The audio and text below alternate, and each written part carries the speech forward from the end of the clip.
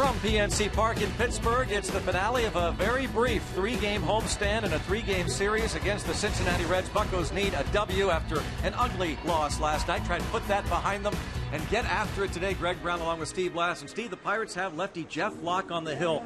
And boy, he's been a nice boost to this rotation since his most recent call-up. Yeah, and there's a couple reasons, Greg. I think it's quite simple. He's hitting the spots that he hit in the first half of last season, and he's not walking anybody. He's had 3 starts. He's issued 1 free pass, and there is a good idea of that previous pitch of pitching inside to some right-hand batters, protecting that outside corner. And he has established inside. It's made him more effective going away, and he has a vendetta. He wants to stay here. He wants to be part of the Pittsburgh Pirates. He didn't like it in AAA. No, he did not. Now, Homer Bailey has liked PNC Park to a degree. You remember a couple years ago he pitched a no-hitter against the Pirates, but most recently the Pirates have done some damage against the starter today for the Reds. Yeah, there's been a little payback since the no-hitter. Take a look. The 5 starts since that no-no, 0-3, 5-14. So apparently the Pirates took it personally, and they didn't like that. Homer Bailey seems like he's been around for 15 years, but he has done a lot of work against the Pirates, certainly no stranger. 7-game winner this season, coming off a no decision against the Milwaukee Brewers, where he gave up 4 runs in 6 1/3 innings. So the Pirates have lost the first 2 games against the Cincinnati Reds. Clint Hurdle's club really needing a win before they hit the road, take on the Cubs and the Rays on the upcoming road trip. But right now it's the Pirates and the Reds, finale of the series, coming up next.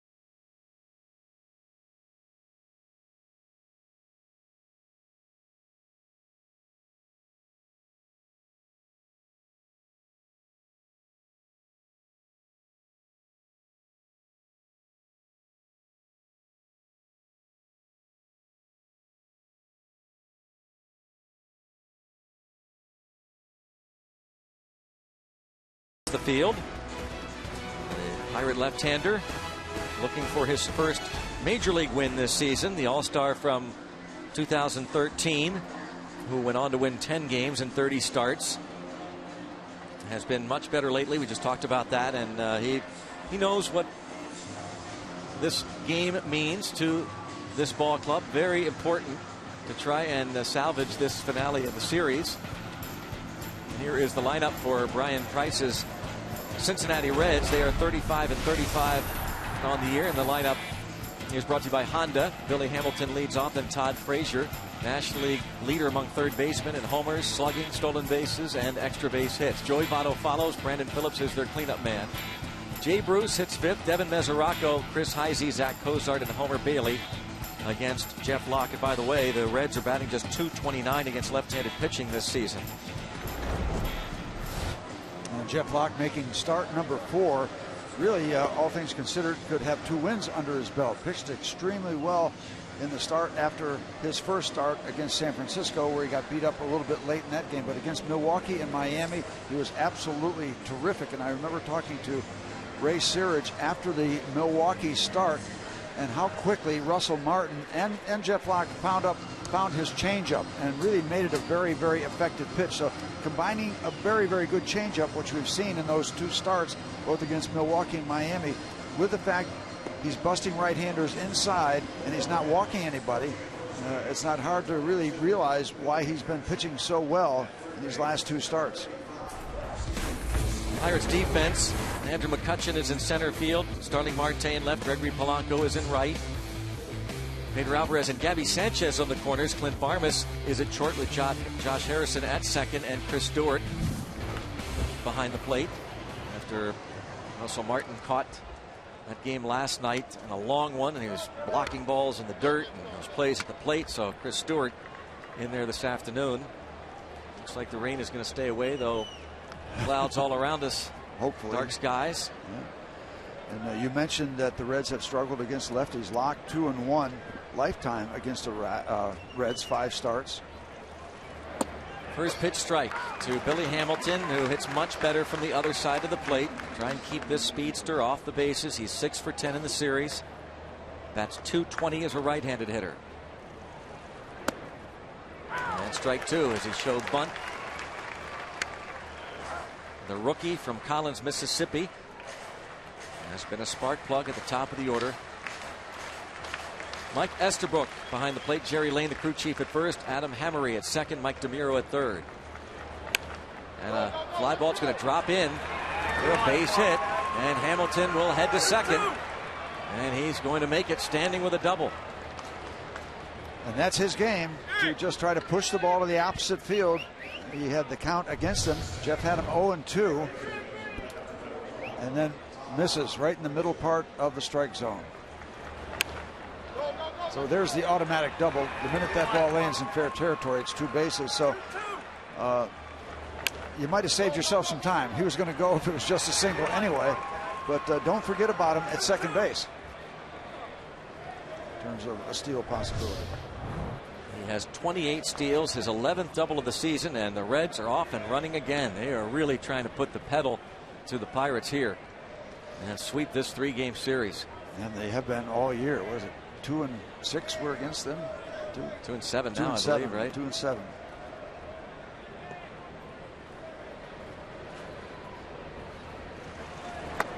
And now Todd Frazier, who has homered in this series. He has 16 on the year, tied for 3rd in the league. Giancarlo Stanton of the Marlins with 20. Troy Tulowitzki of the Rockies has 18. And Frazier, along with the Braves' Evan Gattis, with 16 home runs.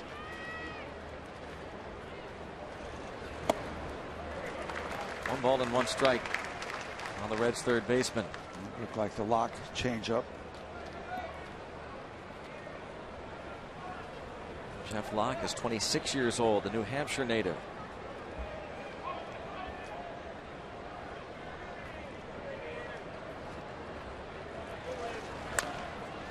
Pounded foul. So he's trying to avoid allowing Frazier to move the runner to third. Frazier pulled that ball foul, and it's 1-2. Locke has struck out 17, just 1 walk in his 20 big league innings. And that's as big a factor as anything else you want to talk about. See if he can get a strikeout of Frazier here. 1-2. Oh, you saw Mike Estabrook flinch. That close to getting that call. And let's see how close the pitch actually was. Very close, and that's a tough take. And you as a pitcher will get those on occasion. He didn't get it there. Right exactly where he wanted to. Hamilton dancing a bit. Josh Harrison creeping over toward the bag, and Locke steps off the rubber. 28 steals for Billy Hamilton.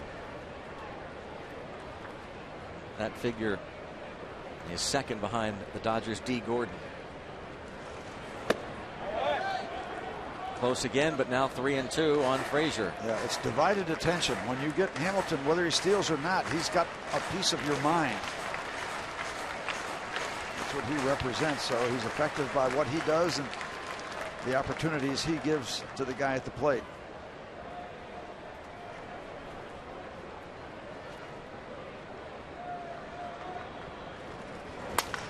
Broken bat roller to third. That'll do just as well as the throw from Alvarez on the money, and Hamilton has to hold. And a broken bat ground ball to third. Big step for Locke. Piece of the bat still in Frazier's hand. See the off-speed pitch, not only the change in speeds, but he's out away. The ball is moving away from Todd Frazier. Didn't want to pull it, but because it's so slow, the bat was so far out that the bat had to pull the ball toward third base as the swing started so early. Joey Votto, 1 for 4 last night.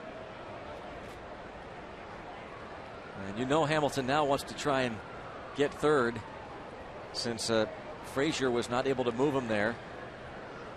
Try and get to third base and allow Votto to bring him home.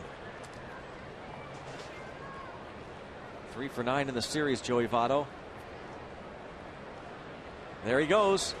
Taken for a ball in the dirt, and a stolen base for Frazier, for Hamilton. Billy Hamilton, steal of third, and he's there with 1 out.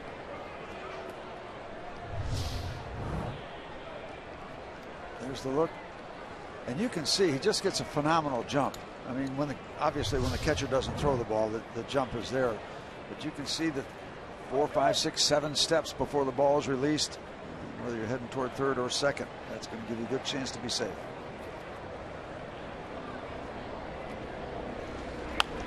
The infield conceding the early run.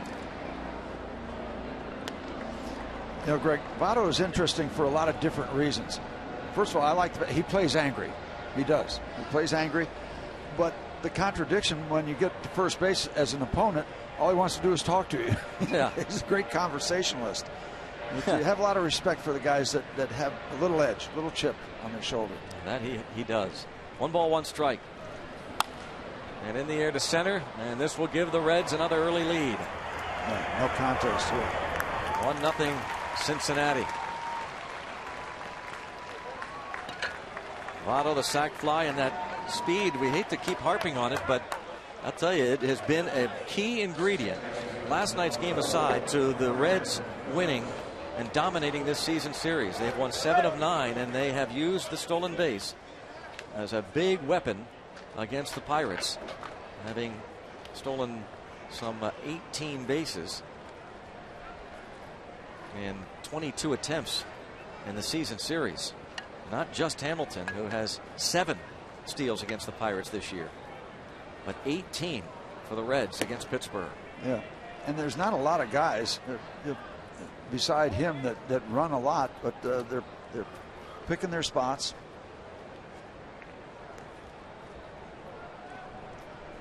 Ten games, 18 steals. That's a bunch.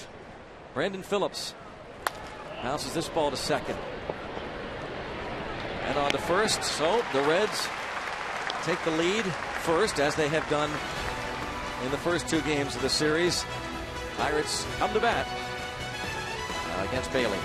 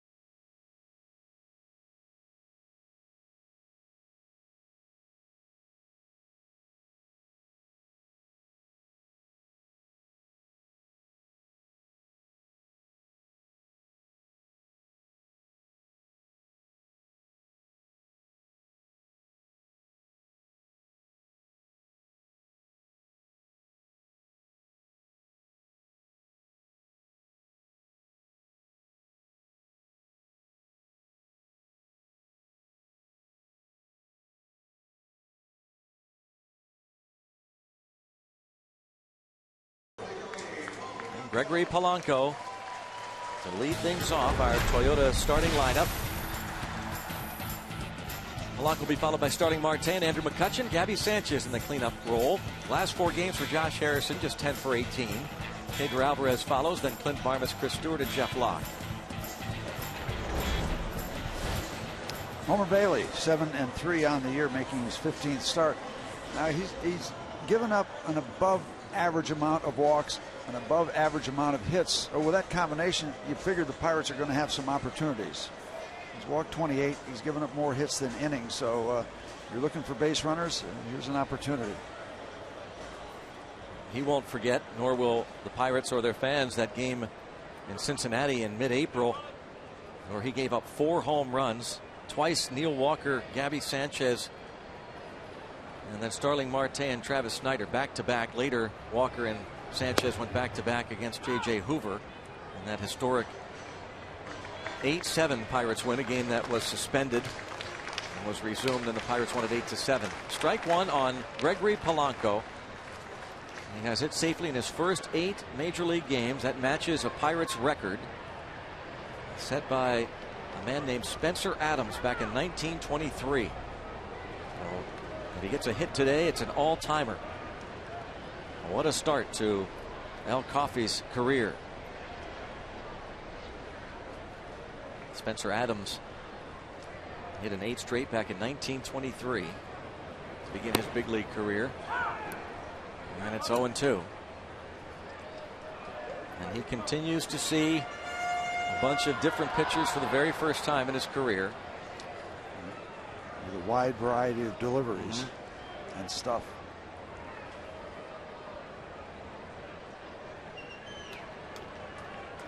Picked up an RBI single in his 3rd at bat last night against Alfredo Simon, and then he doubled in the 9th inning against J.J. Hoover, a hustling double. 13 hits in 35 major league at bats for Polanco as he takes a ball.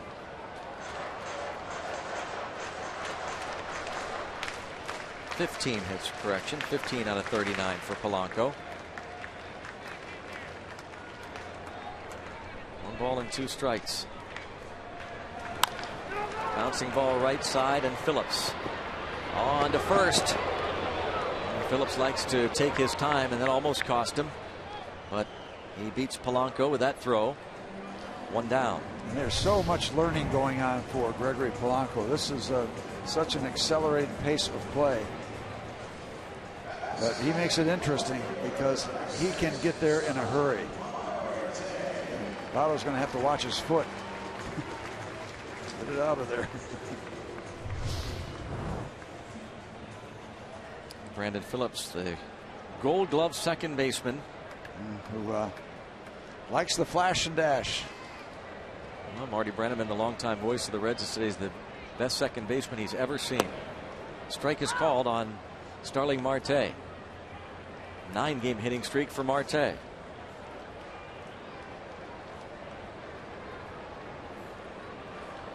Batting at a .439 clip during this streak.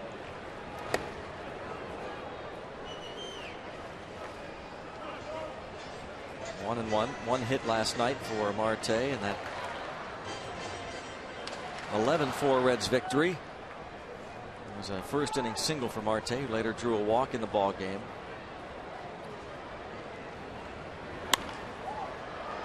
Headed toward the seats.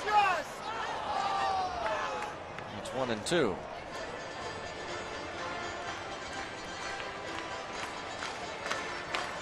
One nothing Cincinnati.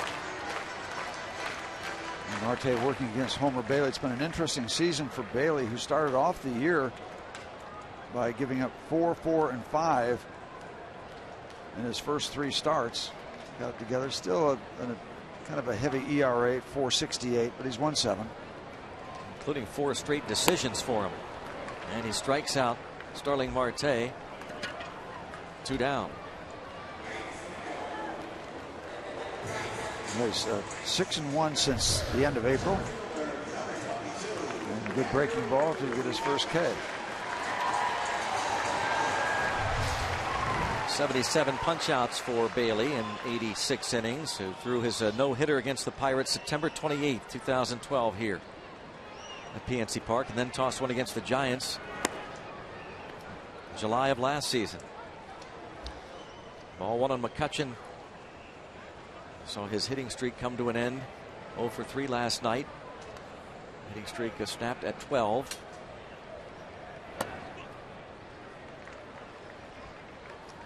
Out of LaGrange, Texas.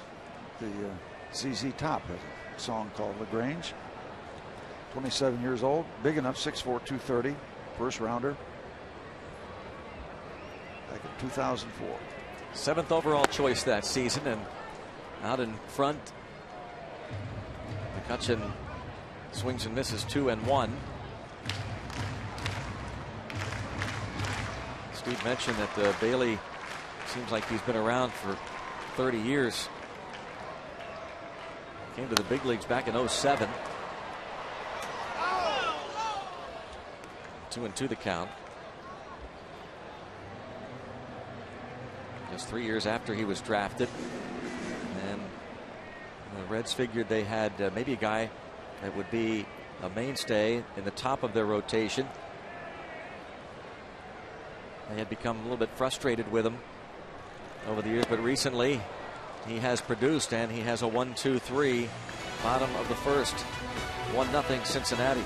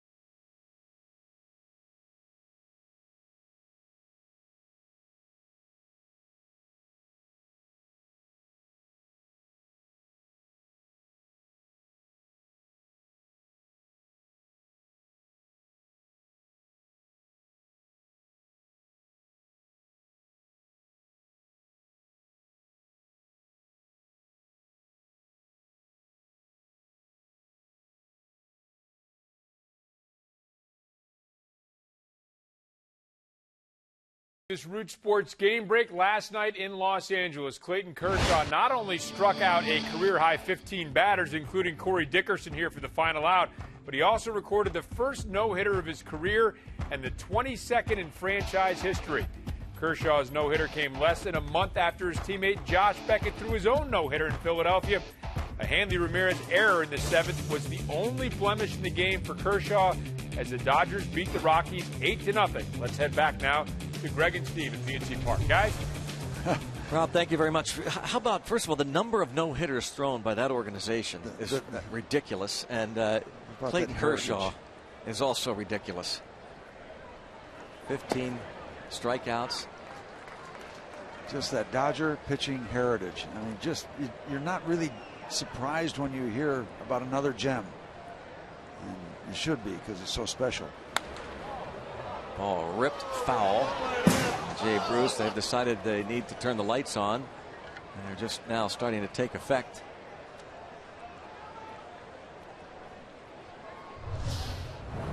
This happened a few moments ago. Better get those lights on. Home plate umpire Mike Estabrook. Feels like they've been on for a month.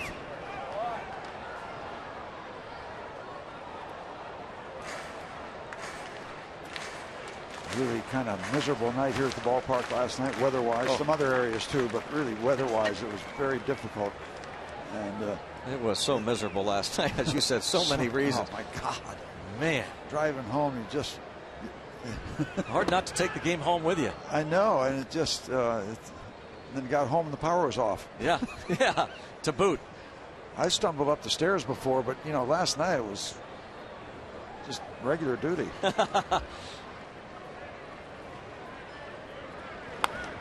All popped up. Alvarez playing on that right side of the infield, but it's the center fielder McCutchen that will call both Varmus and Alvarez off and make the catch as Jay Bruce flies out to center field. And they're going to the changeup early, and Chris Stewart and Jeff Locke, I'm sure, part of the game plan because it's been so effective for them in these early starts. You throw a lot of strikes and you change speeds. That's basic fundamentals of pitching. It doesn't have to be complicated. Faster, slower, slower, faster. Long trip for Andrew. People moving everywhere. Devin Mesoraco. And there's a curveball from Jeff that they didn't want to make a living up there with a curveball. I'm going to have the curveball downstairs, but he gets the take.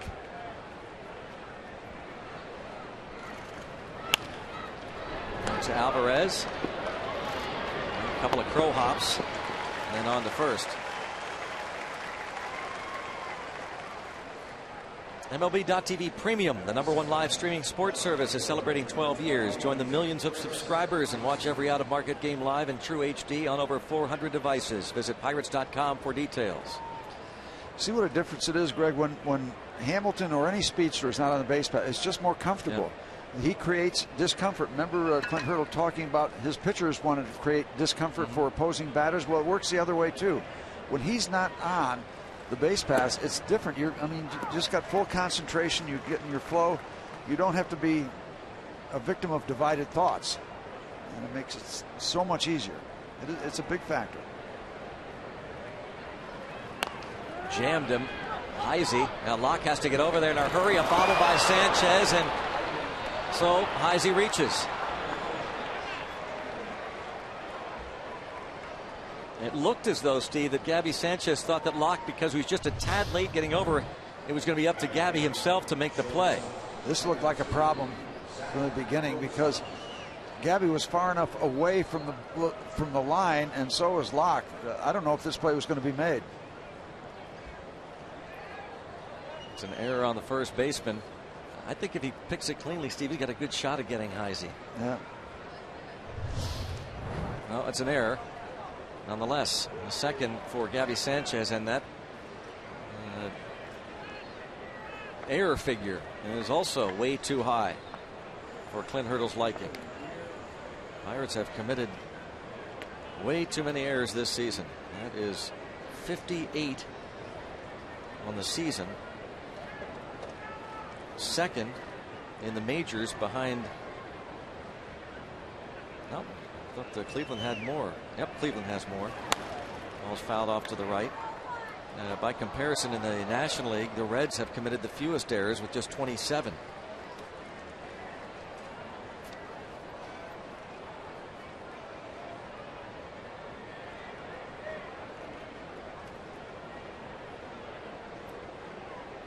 Zach Cozart 0-1 the count. Heisey will run on occasion. You know, Greg, after you were talking about the speed of the Reds against the Pirates, I hadn't checked this out, but they're second in the league overall in stolen bases. Yes, it's not just Billy Hamilton. Yeah. Didn't realize that at first, so they all have had at it. Bruce has 7 steals and 8 tries. Heisey's 5 for 5. Frazier 7 for 10.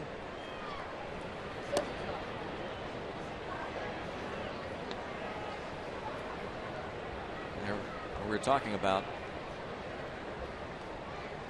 Reds with 18 steals in the season series. The Pirates with 5. Yeah, and the percentage, 18 out of 22. I got to believe that wasn't happening last year. That kind of percentage. A little bluff start by Heisey. Even though Heisey doesn't have Hamilton's speed, you wonder, as Steve was talking about, that undivided attention necessary if you are on the mound. Try and concentrate on the hitter. Easier said than done if you're Jeff Locke.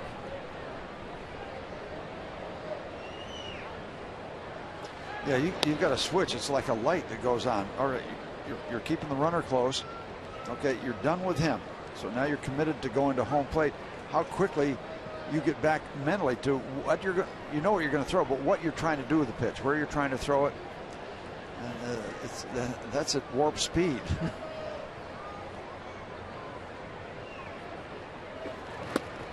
Change up again. 76 miles an hour. What is he? Fastball, upper 80s. Yep. 87, 88, 89. Yep. But it's just been a terrific pitch for him. I don't remember that much of it in the start against San Francisco, although he did get it together after giving up a couple early runs. But against Milwaukee and Miami, and now today, very good changeup.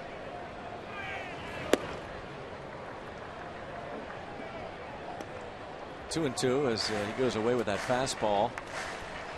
Cozart had a couple of hits last night.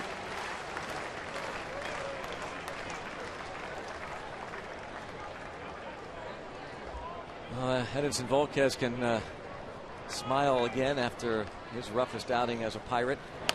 Ground ball to the shortstop Barmes. Takes care of Cozart. On to the bottom of the second, 1-0 Reds.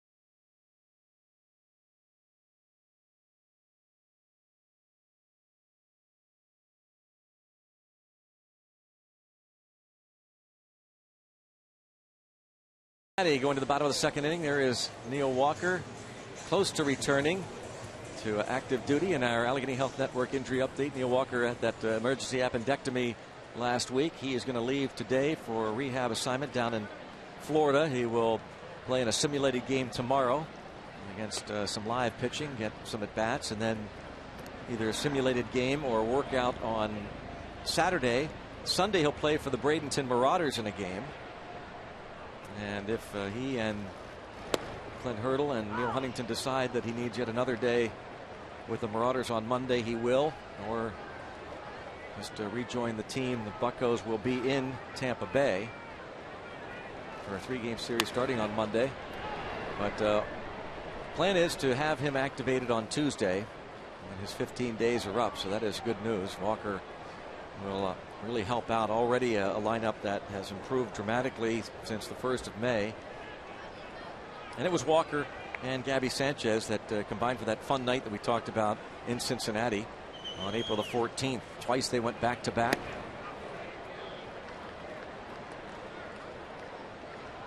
Had that ever happened before? No, not for the Pirates. So understandably, Gabby Sanchez in the lineup against Bailey, but Bailey gets him to pop up to Brandon Phillips. And Brandon, of course, will take it in the back of his head just to show that he can.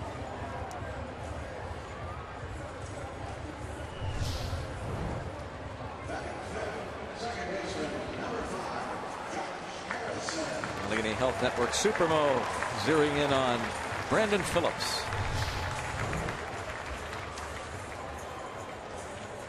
Probably not the guy that you like if you're an opposing team, but I think Bob said it the other night, you'd probably love to have him as your teammate. Yep. You love this guy as your teammate, don't you? Josh Harrison. There's a lot to like here.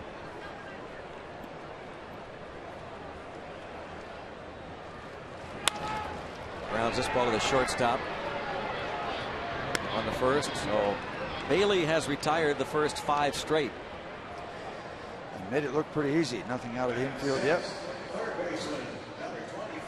It looked like Jeff Locke has found an early changeup that he's working with successfully, and Homer Bailey has found a good-looking breaking ball early on in this game.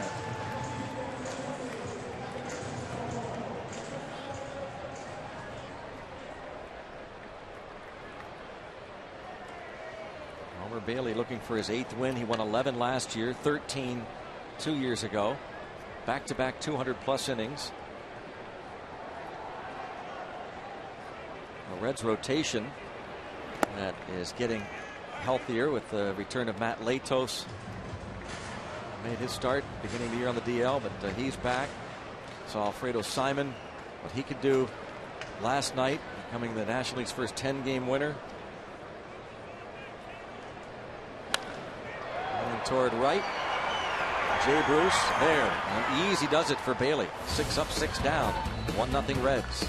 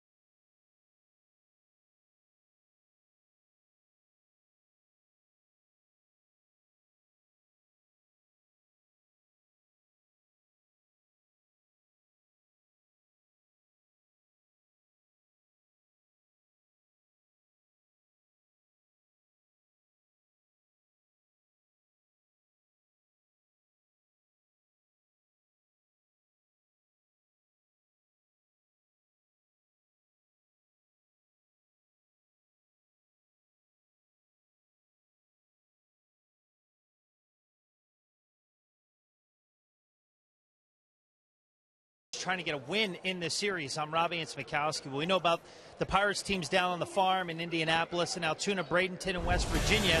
They've also added an affiliate this season. That is the Bristol Pirates, newest affiliate. They begin play tonight in the Appalachian Rookie League Western Division, managed by Edgar Varela. A couple players to watch: Trey Arbett, John Sanford, and Omar Basolto, who will take to the mound tonight and start the first ever game. It's a 68-game schedule that runs through the end of August for the Bristol Pirates. They'll play at Boyce Cox Stadium. And Pirates assistant GM Greg Smith told me the new affiliate here, it serves as an added path to the consistent development of the players coming up through the system. So it's just basically another Rookie League affiliate, Greg, when you look at the Bristol Pirates. But different path in case they have a higher quantity of players, want to get them some extra reps. Nice little place to send them. Yeah, and Robbie, with all the players that they've signed from this most recent draft, I figure Bristol's going to be filled pretty quickly with those draft picks this year. Pirates doing a nice job of getting those players that they drafted in the last couple weeks signed. Homer Bailey Swings and misses 0-2. Speaking of the minor league affiliates, the Altoona Curve involved in quite a brawl last night with the New Hampshire Fisher Cats, the AA affiliate of the Toronto Blue Jays. There were 8 ejections in the game. I like it. A little edge to the troops. Pirates AA affiliate, the Altoona Curve. Jarrett Cunningham was tossed along with Kean Broxton, Gift and Gope. And the manager of the New Hampshire club, Bobby Meacham, the former Pirate minor league manager and one-time Pirate minor league player. Stetson Alley hit his 12th home run of the year. Fisher Cats are mean. Right at the second baseman. Harrison stationed perfectly for Bailey to be retired. 1 up and 1 down in the third.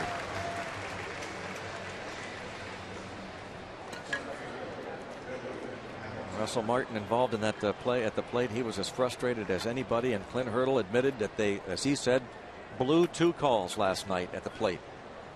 One, Martin, and it wasn't certainly Jerry Lane's fault. He went to New York, the command center, and they looked at it, and as Clint Hurdle said, I assume the same guy made the mistake twice. The force play at the plate. What else is Martin supposed to do? And then Devin Mesoraco blocking the plate so that Pedro Alvarez didn't have a path to the plate. And New York didn't see it that way, but what they did see was Mesoraco missing the tag on Alvarez. So they didn't say that Mesoraco violated the new blocking rule, though they should have. And in trying to discuss it with the manager earlier today, he says you can either be part of the solution and move forward or part of the problem. He said, we are moving forward. It's not 1950 or even 1970 anymore. As much as he argued the play, and he talked to Joe Torre after the game about it. There's the play. Outstanding baseball play. Frustrated Russell Martin. They checked in with New York, the command center. They overturned the initial call. That was Martin's reaction. And a wide throw, but Gabby Sanchez goes and tags Billy Hamilton. Pedro Alvarez's throwing issues well documented this year, leading to the vast majority of his 17 errors. And it's kind of a funny thing too. He's picking the ball as well as I've seen him pick the ball, but then the throws have been a real challenge.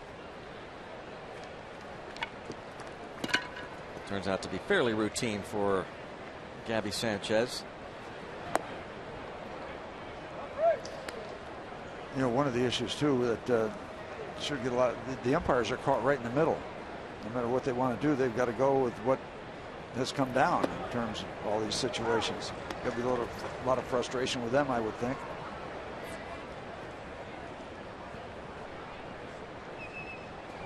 Clint Hurdle came out, argued, and as soon as he came out, he was ejected. You can't argue once. Hardly anything. The replay, yeah.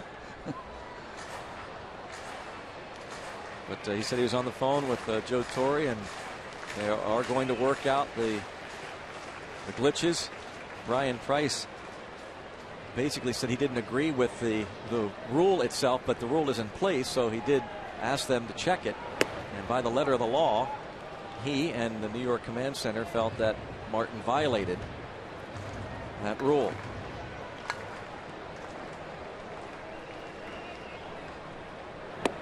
Strike 3 call, and 1-2-3 for Jeff Locke as he gets Frazier looking, his first punch out. 2.5 played at PNC Park. Reds up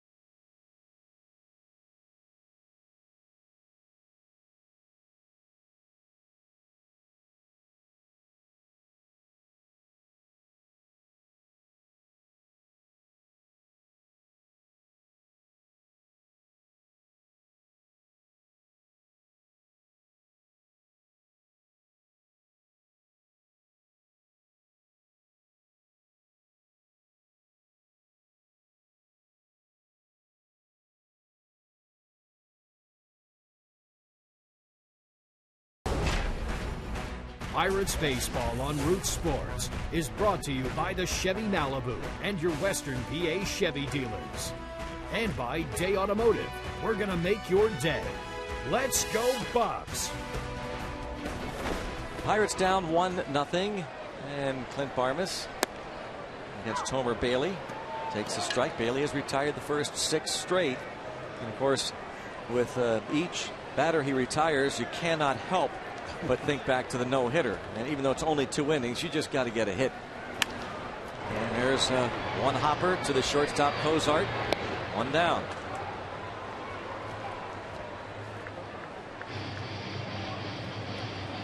Fresh off of the Kershaw no-no from last night. And what with Bailey having already performed the feat here. Best birthday ever. Thanks, Graham and Papa. Let's go Bucks. Pretty good birthday present. Yep. You know, the thing about Kershaw, he has such good stuff, but then it's kind of a herky-jerky, floppy kind of delivery. I don't think it's very easy to pick him up or get a rhythm off his delivery. It's a little this, little that from different directions. You think he's the best in baseball, Steve? Best pitcher going?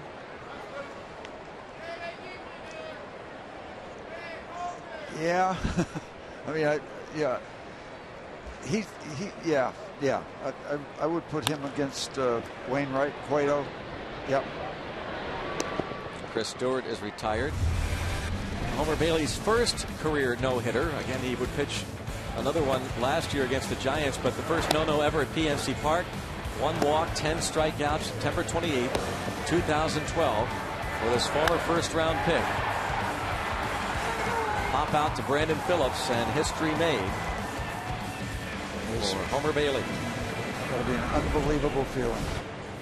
Just working the 9th inning. Everybody working the 9th inning. The umpires, the defense, the fans.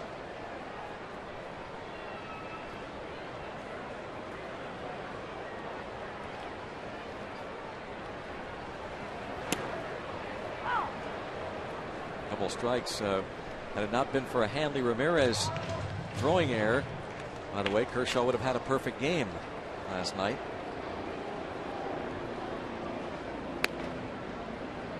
One and 2 on Jeff Locke.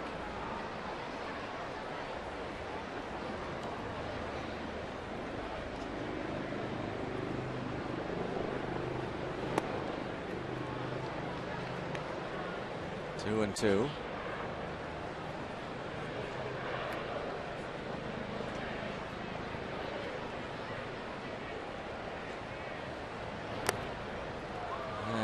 Making it look easy. Yeah, Bailey is perfect through 3, and yes, looks very easy. 1-0 Reds.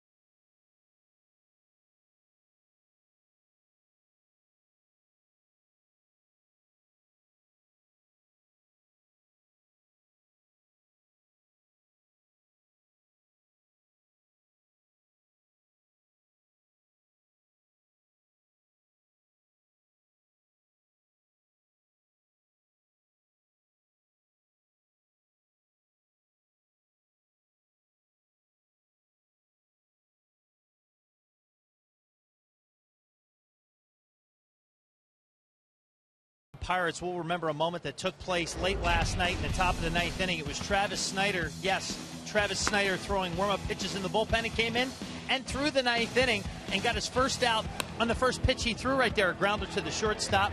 And overall, a decent outing. He did give up 2 runs, but this was the highlight right here, striking out Joey Votto. Votto swung and missed twice in the at-bat, and Travis Snyder actually saved the baseball, had it authenticated, and he still has it. And I asked him what he plans to do with it, Greg and Steve. He said he's going to put it next to all the other balls, memorable baseballs that he has in his collection in his entire baseball career. But here's the cool thing.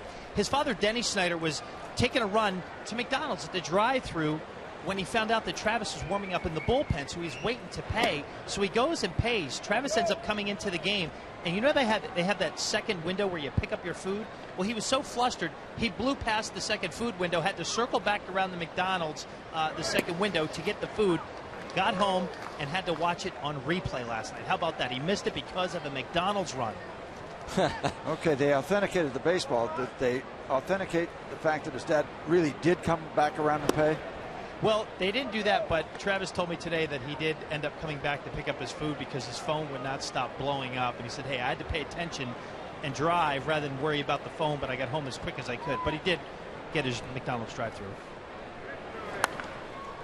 And now a fly ball to deep right field. Polanco searching for the wall. Reaches up, can't hang on. Joey Votto into second base as Polanco went back reaching for that wall.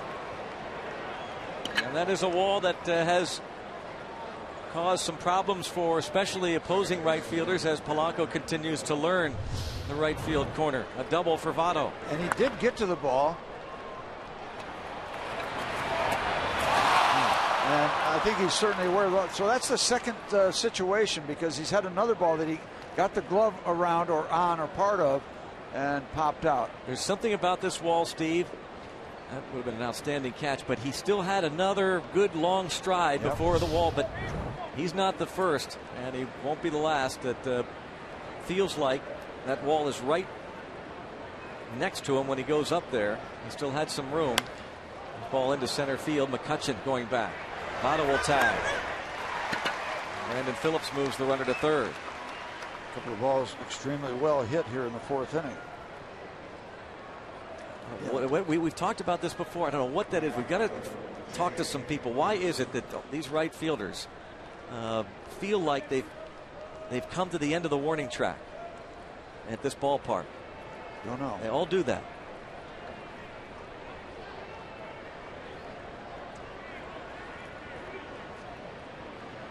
He'll continue to learn. Rick Sofield, the outfield instructor and first base coach for the Pirates.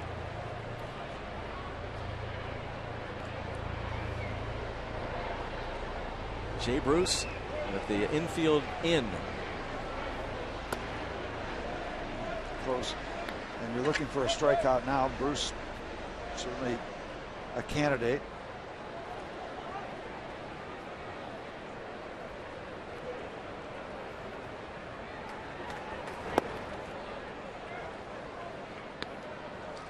Two and 0.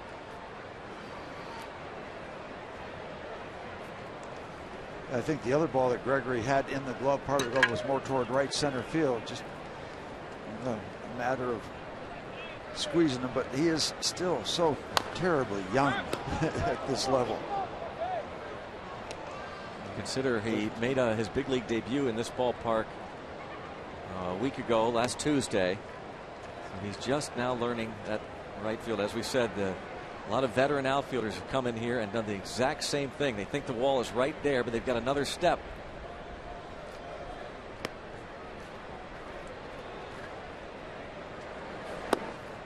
Three and one on Bruce. Bruce batting just 184 against left-handed pitching.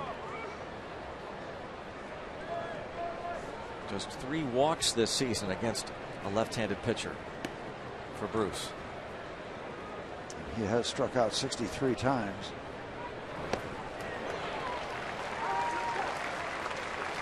Three and two.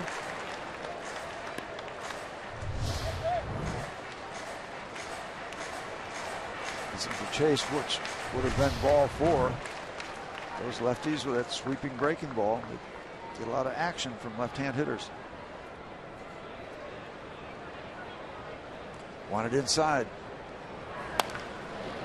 Foul, just foul.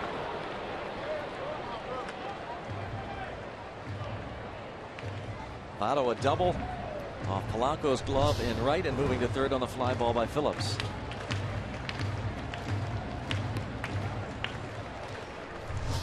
That close to getting down into the corner.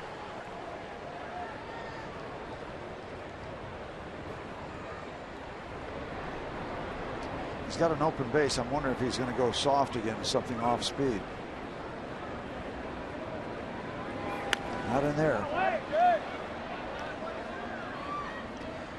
When the catcher sets up inside, left-hand pitcher to left-hand batter, they're not setting up inside to throw a breaking ball. They want to get in on the hands. See Stewart sitting on the inside corner, and that's where Jeff delivers it. Good pitch. Now, if he moves out away, he still has options. You might want to throw a fastball out there. Just got a piece of it. That soft again.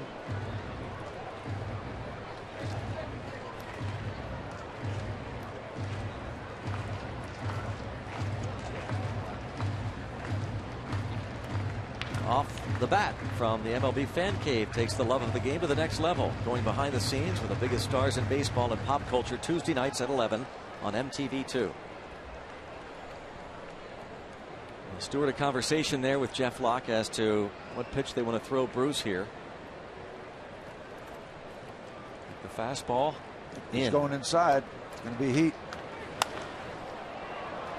And Bruce with a fly ball to center field. Same thing as in the first. Votto will score to make it 2-0 Cincinnati.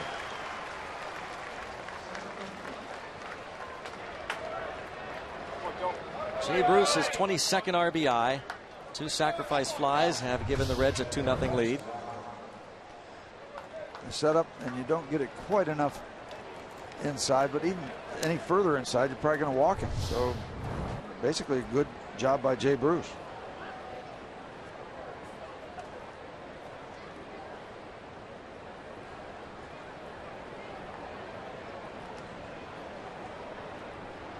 Mesoraco swings and fouls the first pitch out of play off to the right. And all of a sudden, Greg, that Jeff Locke is getting the ball upstairs. 3 balls well hit to the outfield.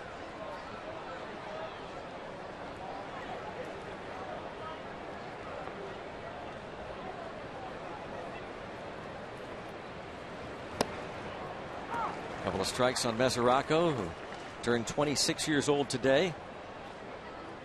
Yeah, I don't want to scare anybody, but it's almost like the sun is coming out. I mean, that's pretty scary.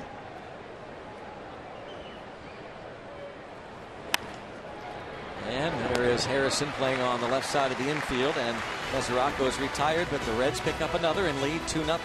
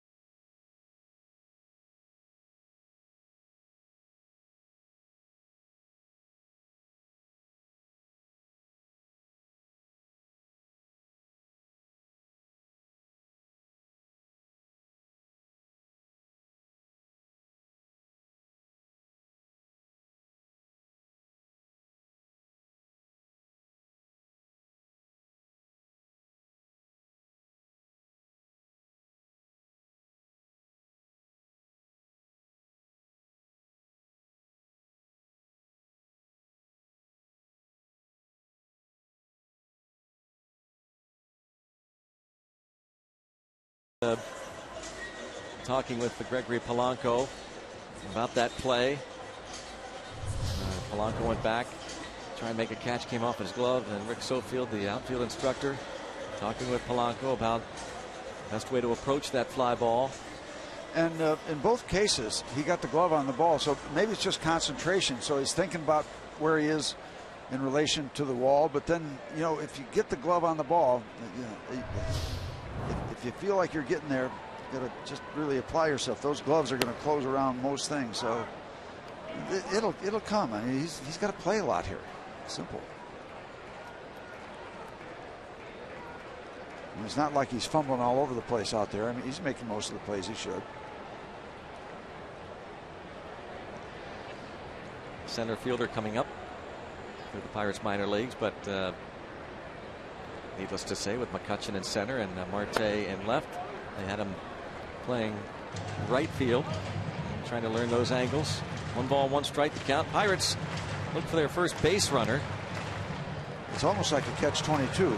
Maybe you put them out there because there's less ground to cover, but then you got more factors involved with how close everything is in back of you. And he'll get his first taste of Wrigley Field this weekend at right field with a brick wall. 1-2. I'm sure Polanco agreed that that was a strike. That whole Wrigley Field experience. Yep. Chicago. That whole Chicago experience. Ivy. That's a security building out in center field.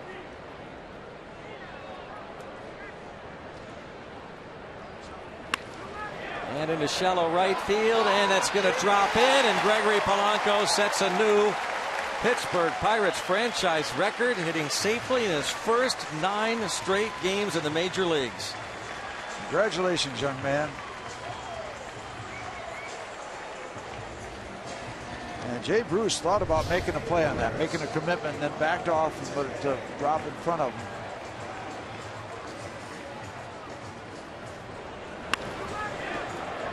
Bailey, no hitter still intact. Nope. Well, when you had 2 of them, give him that bogey, that reaction. I wonder, too, if Bruce didn't have to do it over again. Outfielders have to make those decisions, Steve, but it's as though Bruce, if he just keeps going, he makes that catch. But yeah, you got to make that call. Yeah. And it is the 4th inning. There's been no kind of owe it to a guy that has 2 under his belt. See if this can open a door for the Pirates. Marte now in the hole, 0-2. I'll tell you, there are a lot of pitchers that you know they're on a roll. Homer Bailey's on a roll right now. He just looks free and easy. There's a good flow, good rhythm. He's doing a lot of the things that he wants to be doing.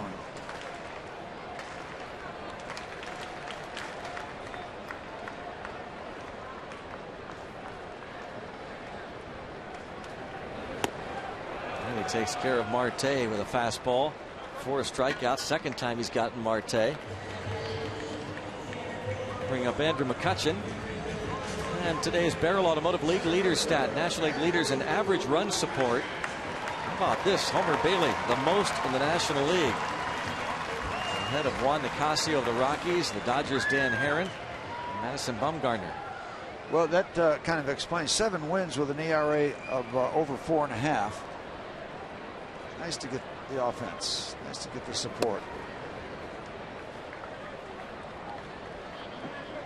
Johnny Cueto with ERA for the most part right around 2 or under, not getting much help at all.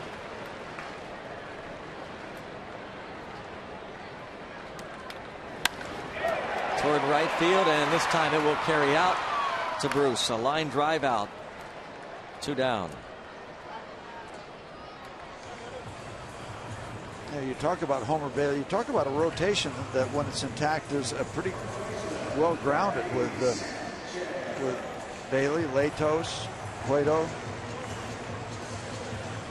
Mike Leake.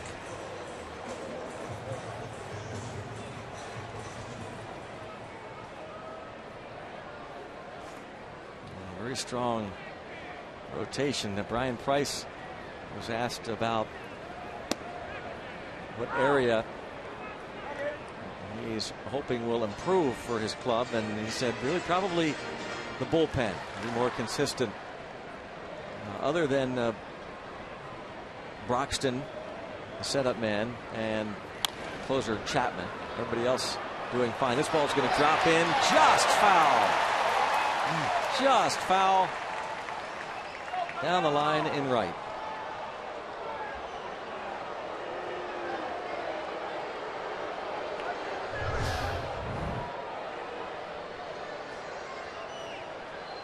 That's close. By the way, I left Alfredo Simon out of that pitching starting rotation for the Reds. Boy, it is close. No argument, though. Rick Sofield had as good an angle as anybody, the first base coach. He didn't argue.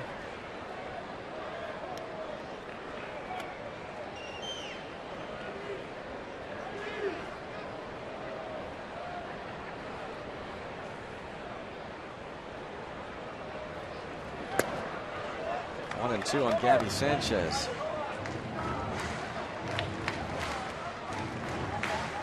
Popped up to Brandon Phillips in the second.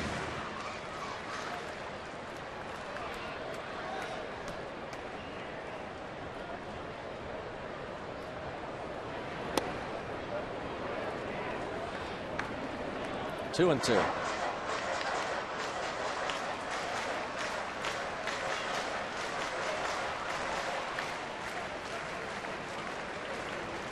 So far, Bailey, who has struggled to a degree with control, thrown a lot of strikes, has not walked a batter.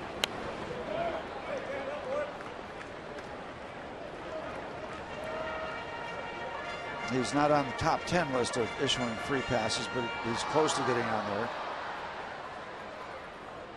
We were talking about when you combine giving up walks and hits, creates opportunities, but as you can see by your scorecard, one base runner as we play in the fourth. He's on his game.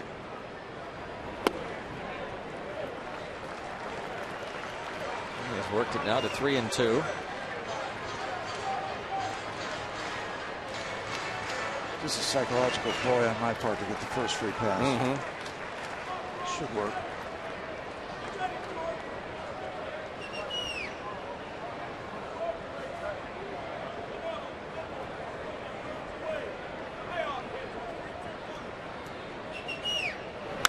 And a liner into center field. That a hard hit ball. Polanco will race toward third, and the throw will be cut off. It's first and third with 2 outs. Gabby Sanchez with the hardest hit ball of the day for the Pirates. Looks like he went downstairs and got a pretty good delivery from Bailey.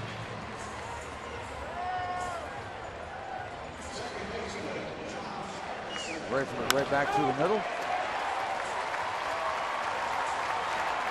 Long stride. Long-legged Gregory Polanco. Tricked him. We had him set up for the walk. The base hit. Works every time. You did it. Yep. Now we'll see if Josh Harrison can come through yet again. Why would we expect him not to?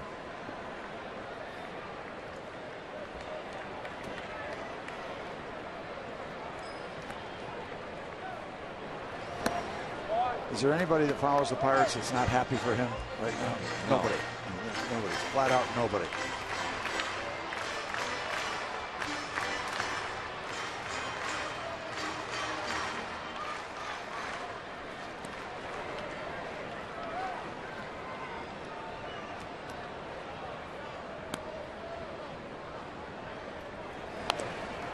Didn't want to. And the breaking pitch couldn't hold up. 0-2.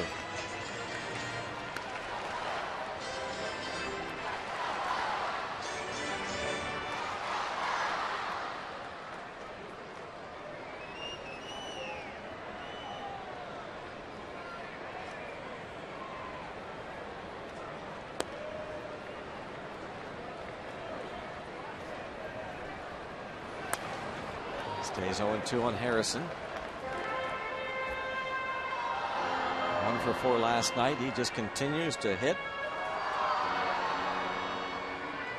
No matter where he is in the lineup, in terms of the batting order, or what position he's playing. You know, we have all this technology and we study all kind of things. I think all the Pirates should start tapping the front of their feet in between pitches. Runner goes from first, and Harrison is jammed on the pitch. The Pirates sent Gaddy Sanchez on the 0-2 to Josh Harrison. That was interesting. The toe tap, regular routine for Josh Harrison. In between every pitch. Not once, but twice.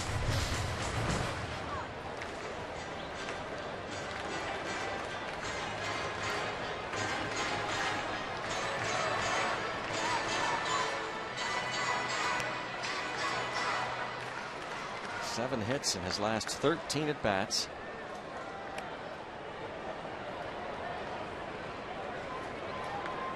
Josh Harrison batting .340 in the games that he starts this year. But Bailey gets him with 95. A foul tip.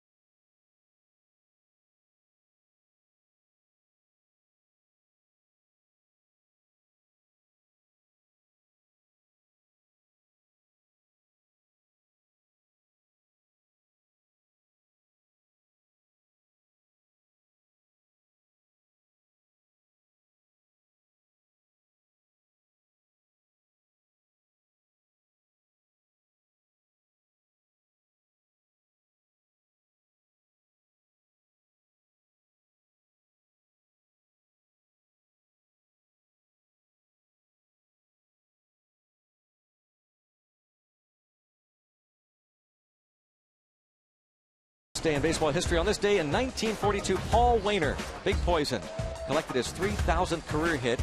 He was with Boston, the Braves at the time. It came against his former club, the Pirates, at Forbes Field. Single off of Rip Sewell.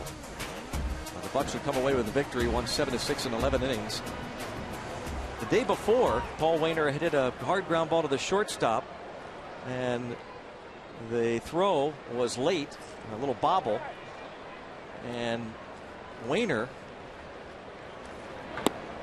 said that he did not want that to be his 3,000th hit. They had considered the official score as it was going to be a hit, but Wainer urged them to rule it an error.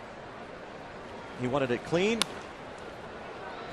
And then he singled the next day for his 3,000th career hit. Fly out to right to begin the fifth inning. Chris Heisey has retired. A little bit like a Roberto Clemente story. He thought he had his 3,000th on a Friday night. Remember the official score back when the newspaper guys were official scores. Luke Quay from the McKeesport Daily News. And they thought they wanted it was an error, ruled an error, and they wanted it to be a hit. And didn't get it the next day. He got it off John Matlack. A double for Roberto. Prince. They're all standing.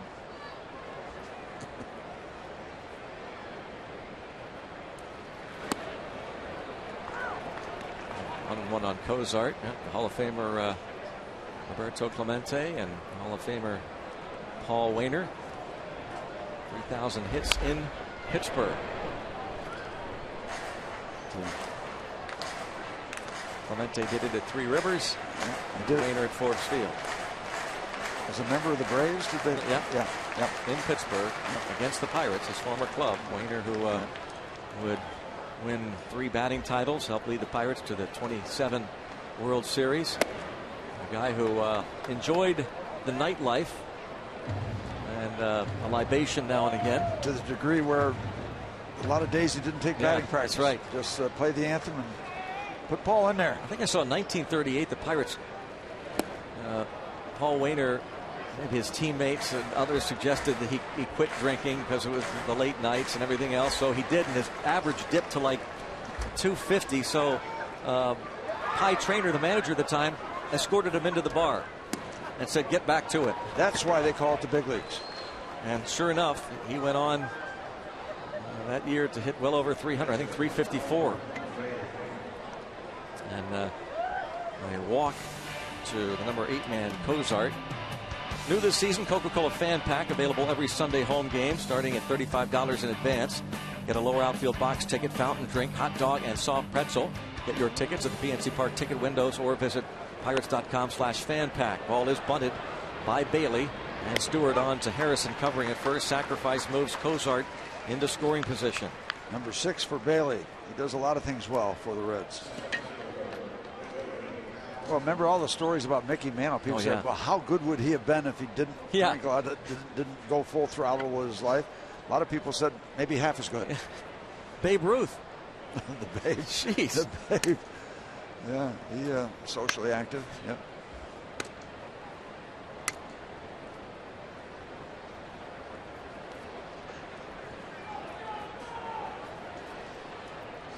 Billy Hamilton has doubled and grounded out.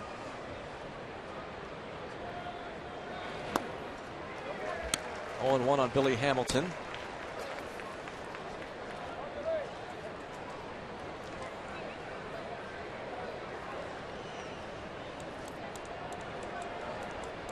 Hamilton, even with 2 outs, the corner infielders have to protect against that bunt. And even with 2 strikes, we saw Billy Hamilton lay down a perfect push bunt the other night with 2 strikes. And you give credit where credit's due. That's a little bit of a lost art, that push bunt past the pitcher. And that was textbook. It was perfectly done. You see Gabby Sanchez in on the grass at first. That push bunt against Justin Wilson in the 7th inning on Tuesday night started a rally that led to 2 runs. The Reds took a 5-2 lead. Pirates tied it in the bottom of the 7th. And of course, Todd Frazier's homer in the 9th won it.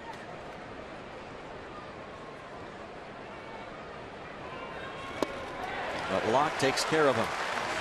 Strikes out Billy Hamilton. 2nd strikeout for Locke. Halfway mark. It's 2-0 Cincy.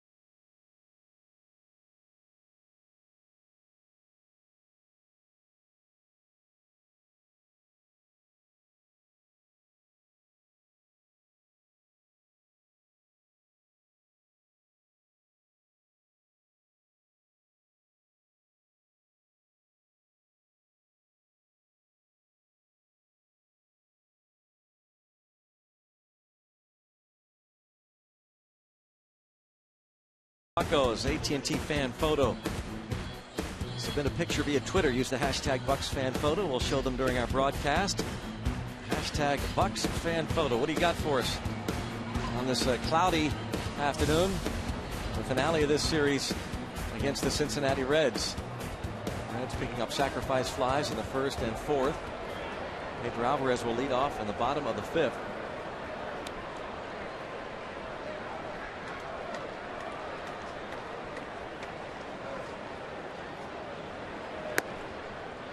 Takes ball one. Alvarez doubled into the left center field gap last night. Flied to right fielder Bruce his first time up.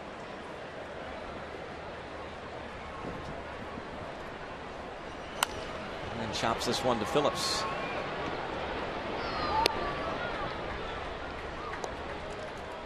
Two hits against Bailey.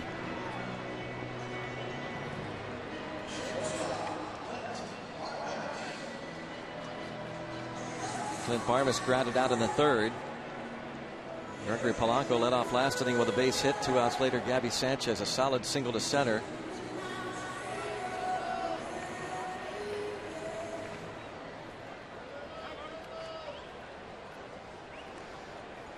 Pretty stylish set of lamps there.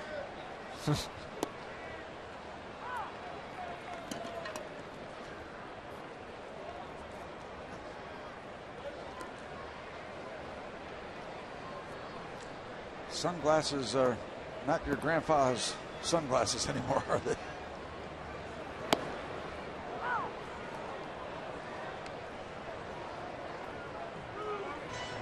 couple other afternoon games underway. Angels and Indians are tied at 1 in Cleveland.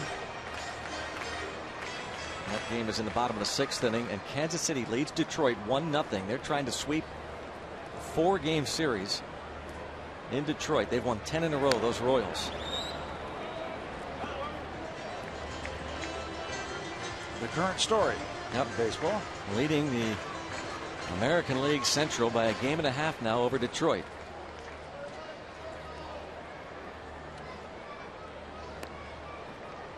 Neil Walker looks to return Tuesday night in Tampa.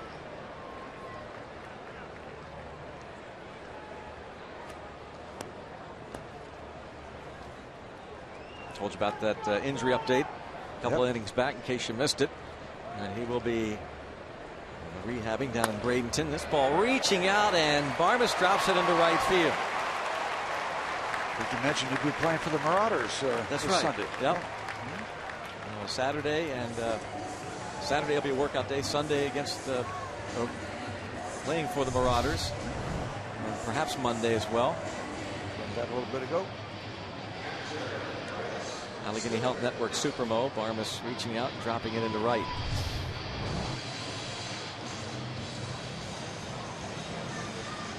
You know, what I've seen from Homer Bailey, and a lot of the times he's worked against the Pirates, Greg, is that he will throw his fastball 91, 92, and then on occasions he will reach back and get it. He won't just use full bore, full throttle all the time, but he's got it in his back pocket. Yep. And I saw that against Josh Harrison, I think, in that at bat with a couple of runners on. That's a gift.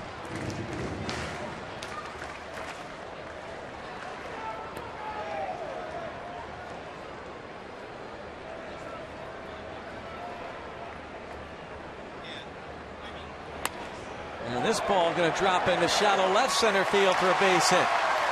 Oh, perfectly placed, Barmes and Stewart. And so that gives Locke the chance to move them up 90 feet. Not knocking the cover off the ball, but finding some grass. In on the hands, but muscles it over the shortstop. Yep. Stewart just over the head of Cozart.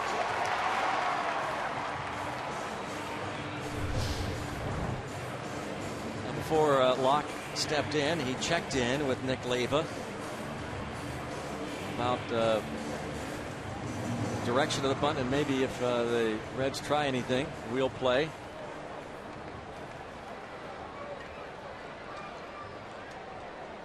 Wouldn't think so. They're ahead 2-0. You'd think it'd be standard defense here.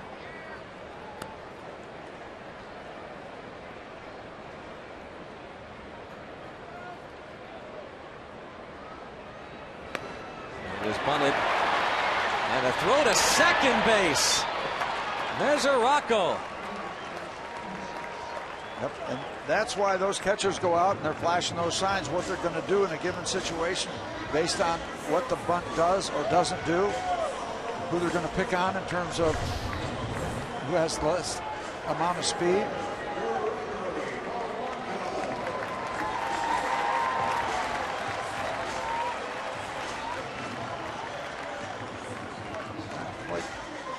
Enough distance. And if you notice that area right in front of home plate darker because they really water it thoroughly, so it's not going to go anywhere when it hits that ground.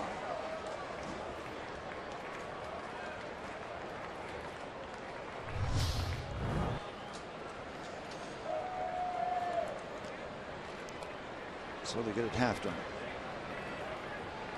Gregory Polanco, the club down 2-0, 2 outs. And a balk is going to be called. The Pirates are going to get a run. How about that? Bailey couldn't get rid of the baseball. A balk, and the Pirates score their first run. Well, maybe that'll break the spell. Certainly breaks the spell in this game. It's 2-1. A little slip. And he holds on to the ball, and it's a balk. Yeah, and knows it. Some of the balk calls are really subtle. I mean, this one. Yeah, there it is. So Barmes scores from third on the balk, and now a base hit can tie it. Although Jeff Locke is the runner at second, so nothing guaranteed.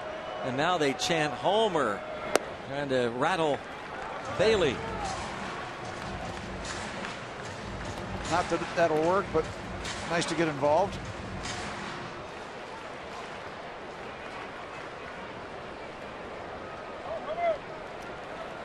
Barmes got it started with a base hit. Scored from third on the balk. Off the middle, off of Bailey. That ball was hit hard. Polanco, a base hit. Another one. Well, Bailey's body perhaps saves him a run. Brian Price and a trainer going to head out. Bailey waving them off. They're going to check on him nonetheless.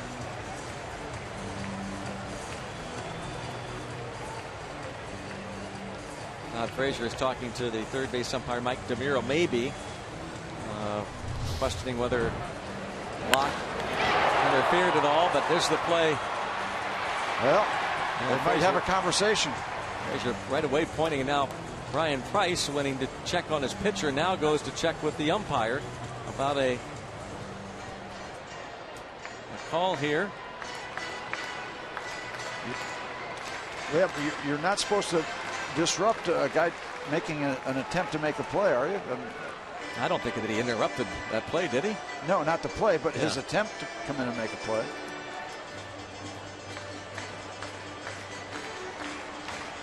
Brian Price has said his piece. Todd Frazier right away pointing, and they're checking on Homer Bailey, doing some warm-ups. Another look at the play in regular speed off the. Yeah. I don't think Locke had any interference there with Frazier, just trying to buy a call.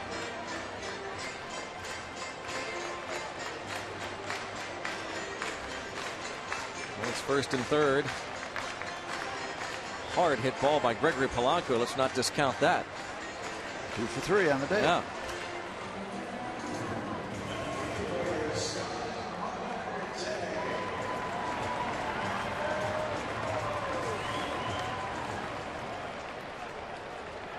Marte now at the plate. He has struck out twice against Bailey.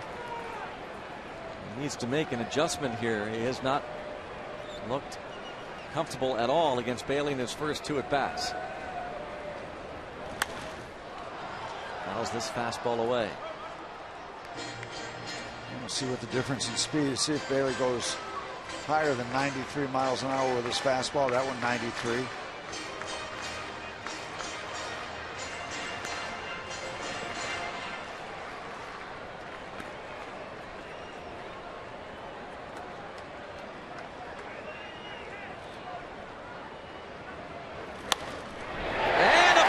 to tie the game. It was 95, but Marte fought it off to tie it at 2. Well, Pirates getting creative, finding ways to get it done. Some soft serve base hits. Polanco's ball, probably the best hit ball of this inning. Slice and dice. Well, you said, Steve, he might dial it up. He did, 95. Well, he hit it the opposite way. If you can't catch up and pull it, still hit it hard. 2-all. And now Andrew McCutchen. Polanco to third. He has 2 of the 6 Pirate hits. 4 hits in this inning. McCutchen lined out to right field. His last time up against Bailey, struck out his first AB. We'd love to see some just big base hits. Yeah. You know, we're getting base hits and we're doing some good things offensively, but in this there, you'd love to, in one of these scenarios, just hit it over the fence.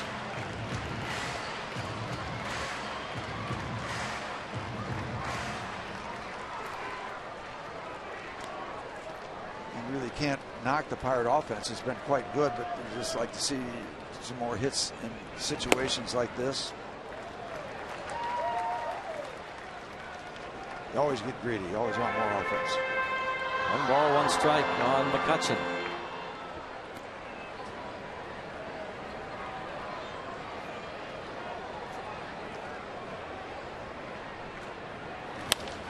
Into center field, coming on Hamilton, a base hit. The Pirates lead it. Andrew McCutchen with his 42nd RBI, a 2-out single brings home Polanco. The Pirates have erased a 2-0 deficit and lead it 3-2. And another kind of soft serve, just a routine base hit. We're going to have a visit out to the mound. And you wonder about any psychological effect of that balk, Greg. Yep. Yeah, since the balk,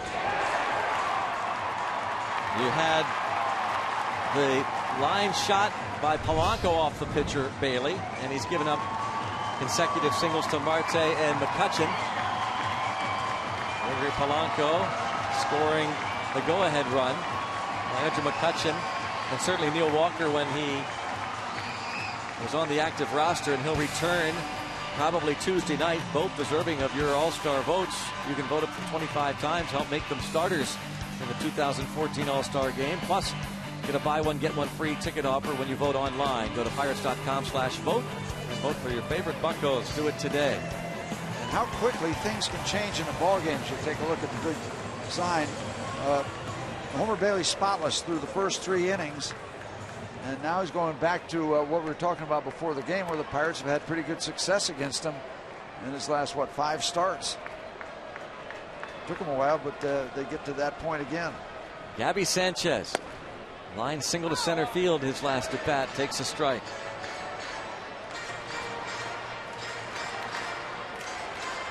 Five of the last 6 batters have singled off of Homer Bailey.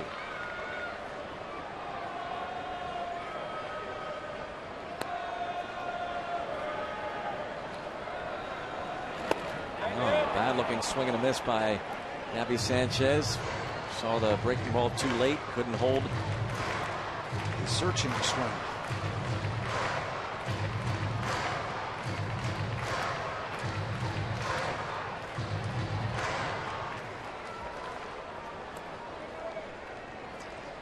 Keep the ball rolling, Gabby.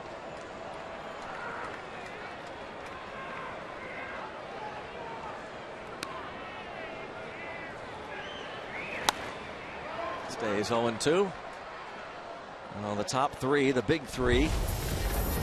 Polanco arriving a week ago Tuesday, and now in 9 games played, as he joined the batting order, those 3 combining to hit .348, 22 RBIs, and 20 runs scored. It almost looks like that's, needs to be corrected. You can't believe that's real. In 9 games. Yeah.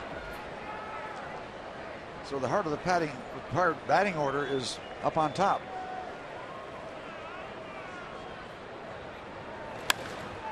And Sanchez gets under this one. Shortstop Kozar called off by Heisey. The Pirates, however, sent 8 men to the plate. They scored 3 times and now have a 1-run lead.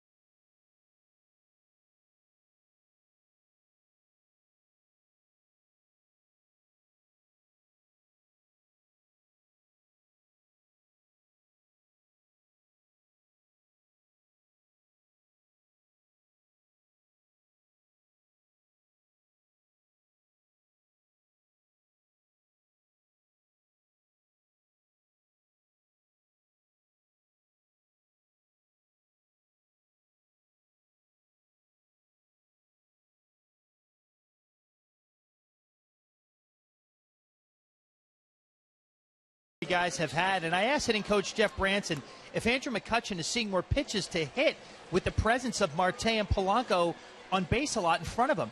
He told me it's usually the guys behind you that affects that, but it does help when guys in front of him are on base. Pitchers don't have the option of pitching around him if you've got those guys on first and second or first and third, as was the case, and you can't risk a bases loaded situation with guys like Pedro, Russell, and Josh Harrison coming up behind you. So lineup protection, obviously, guys, not a secret by any means.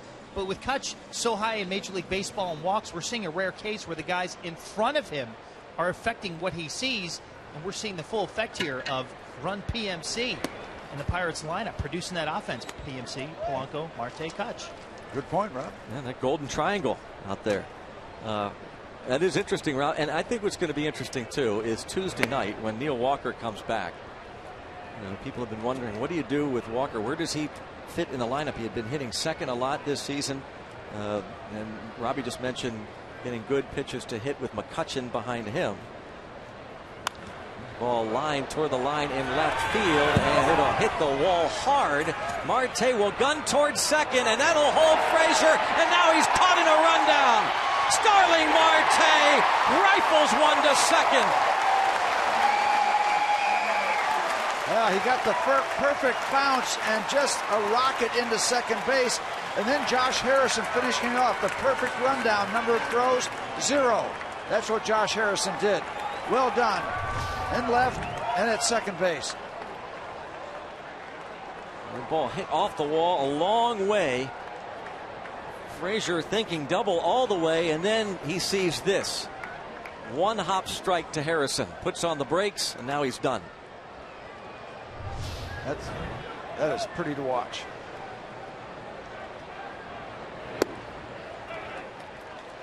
Strike call. Boy, what a lift that is. Locke giving up the what he thinks probably is a double off the wall and left. Frazier certainly thought so, and then does the curly shuffle. And he also expected to see the ball back at first base, so he got doubly caught too. He might have had a chance if he went all the way back, maybe because Josh double clutched a moment to see what he was going to do. It all worked out perfectly for the Pirates. Talk about a momentum shift in a hurry in this inning. Rather than a runner at first or second with nobody out, 1 away, and now 2 strikes on Votto after the check swing was appealed to Mike DeMuro, the third base umpire. He said he went. 1 ball, 2 strikes on the former MVP. So you like your bats in the outfield? Well, you might like the way they throw the ball and run it down. On Sunday we asked Neil Huntington about that outfield, and he said, when I was in the scouting department with the Montreal Expos in the early 90s, we had Three very athletic outfielders with Moises Alou in left, Marquise Grissom in center, and Larry Walker in right. And someday maybe they'll compare these three to those athletes. Another appeal play, and no this time.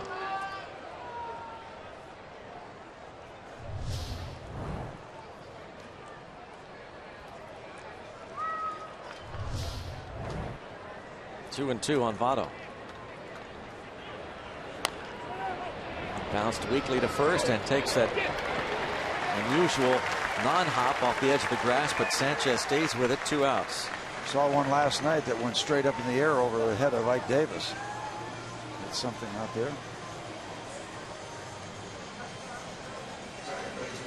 2 away. Brings up Brandon Phillips as Jeff Locke tries to face the minimum thanks to his left fielder. He had a 1-2-3 third inning. The pitch count for Jeff Locke.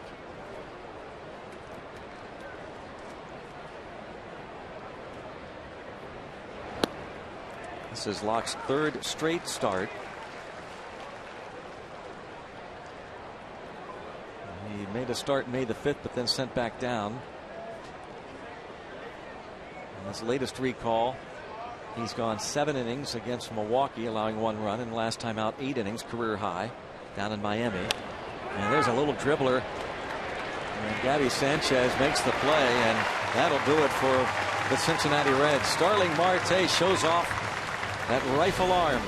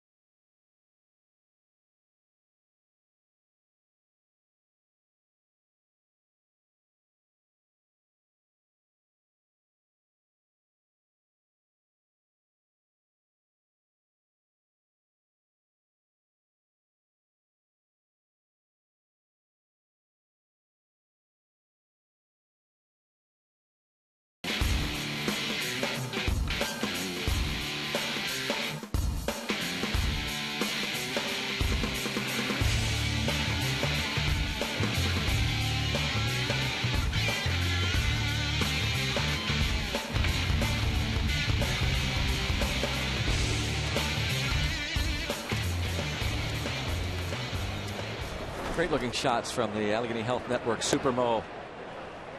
Josh Harrison leads things off. The Pirates up by 1. And that ominous look. Hopefully that's beyond us. Yeah, but it's been like that most of the day. But coming back from the West End Bridge, we got blue sky coming in. There you are. Right over the roof. He's looking brighter. Jeff Locke just trucking right along. Another good start for Jeff. A couple of sacrifice flies, but he has a 1-run lead.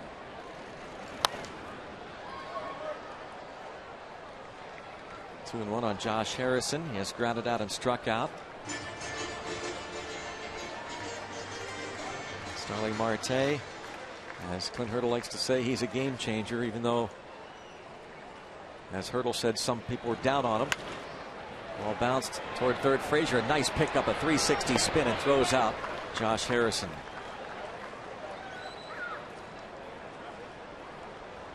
Nice if he doesn't get work. to it, I don't know if Cozart is going to have time to get him at first base. But very underrated defensive third baseman. Yeah, and that's a tough extension because you're running and reaching at the same time.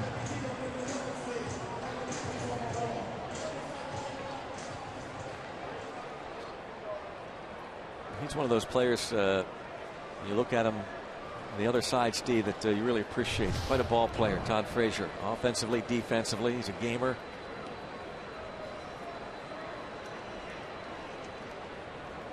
Pedro Alvarez 0 for 2. And in the air toward the left center field gap. That's going to drop. Toward the notch. It's become a favorite spot for Pedro Alvarez. Into second base with a 1-out double.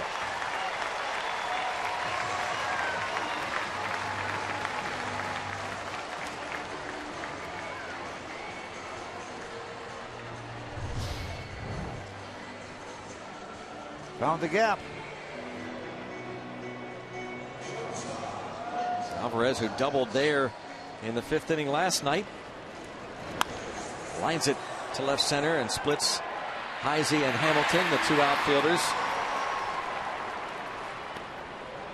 It's the 8th double of the season for Alvarez, and a chance for Barmes. 8 hits now for the Pirates.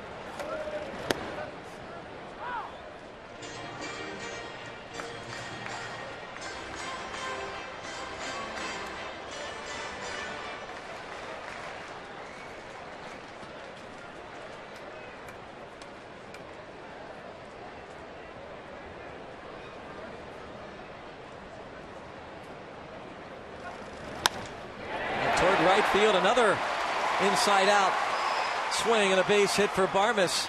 Puts runners at first and third. Barmes' second hit.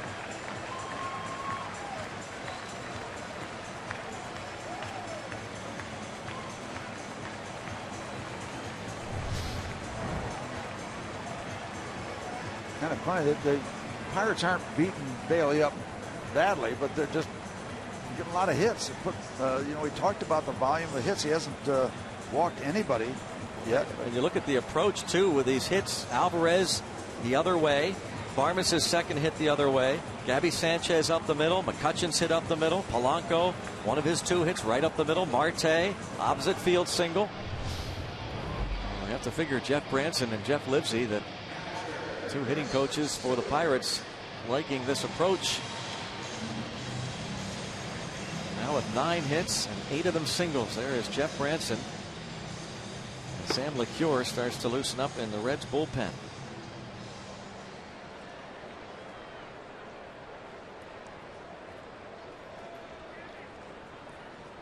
Rookie skipper Brian Price had been their pitching coach. Frazier up even with the bag, just to maybe try to keep the Pirates honest here. Thinking about a squeeze. Yeah, I've got it in the back of my mind.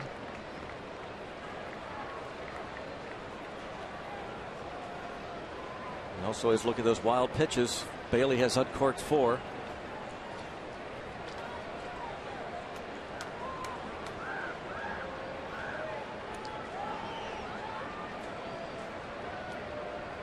And a pitch out, and this not a squeeze, apparently a safety squeeze. It worked the other day with Jordy Mercer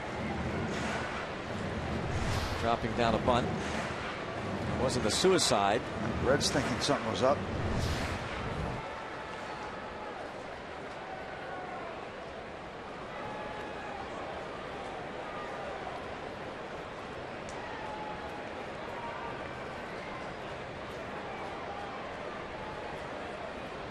And again, safety squeeze. Steve, you've talked about it before. If you drop that bunt down the third baseline, there's not much they can do defensively because that runner just trails the third baseman, and if he throws to first, he walks home. Yep. As though Stewart was trying to drop it down Frazier's way.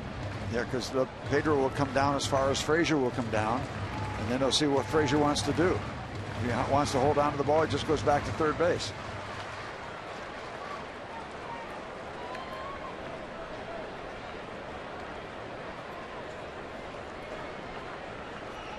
Interesting approach here by the Pirates. And they're seeing if the bunt is on. There's a rare throw to third base with runners at first and third. Maybe to try and go on a scouting mission. You rarely see it. Jeff Bannister likes what's going on here. There's a cat and mouse. Going to find out what the Pirates are trying to do here. Sometimes the best surprise is when you expose your intentions one time and oh they'll never try it again. Again showing bunt and takes the ball, and again Alvarez can go all the way down the line as he trails Todd Frazier.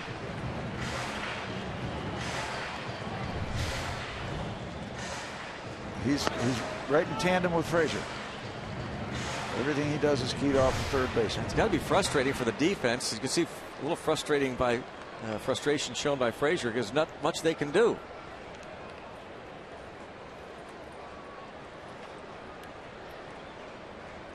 Looks like the Pirates are dead set on dropping this bunt down and seeing if they can't score a run off of it.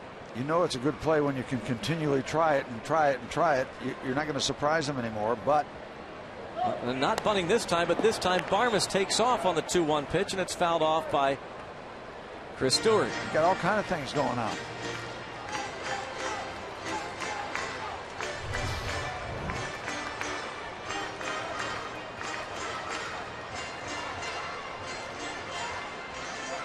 Protecting Barmes.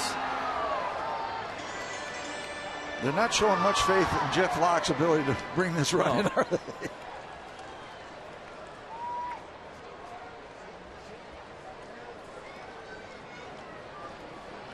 Travis Snyder, helmet on.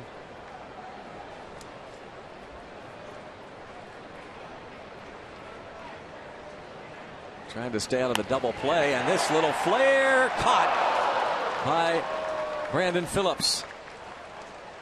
2 outs. And Jeff Locke going back to talk with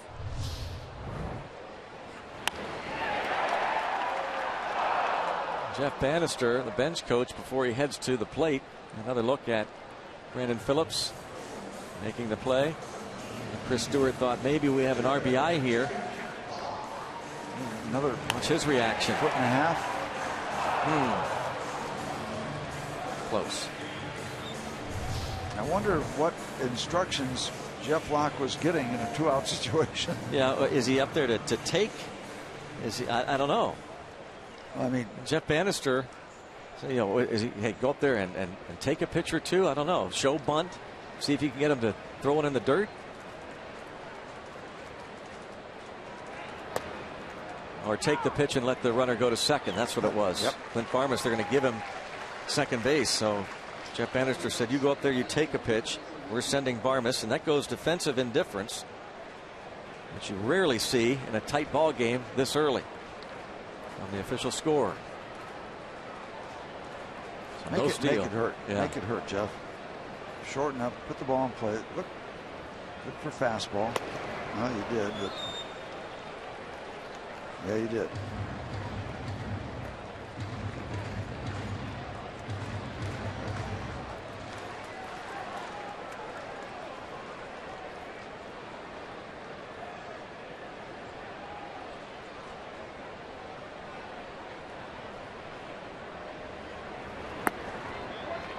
One ball and 2 strikes.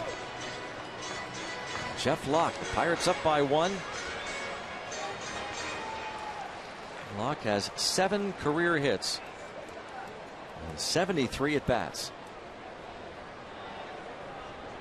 No RBIs. 2-2. Pedro certainly trying to get the attention of Homer Bailey as the right-hand pitcher is looking at Pedro dancing off third base. Why not try to disrupt his attention a bit, catch his eye?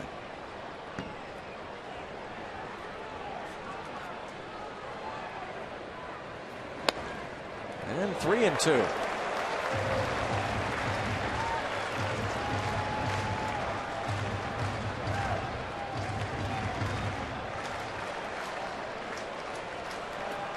Jeff, you're going to get a fastball. See if you can shorten up and,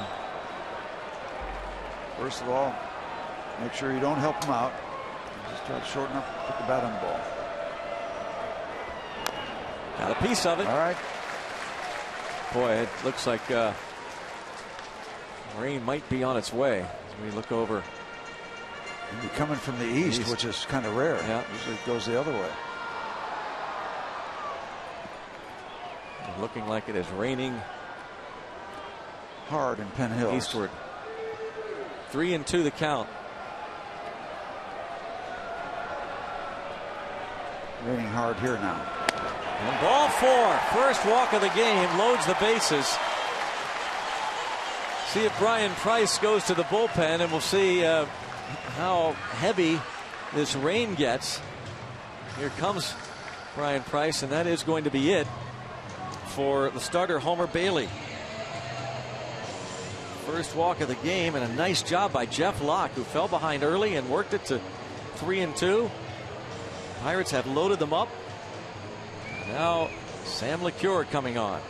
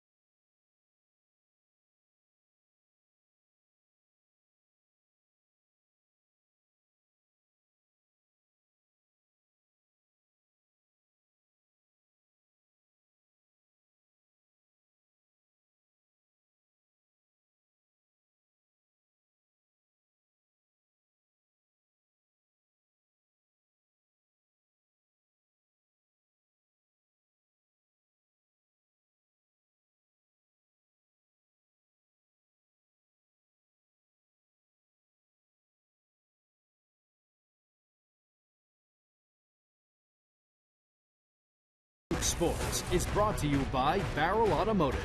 We're driven to be better. And by Levin Furniture, proudly featuring solid wood American-made Amish furniture. For furniture that lasts, shop Levin. Let's go Bucks! Manny Lopez, the head of the grounds crew, is checking in with Jerry Lane. He's telling him it usually doesn't come from this direction, coming from the east or kind of northeast. And also probably telling him there is a little bit of a cell here, and though it is going to rain, it's going to pass probably pretty quickly. It is heavy right now, but, well, the umpires decide to get the grounds crew out and pull out the tarp. Daily occurrence. Manny Lopez and his crew have done a phenomenal job, and they're going to be called upon to do it again. And an hour and 15-minute rain delay last night. This one should not be that long at all. I look at the radar map, but I remember you saying, Jason Bay, he's done it again and again and again. It's raining again and again and again. It seems like you said it's a daily occurrence. But you know, look, just as we say this, it was just pouring a second ago, and now it's lightened up considerably in the last few seconds. It's just strange. It doesn't come from this direction very often. So hopefully we'll pass. They're going to get that tarp on the field. These guys have have worked really, so hard, haven't they? They have really earned last it. night with the wind, trying to hold that tarp down. Night after night. The whole season. I mean, we haven't lost too many games, but we have had a lot of this. A lot of delays. Allegheny Health Network, Supermo. Supermo everything. But folks were headed for the exits. Still many of them are to try and take cover. Then those Others decided, you know what? Not as heavy. Lightening up, so I'm going to stick around. But they are going to cover the field. So even if this shower passes quickly, it's going to take a little bit of time now that there is rain on the water on the infield. It'll take some time to get the field ready to resume. So we'll be back. Keep it here. Inside Pirates Baseball coming your way. And then the Pirates and Reds will resume as the Bucks look to add on against the Cincinnati bullpen.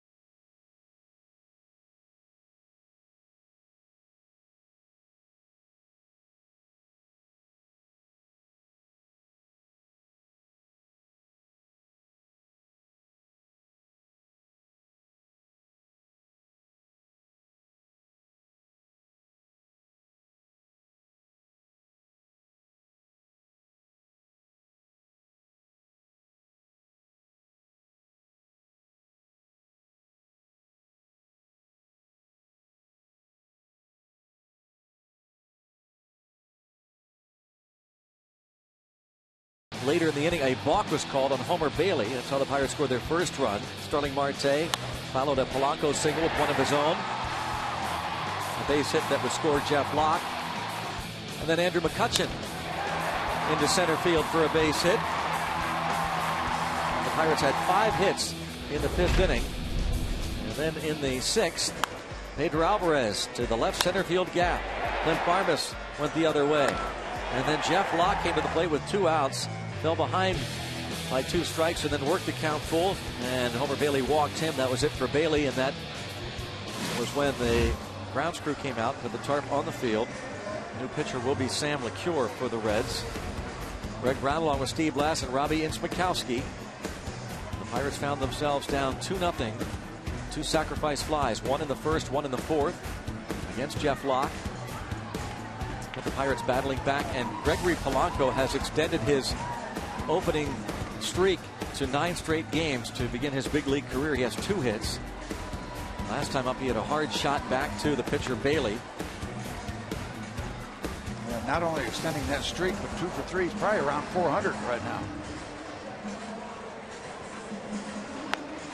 Sam LeCure on in relief for Cincinnati. You know, it's interesting too, Greg, that you know, when you're behind 2-0, everybody is looking at Jeff Locke. Yeah, he's doing okay. He's doing okay. But now all of a sudden you get a little bit of a lead. Hey, Jeff Locke has really done a good job. You know, it's funny how things turn upside down a little bit in terms of perception. But as you mentioned, the 2 sacrifice flies. Other than that, he has been pretty clean. Jeff Locke. And you know, he's given up 3 base hits. He's probably done because of the long rain delay. He's on the bases, sure. They're not going to pinch run for him. Tony Watson is loosening in the bullpen. Yep. Pretty apparent that will be it for Jeff Locke, but he gives the Pirates solid innings. Very much a quality start, and this is a very good hitting ball club that he pitched against. 6 solid frames for him. But now Sam LeCure inherits a bases loaded 2-out situation. This can't be all that comfortable after a long rain delay. LeCure had been called upon by Price just before the umpires called out the grounds crew. He's worked 28 innings. He has walked 12. Saw him pitch on Tuesday night. He walked a man and gave up 3 hits. The base runners, Pedro Alvarez, that double. Clint Barmes singled. And Jeff Locke walked. Well, you could have a really critical thing here that might break the game open. Possibility certainly exists.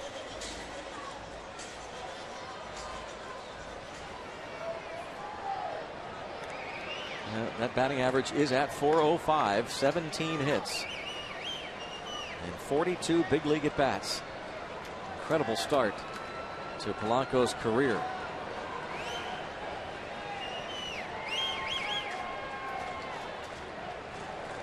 Here we go. LeCure inherits the bases loaded situation. Yeah, first pitch breaking ball, low, ball 1.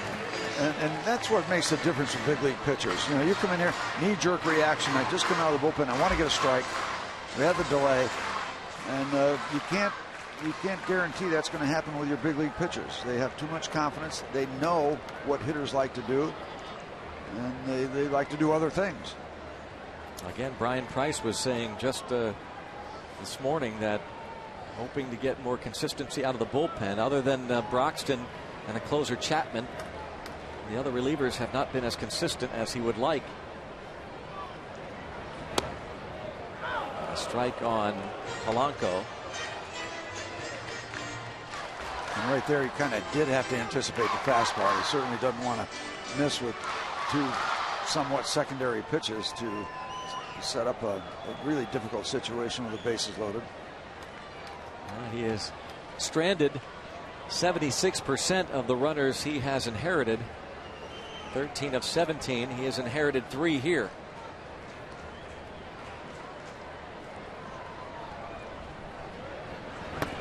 Oh, wave and a miss. Again, yeah. And Polanco's going to see a lot of that. Much more than he saw in the minor leagues when he saw so many fastballs.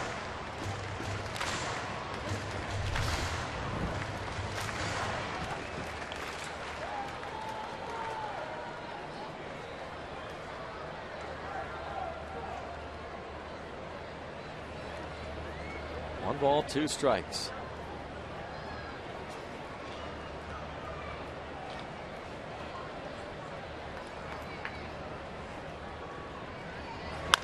Bounce to the shortstop. Cozart steps on the bag, and the Pirates leave 3. On to the 7th.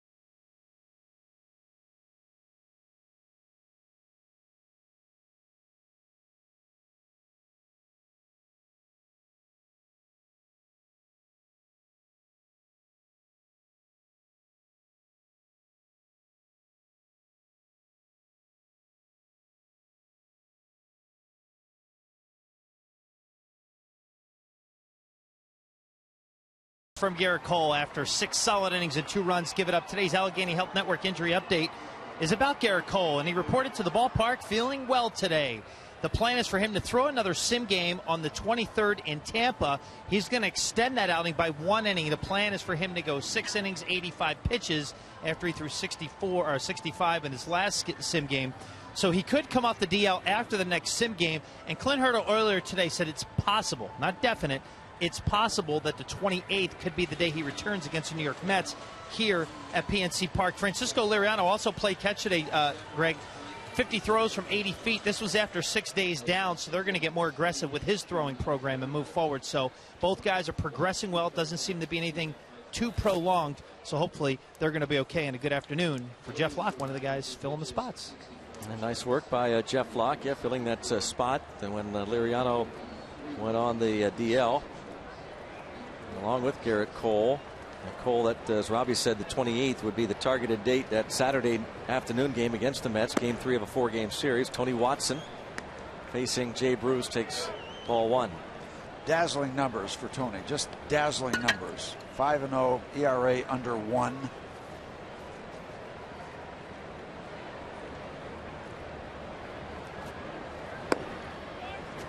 Strike is called. 32 innings, just 24 hits. He's walked 9. 32 innings, he has struck out 41. Watson on his game. Locked the 6 innings, 2 runs, 3 hits. He walked a batter and struck out 2. 2-1.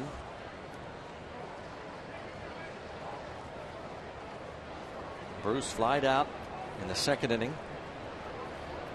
And in the 4th inning, his fly ball to Andrew McCutchen brought in a run.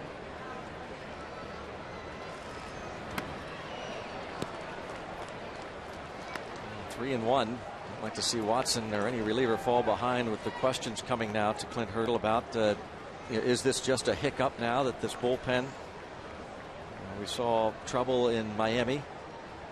Watson initially was charged with 2 earned runs in the 8th inning on Sunday in Miami, but they changed that to a couple of unearned runs because of an error by Alvarez. This ball grounded to first. And Sanchez tosses to Watson. 3-1 on the putout. A look at our AT&T fan photo, and keep them coming via Twitter using the hashtag BucksFanPhoto. This one, Justin with Willie Stargell. That was 2 months after the 1979 World Series. That's a great shot. Pretty cool. Thanks for that, Justin. By the way, you talk about the Pirate bullpen when everything was crazy last night and falling apart. Stormy Pimentel and Gomez, what a terrific job they did. Ironically, the bullpen has been struggling. Last night in a miserable game, they were terrific. Swing and a miss.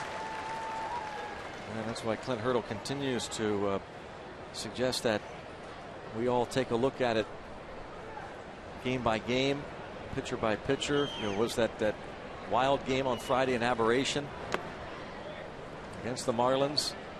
And then that Saturday game where it was Pimentel who gave up two two-run homers. Just coming back off the DL, so can you excuse him for that? Probably. It makes it just jump out at you so much more what they all did last year. Yep. I mean, they hardly missed a beat. Devin Mesoraco 0 for 2, 2-1 the count.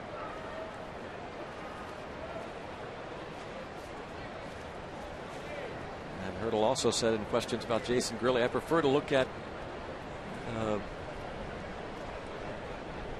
larger number of ball games close together before I get really concerned. 3-1. He goes out there 3 or 4 straight times and has trouble. That's one thing.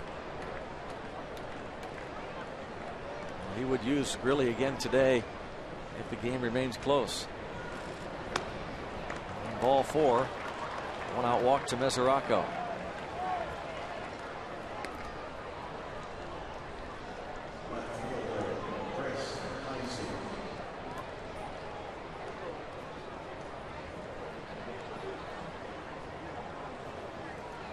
Izzy 0 for 2, reached on an error by Gabby Sanchez in the second, flied out in the fifth.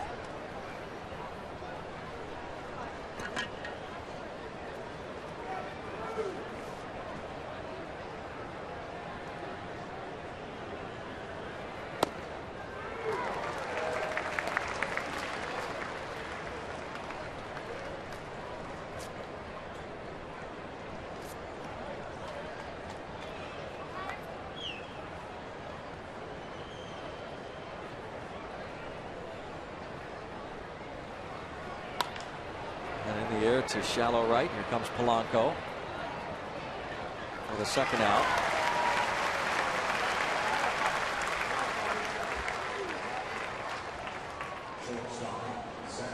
Tony Watson, in terms of his earned runs, just 3 appearances has he allowed a run, an earned run. In fact, the last appearance he allowed an earned run, you go back to April 22nd against these Reds. April 22nd.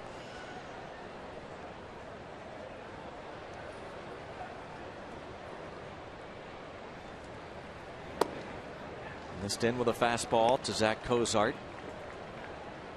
When you start thinking about monthly separations, to go back in terms of months instead of weeks, days, it starts getting pretty impressive.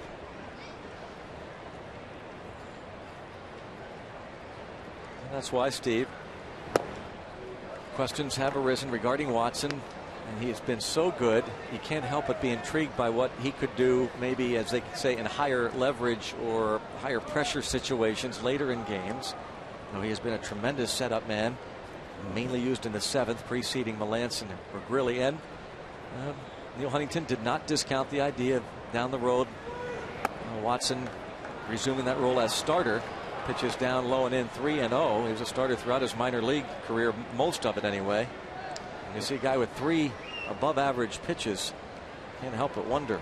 Yeah, and it's always a question. When you start doing a better and better job, are you capable of doing that same job at a different level?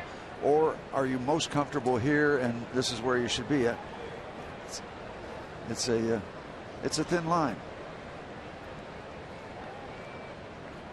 3-0. And now 3-1. Jeff Locke joins us. Only have a few seconds here. Jeff, congratulations. Another great start. Oh, thank you guys very much. Appreciate it. Jeff, once again, it looked like the changeup was a very, very effective pitch for you this afternoon. Yeah, Stewart and I mixed that pitch in really well. Fastball in, changeups away. Messed with some curveballs today too. Really just trying to keep them off balance and keep the timing off. You still like working that fastball inside of the right-hand batters and protecting the turnover kind of pitch down and away? Absolutely. It's something about extension that I just really don't like sometimes. So if I can get that ball in there as much as I can on guys on both sides of the plate, it makes me feel a lot more comfortable. Great starts. The control has been almost impeccable. How much of a factor has that been? I think being efficient and having those guys put the ball in play and giving your defense a chance to work you out of the inning, opposed to the long at-bats that end in walks or hit by pitches, or just long at-bats that don't end in an out. And we've been doing a much better job of that lately, and we'll continue to do the same. I think, Jeff, that Steve mentioned at the top of our telecast that you're a man on a mission. Is that fair to say? I don't know what that means. Well, come on. You're back to the third straight start in the big leagues. You're in the minor leagues. You didn't feel like, and most people said, including Neil Huntington, is a guy who probably didn't deserve to be in the minor leagues. All that really matters is that I was, and now I have the opportunity to be here and help this club win games, and that's where my focus is at. And you got to do what you got to do. I wasn't prepared out of spring training. I was hurt. Had some things I still got to work on. Still have some things I got to continue to get better on, and we'll keep moving from there. But just really appreciate the opportunity to be back up here again and give the team a chance to win. It looks like you are where you should be, Jeff. Another great job. Thanks for the time. Thank you, guys. I appreciate it. Thanks, Jeff. Jeff Locke in line to win it. Base hit by Zach Cozart puts runners at first and second, and now Ryan Ludwig, who was in the starting lineup initially but scratched just before game time with back tightness, now faces Tony Watson in a big-time situation here. The Reds down a run, and Ludwig has come up with some big hits, especially against the Pirates. Takes ball one.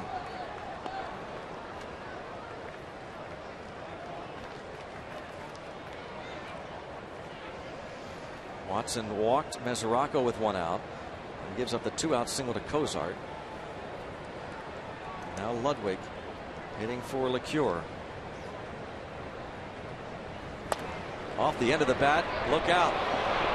Bare hand play, and J-Hay is there. Who else? Josh Harrison retires Ryan Ludwig. Two men left stranded. And of course, Ludwig does not run well at all. That helps the cause as J-Hay makes the play on to Gabby Sanchez, and Watson a scoreless top of the seventh. As we sing, "Take Me Out to the Ball Game."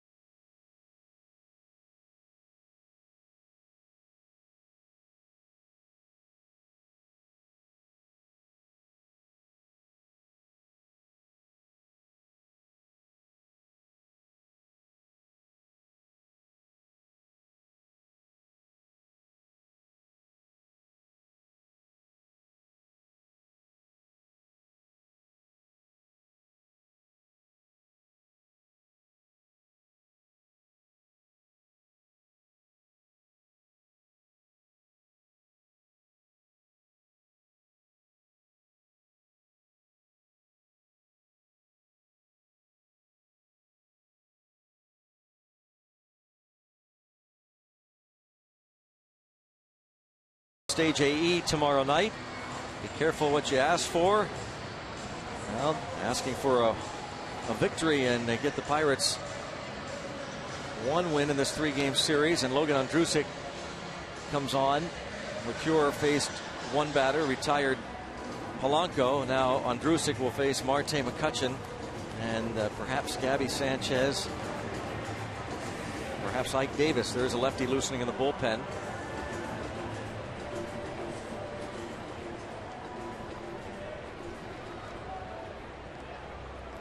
Starling is born. Marte, Parte. Marte, an opposite field RBI single in the 5th. Takes in the dirt.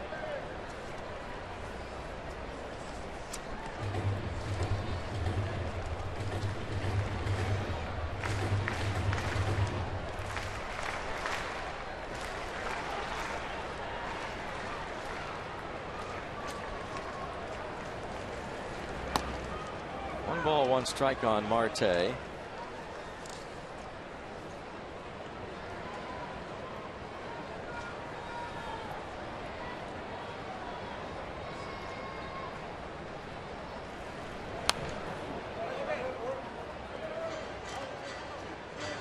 Reds will head back home for a brief 3-game series, kind of like what the Pirates are doing here, as they had been on the road for a stretch, back home for just 3. And we'll follow you into Chicago, pick up all the debris.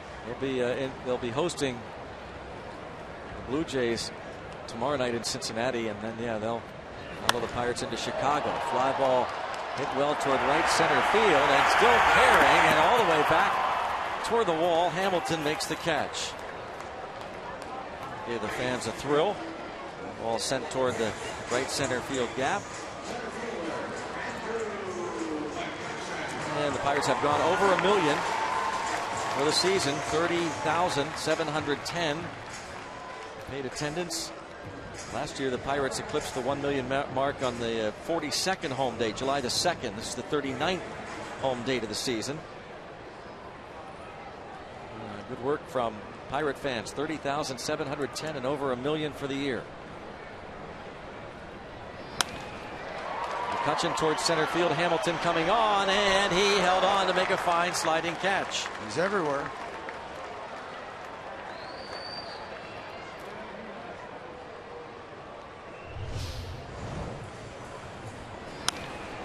He can run the bases and he can outrun the baseball at times. Really still learning the outfield. They're playing shortstop in the minor leagues most of his professional career. Billy Hamilton went back on the Marte ball. Now came in to make a nice catch on McCutchen's fly ball. Gabby Sanchez 1 for 3.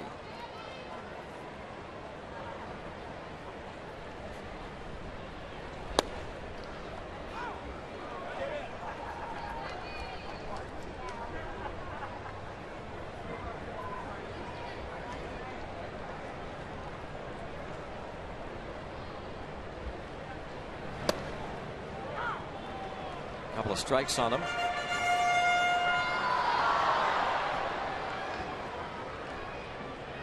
Mark Melancon gets ready for the 8th.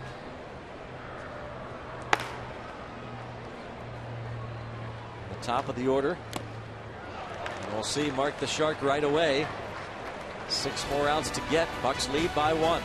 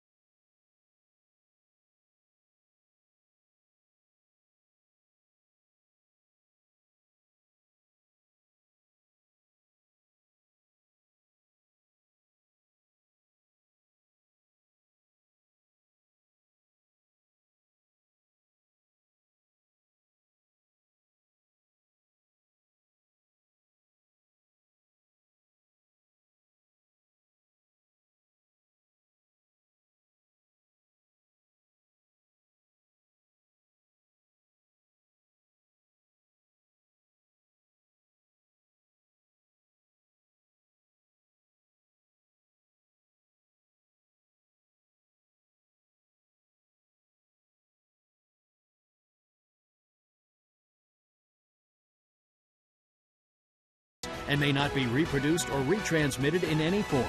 And the accounts and descriptions of this game may not be disseminated without the express written consent of the Pittsburgh Pirates. On a new Inside Pirates Baseball, Josh Harrison showing off his talents as a super utility player.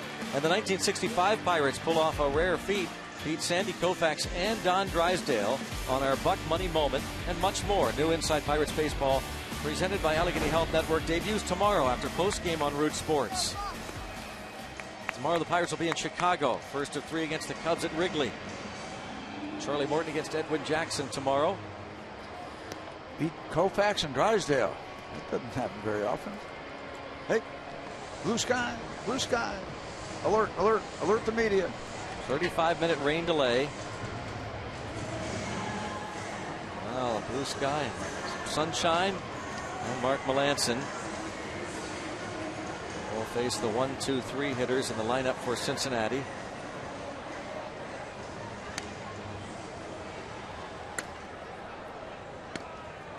Melancon a 1-2-3 eighth inning on Tuesday night.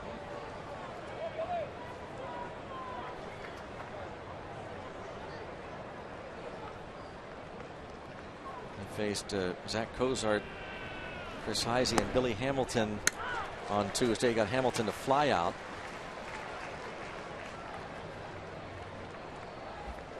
And Hamilton will show bunt about once an AB, so that brings the infielders charging in from the corners.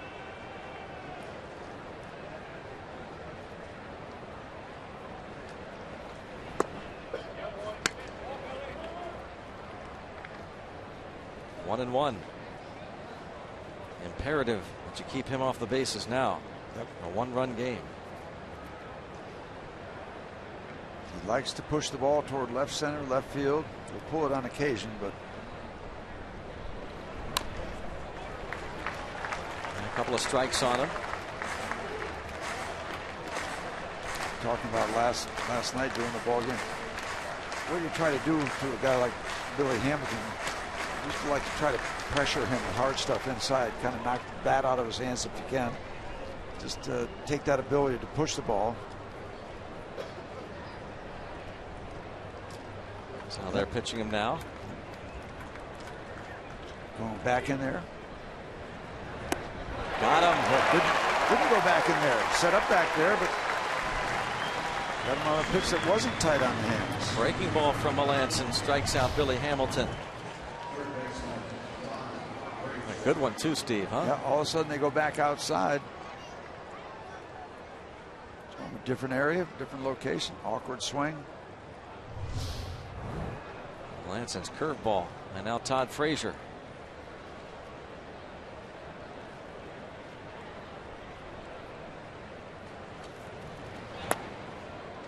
One of the bigger plays in this game. Frazier lining a ball off the wall in left field. Starling Marte threw a one-hop strike to Josh Harrison. Frazier had rounded first, was thinking about a double, had to put on the brakes, and he was caught between first and second for a big out. And now Melancon falls behind 2-0. There's just no wiggle room right now. 3-2 ball game. You got a lot of power, a lot of offense in back of Frazier.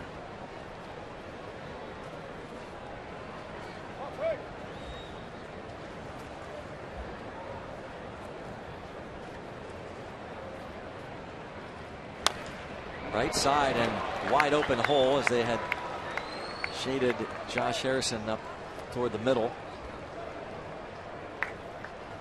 A one-out single for Frazier as he goes the other way. Nissan Road ahead. Take a look at the Pirates calendar. They will be in Chicago and then down in St. Petersburg against Tampa Bay. They're home against the New York Mets for a 4-game series and hope to have the return of Garrett Cole during that series.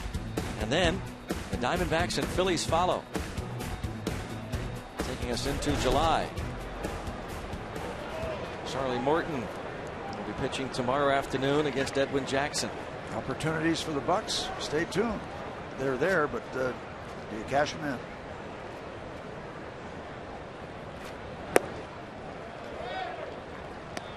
Votto takes ball one. This is a good matchup. you hope it goes Mark Melanson's way, but Mark likes to throw the cutter. And will we see that delivered? And that's a dangerous area to a left-hand power hitter, but Chris Stewart, where he sets up, will give us maybe a little indication. Yep, they want to go in.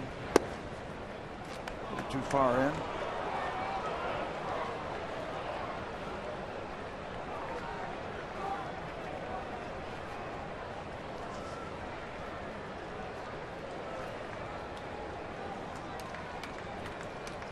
Two and 0.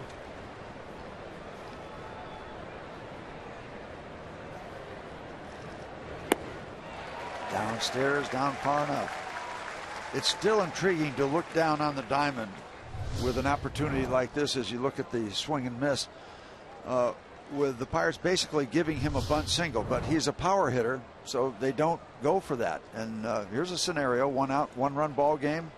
They might give you 90 feet by just bunting the ball down that way, but that's not what it's played. And so you hedge your bet with no real reluctance of loading up the other side of the infield.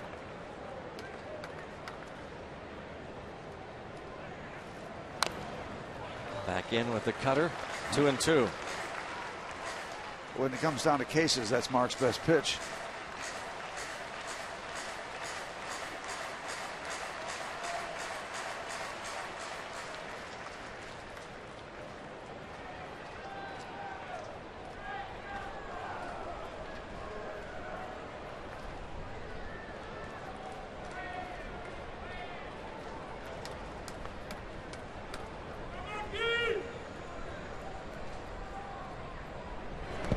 Did he go? Appeal? No.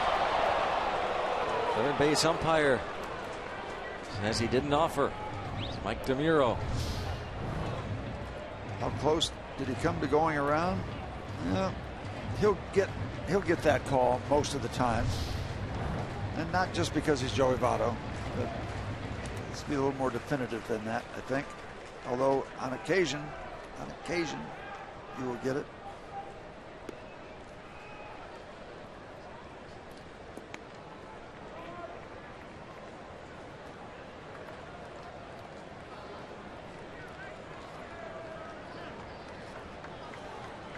Full count.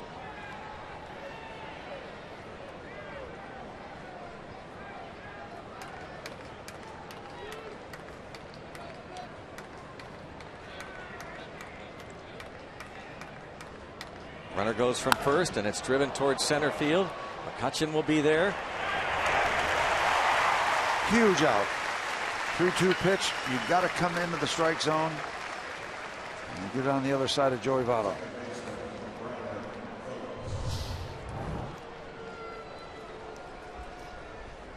And they get in just barely far enough where he's trying to fight it off a little bit. Maybe send it the other way. He does. Hits it well, but right at Andrew. That might be the out of the ball game. Here's Brandon Phillips. A couple of ground outs and a fly ball to the warning track in center field.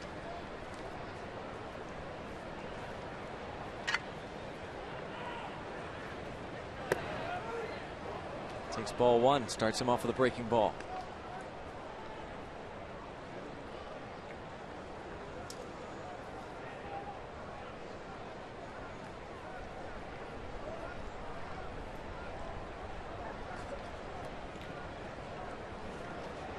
A couple of hits last night for Phillips. 4 out of 13 in the series. Takes a strike.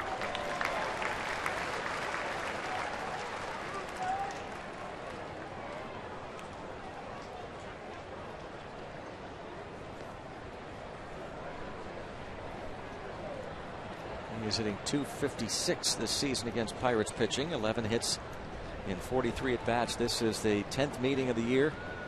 Reds have won 7 of the first 9.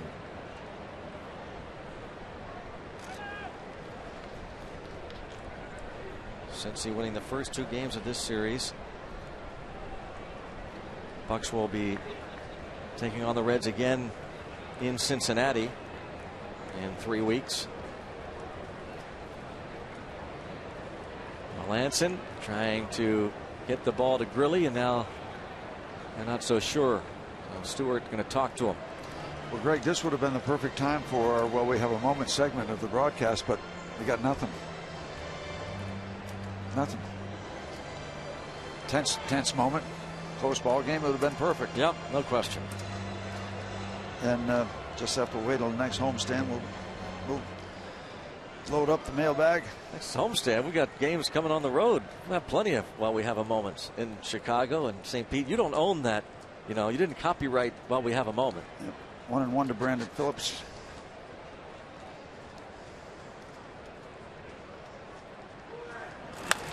Bouncing ball, shortstop there. And force at second base. Barmes to Harrison. So Melanson does put up a big 0. See if the Pirates can get an insurance run or two heading to the bottom of the 8th inning. Jay Hay will lead off.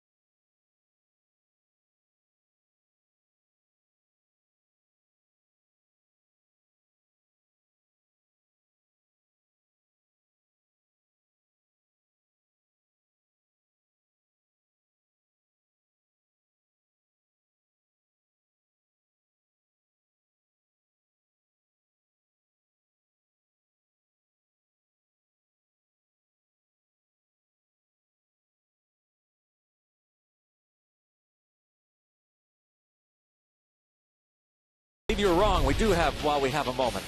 Last night, this play, very controversial. Pimentel throwing to the plate, the force out recorded, initially called out. They had an umpire review, and New York changed the call, called it safe. That was the reaction from Russell Martin.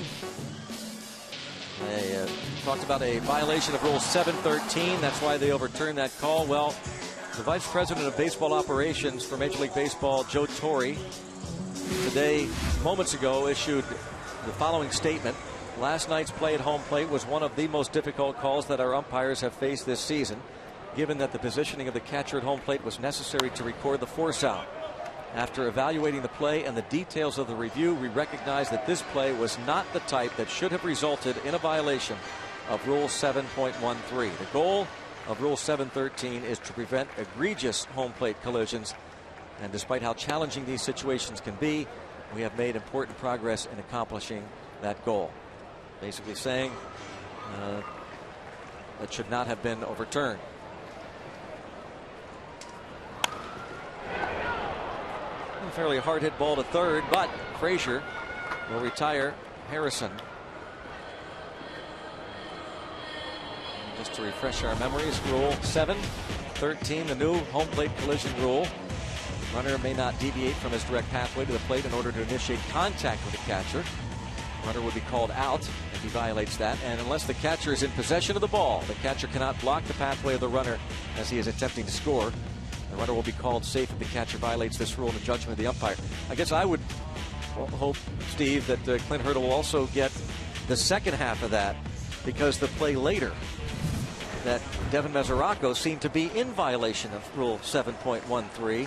But the New York Command Center did not feel that way. So that, I think, the first half was answered by Joe Torre. I would imagine that Clint Hurdle will be, and as Hurdle said, he's in long discussions with Joe Torre last night. And he said they messed them both up. Both plays were messed up. This is the play that Clint Hurdle said now their catcher is completely blocking home plate. But this is not what New York saw. They saw Alvarez avoid the tag. That's why they overturned it. Not because, as you see, he was blocking clearly home plate. And Alvarez did not have the path that they were talking about. So again, Joe Torre issuing the statement on the play that was incorrectly overturned. The force play at home plate, but we will wait and hear what Joe Torre says about that play. And I will still go back to my original statement. They never had to change the rule that existed, in my opinion. But on we go. Everybody has an opinion. But you've said all along, subject to debate. On we go. Well, and Clint Hurdle again stressed today that they are in constant discussions. Said, even though fans want immediate changes, not the way it goes. And as he said, you can either be part of the solution and move forward or part of the problem. But we are moving forward. Manny Parra is on with Pedro Alvarez due up.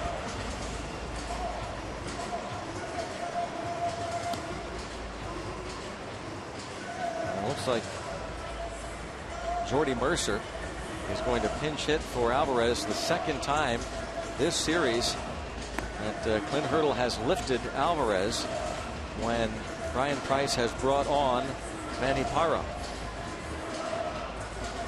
And Clint Hurdle said when the media asked him about that, because it's different. It's not something he has done all year long, basically, to pinch hit for his big bopper Alvarez, no matter if it had been a lefty or a righty. But he said following the game on Tuesday night, I felt like it was the best opportunity for the team, put us in a position to score a run or two and win the ball game. And he said if you look at the numbers at the time, Alvarez against Parra and Gabby Sanchez against Parra, the manager said it made sense to him. So now Jordy Mercer, who is 1 for 3 lifetime against Parra. Alvarez 2 for 11. And it is a story. Yep. When you pinch hit for your stud, and it's not a criticism of a manager making a managerial move. It's just a story. It's there. And it's going to be interesting because you could hear Clint Hurdle in his answers talking about because he sat Jordy Mercer for a time, and Mercer, after a handful of games, got back in the lineup and got well again offensively. He did the same with Marte, and Marte got hot. And so the question, what about Alvarez? Couldn't you do the same thing? Him struggling, sit him? And he basically said, our alternatives aren't real good just yet. But maybe Tuesday, when Walker comes back, you could see, and again, this goes back to how you're going to have Josh Harrison play some games. You could see Harrison maybe play some third, although the DH will be part of that series in Tampa Bay.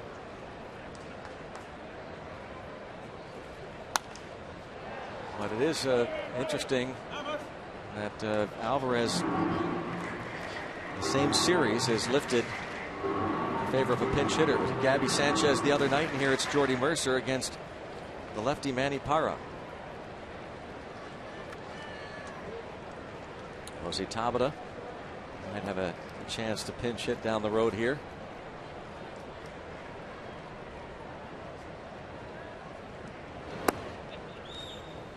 Fastball, 3-2.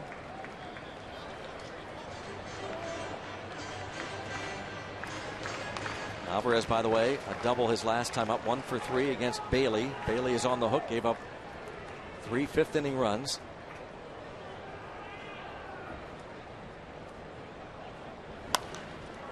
And he popped them up. Outfielder Heisey, 1 out.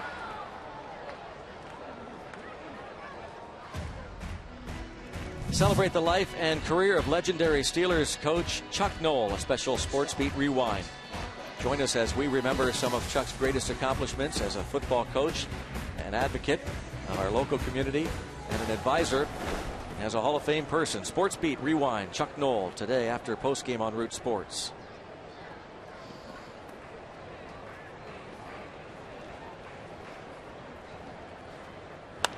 And Barmes goes the other way again. Is he going to drop another one in? Yes. Clint Barmes, 3 straight hits. Doing the Freddie Sanchez shuffle. Freddie used to drop him in like that. The poached egg in the shallow right.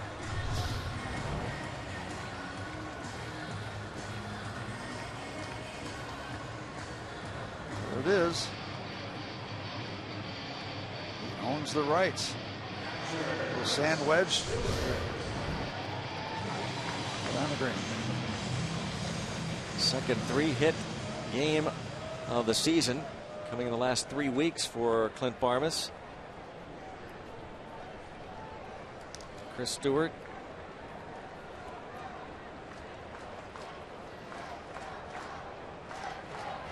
That old adage, Steve, baseball a game of inches and sometimes a game of just a couple feet. If you think about what the conversation would have been like the next day and over the last 2 days had Barmes' fly ball cleared that wall in left field off the pitch from the hard-throwing lefty Aroldis Chapman.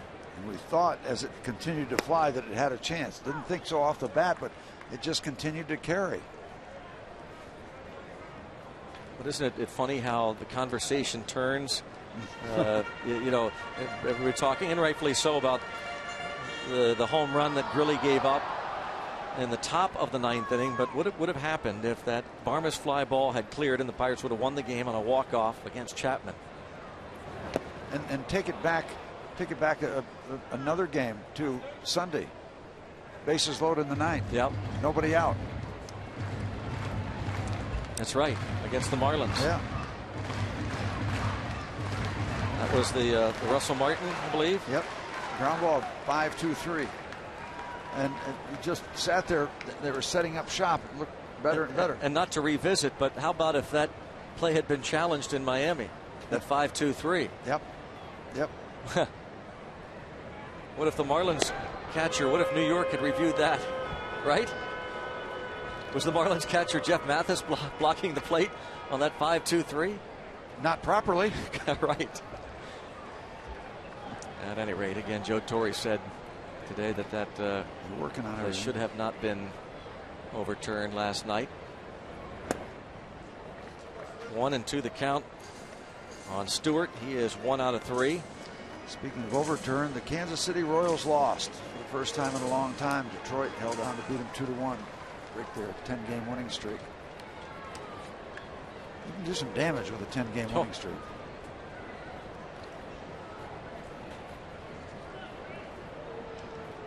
One and 2. Count even.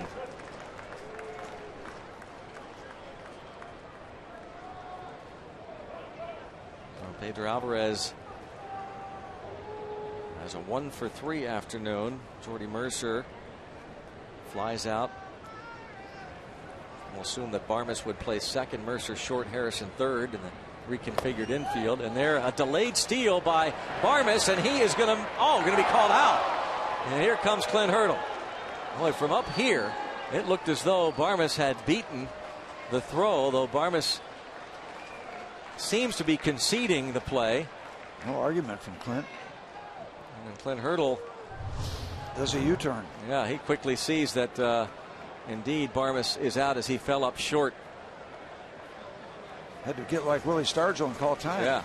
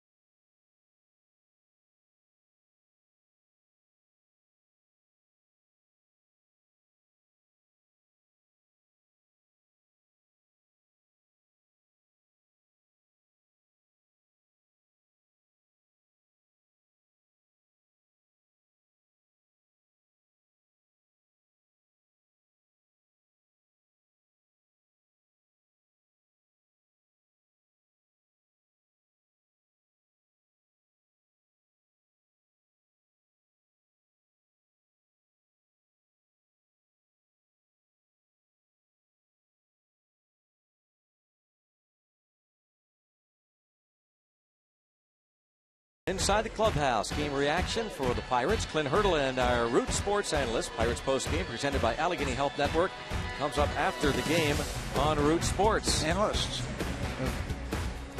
Post game analyst. Post game show. Yeah, Rob King will be there. Yeah. And you won't. That's right. You are. Yeah. I'm gonna hit the. I'm gonna get on the bus. No post game hit for not you. For me. Yeah, that's right. Steve Blass will be analyzing and breaking this one down. Dr. Blass put his lab coat on. Mr. Science. Yep. See the reconfigured infield as Mercer stays in the game at short, Harrison at third, and Barmes at second. And here's the roller coaster ride that is the life of a closer. Jason Grilli gets back up on the horse and tries to pick up the save. He'll face Jay Bruce to start things off. He gave up the home run to Todd Frazier and suffered the loss on Tuesday night. Quick strike. That's what he said the difference was not falling behind Frazier. He fell behind 2-0 and gave up that long home run. The Pirate infield plays him to pull. 3 infielders on the right side. First pitch strike with a breaking ball.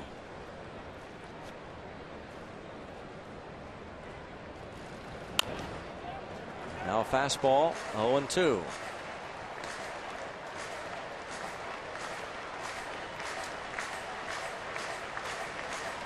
Bruce is 1 for 12 in his career against Grilli. Grilli probably couldn't have asked for a better matchup to start. An .083 career hitter. This is the formula we used so often last year. Watson for 1, Melanson for 1, Grilli for 1. And in the air toward left center field, and back McCutchen with a little room to make the catch. 1 out. On the warning track.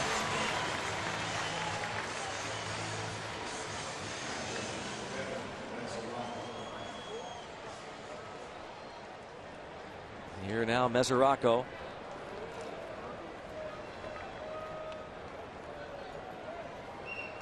Really trying to save his 12th. 3 blown saves on the year. Blew 2 saves all of last season.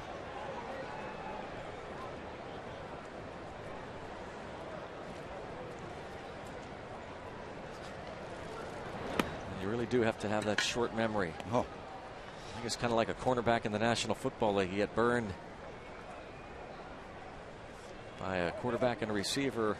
You got to come right back and think about the next game or the next play. And now Grilli forgets about the other night and drive deep to left field. And yes, forget it. The game is tied. And Mesoraco crushed it. A no-doubter, his 10th. And Jason Grilli has given up a game-tying home run. It is 3-all in the top of the 9th.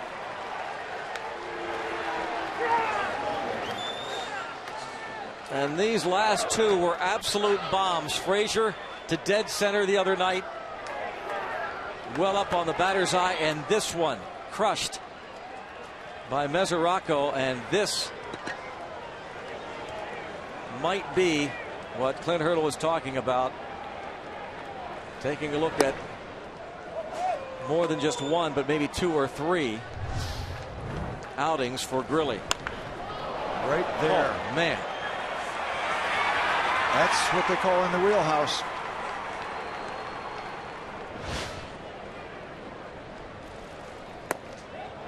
Fourth home run he's given up this season. 2 to Braun. And 2 now this series. Well, when closers give up home runs, the whole world is looking. Beyond the left field loony section. 2-1 on Heisey. So it's 3-all. Locke will not get that win. And now Grilli needs to get 2 outs and hope that the Pirates can do something in the bottom of the 9th. This ball high in the air to center. McCutchen barely moving. Heisey will probably say he just missed that. Aroldis Chapman, the lefty, is loosening. And the righty, Jonathan Broxton, And you see the theme, Greg, upstairs. Fly balls, well hit, up in the strike zone, vulnerable. Jared Hughes up in the Pirates' pen. The ball that Bruce hit was hit well to the warning track.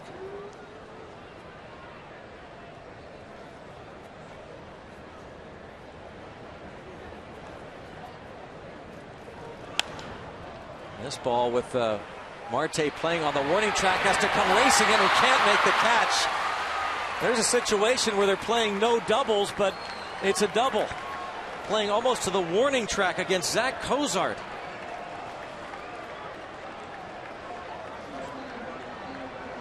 That's exactly right. When you play that deep, you're hedging your bet in terms of depth, but you can drop one in and then you get all kind of excitement. There's a lot of room when you get that kind of height.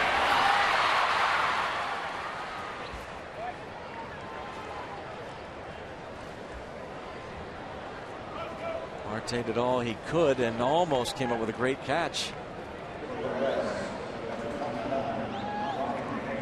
Switch hitting catcher Brian Pena bats.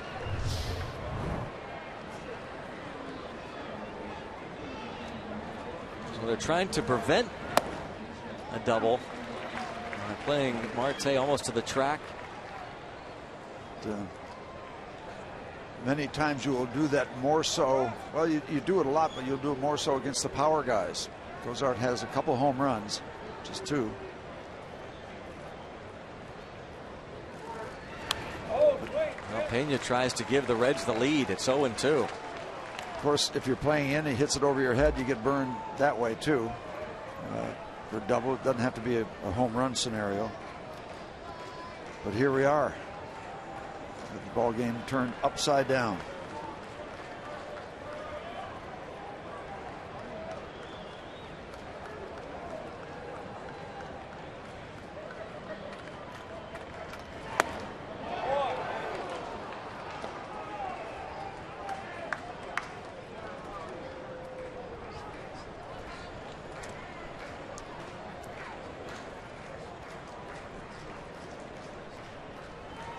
One ball, 2 strikes.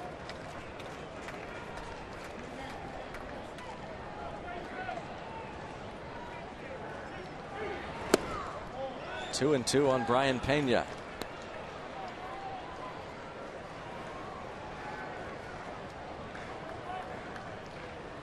And you just wonder what's going on inside the head of Jason Grilli. Yeah, he's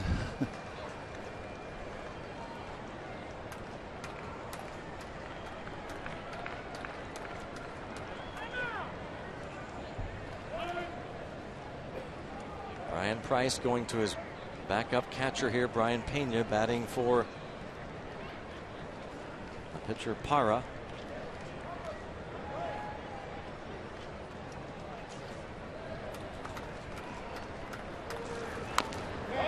Hangs in there.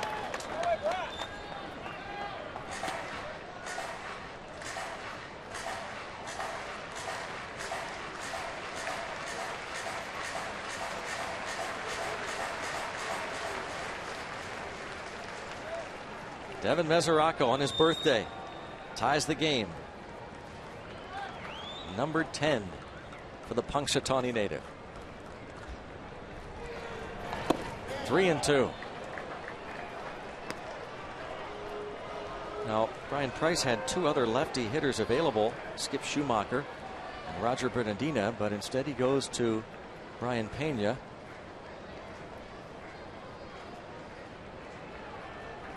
good numbers against Grilli. Well, first time. And toward right, Polanco will make the catch. Reds have tied it. And Grilli, an all-star last year, cheered by the fans. Not hearing cheers now.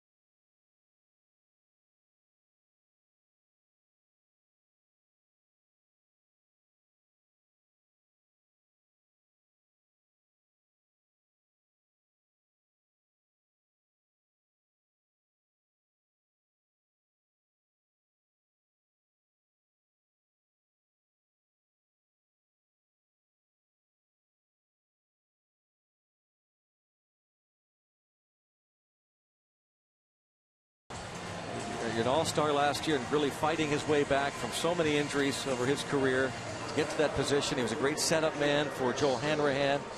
Signed a 2-year contract before last season. Great work last year, but this season been a bit of a struggle. Time on the DL. And his last 3 straight outings now, a bit of a rough go. Devin Mesoraco, the home run to tie it.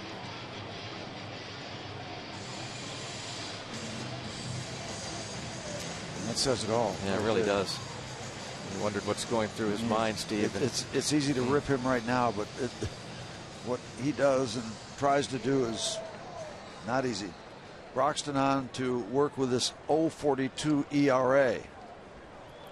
21 innings, just 15 hits. Excuse me, 15 strikeouts.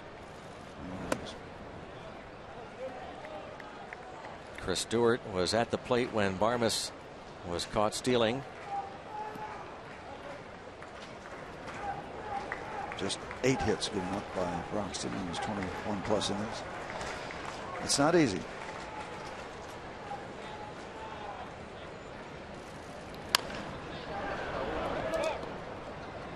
And this Pirate team would like to rally and get the W course for the club, but we'll pick up Jason Grilli a bit, because nobody feels worse than that man. And, the questions will come for Clint Hurdle after the game about what he does next. 2-1 on Stewart. And Broxton out there. And pressure on him, not the pressure that you feel when you've got the lead. He's in a tie ball game. He's 30-year-old. He had been a closer, of course, in the past. Now one of the top setup men for Aroldis Chapman. Now 3-1. Jonathan Broxton saved 36 games for the Dodgers back in 2009. Came over to the Reds in a summer deal in 2012 after he saved 23 games for Kansas City. A 2-time All-Star. He just turned 30 years old on Monday.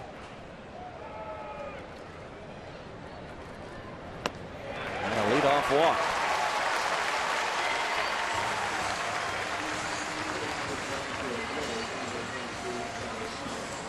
And Travis Snyder, a pitcher, will pinch hit for Grilli. Yep, coming out of the Pirate bullpen.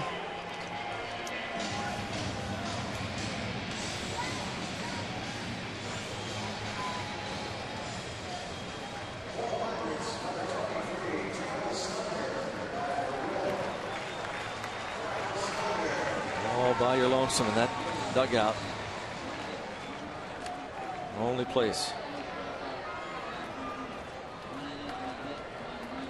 Travis Snyder pinch hit last night and stayed in the game to pitch.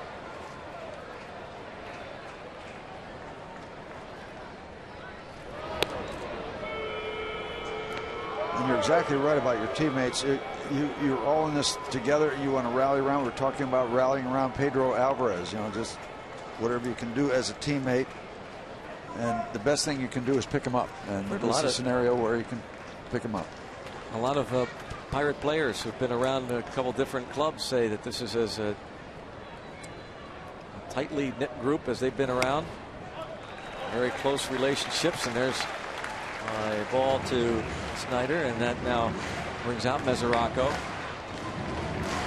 Mike Davis has talked about that. Russell Martin and others. Pirates pinch hitters. Second in on-base percentage in the National League. First in RBIs with 21. Tied for third with 3 homers. Snyder a part of that. Jose Tabata.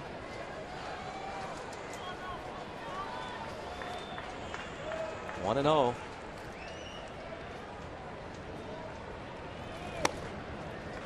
And now Broxton, after walking Stewart, falls behind 2-0. A little bit of a number of control issues for Broxton. 21 2/3 innings, basically 22 innings. He has now walked 8. Not alarming, but it does get your attention a little bit.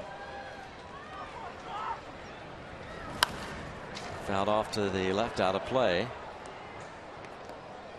Broxton had one of his worst outings of his career in April of last year here.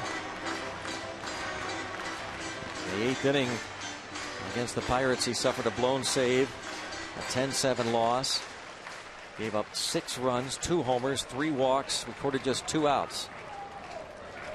Starling Marte hit a home run off of him.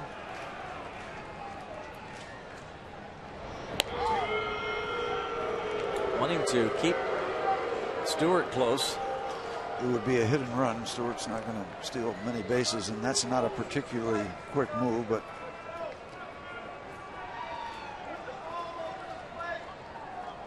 this would not be a straight steal by any chance if he decided to take off. Hit hard to center field, going back to the warning track, nearing the wall. Hamilton back. Oh, what a catch by Hamilton! What a play! Back to first and almost doubled off Chris Stewart. Billy Hamilton with a sensational catch, robbing Snyder of extra bases. That might be the best you're going to see for a while. Those spike marks in the padded wall. This is as good as it gets.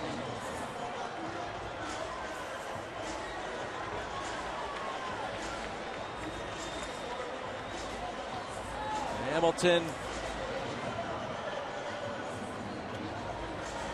leaping at the top of the wall on our Allegheny Health Network Supermo.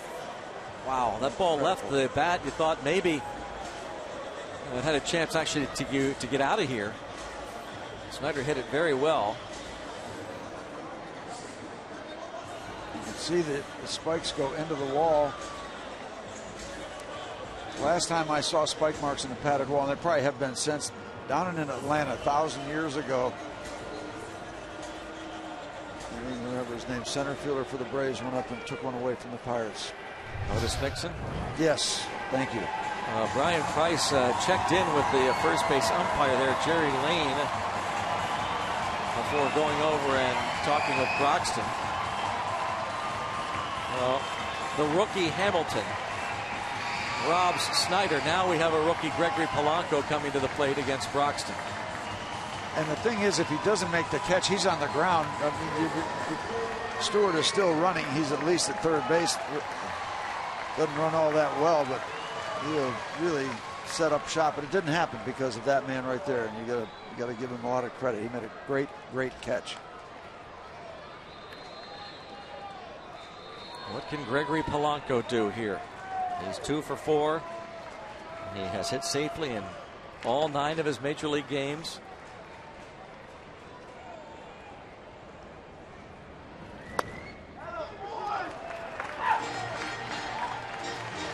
Well, Sam McCure got him out with the bases loaded, a big out in the ball game in the bottom of the 6th inning for the 3rd out to leave the bases loaded.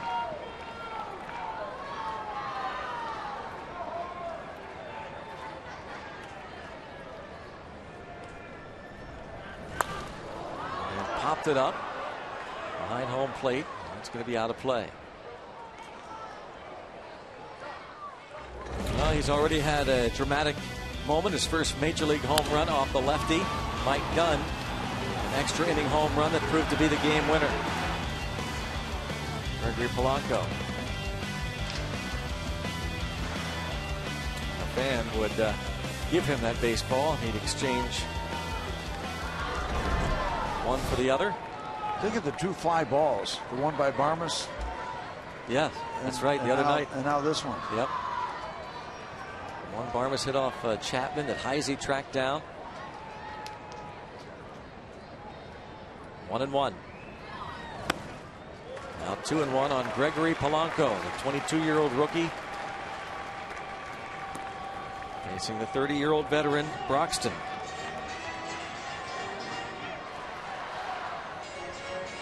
You did the best you could, Travis. Yeah.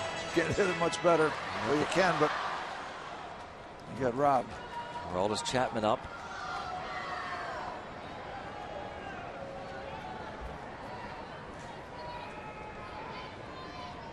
2-1. 3-1 on Polanco, showing some patience here against Broxton. And now he is in a great hitter's count. Think about the experience level. Polanco, this is game number 9 of his big league career. Broxton appearing in his 504th big league game. And what it tells you, it's not going to be a guaranteed fastball. Might be, not guaranteed.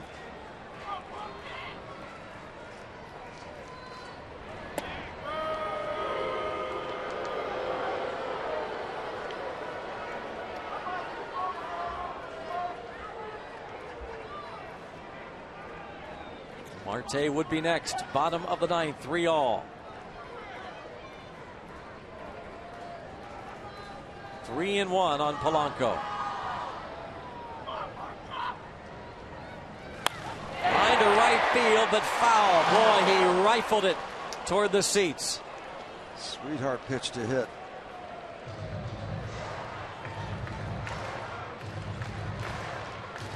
And now, with that, Mesoraco talks things over. Giving it the lean.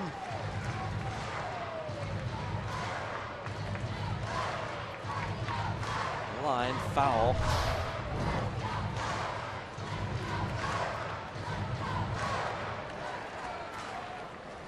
Mesoraco out to talk with Broxton, deciding on this pitch.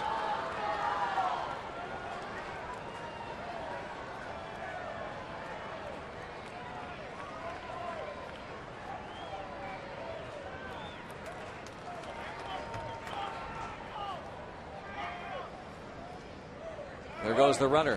Bounced towards second, and because they sent Stewart, they avoid a double play. Stewart now at second, but with 2 outs. Last year, Starling Marte facing Broxton on a Sunday afternoon.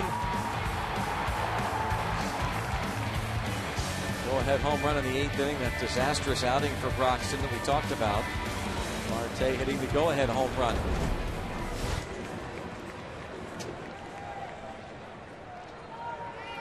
Marte 1 for 4, RBI single in the 5th. And you see the career numbers, limited action, 5 plate appearances.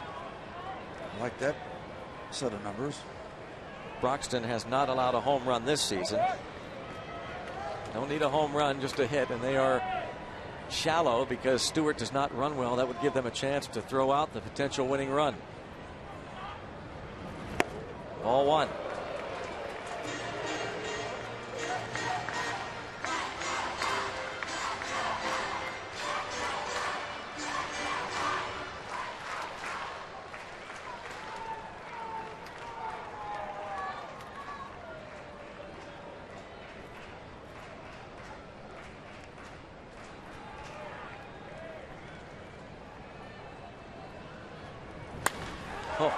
He'll reach the He got out in front a little bit there, Butch.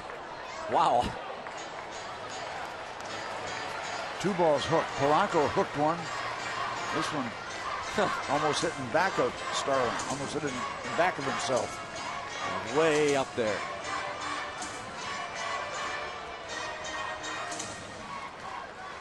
Well, obviously, the Pirates have had some good swings here off of Broxton. Remember Snyder's fly ball caught by Hamilton. Polanco, before grounding out, lined that ball down the right field line. This ball hit hard but quite foul. 1-1. 1 ball, 2 strikes. Took a little something off the fastball, looked like. Was that a strike? A breaking ball? It was not, and that's why Marte wasn't happy.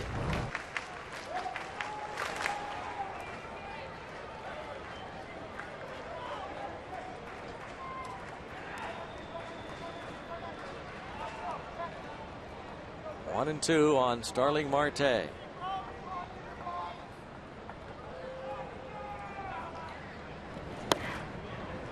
Fastball missed.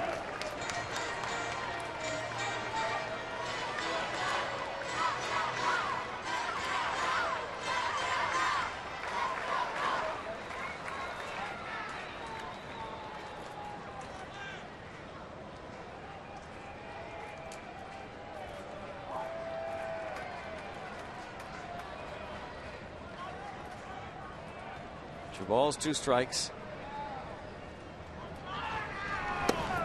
3-2.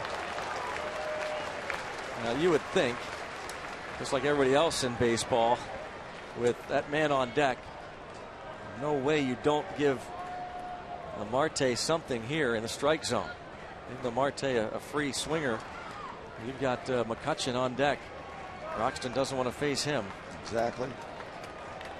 Well, this should be a decent pitch for Marte. Something in the zone.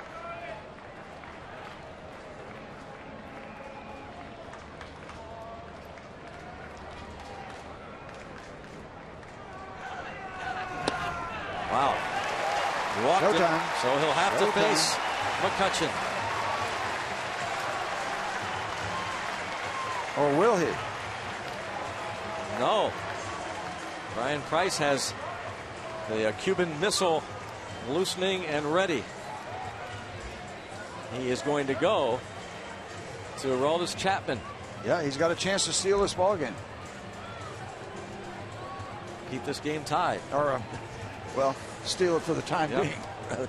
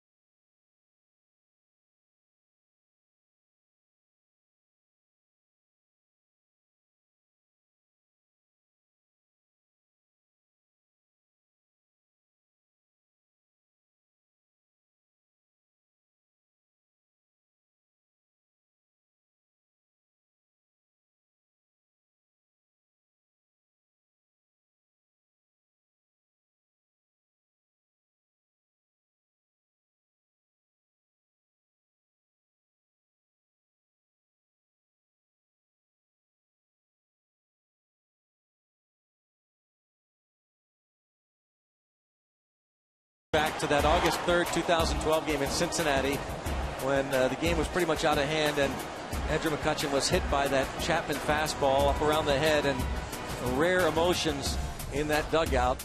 Andrew McCutchen very, very unhappy about it. That was, again, August 2012, but you just know how much McCutchen would love to win the game for the Pirates, but to do it against Aroldis Chapman.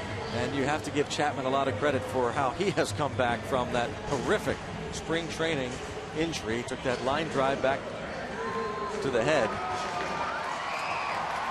And some wondered whether his career might be over. Well, they put him back together again with plates, the plate screws. Around Jose the eye. Tabata now pinch running at second for Stewart. Chapman picked up the save. We talked about that, where he did give up a walk and a hit. And that deep fly ball by Barmes. And first pitch at 100. Ball 1. And the Reds, the infield has to play straight away. They're not doing anything with Tabata. 2 outs. He's going to score on a base hit. He's got plenty of room to get his lead. Strike is called. McCutchen, the hook, shrugs his shoulders. Did not think that was a strike. And it wasn't.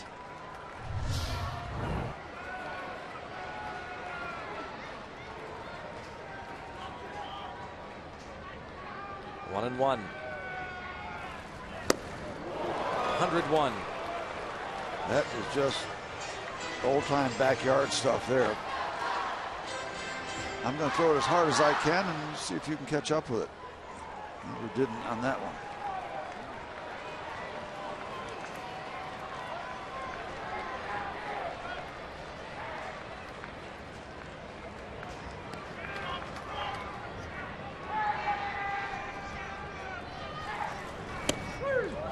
Breaking ball struck him out looking. Aroldis Chapman comes in and strikes out McCutchen. Going extras. Billy Hamilton. Perhaps the game-saving catch.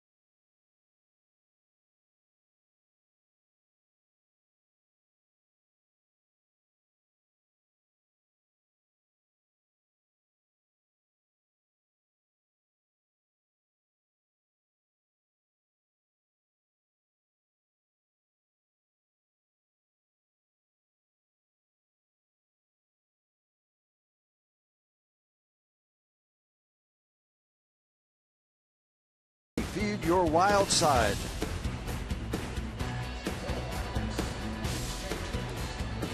Well, Billy Hamilton had that great defensive play in the bottom of the ninth to lead things off. And his teammates certainly appreciate great defensive play. Right now, the Reds are all about speed in center field and on the mound. Russell Martin will come on to catch. Jared Hughes on the hill. First extra inning game between these two clubs. Hamilton, Frazier, and Votto against Jared Hughes. Aroldis Chapman. Not a great breaking ball, but he got it in the strike zone when Andrew had to protect against the fastball. And this could be the matchup that represents what's going to happen the rest of this game as it goes on. Hughes needing to keep Hamilton off the base paths. Pirates 3-4 in extra innings. Reds 2-2 this season.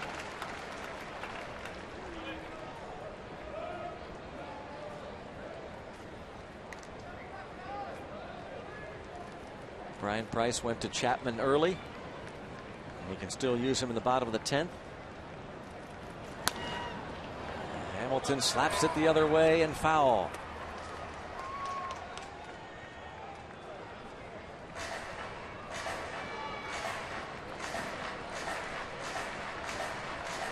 Got it. Hamilton striking out the last 2 times up. He had gone through a long stretch without striking out over several games.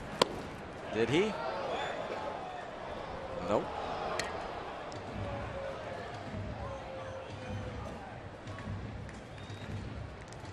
If he gets on, the game will be on as he checks his swing.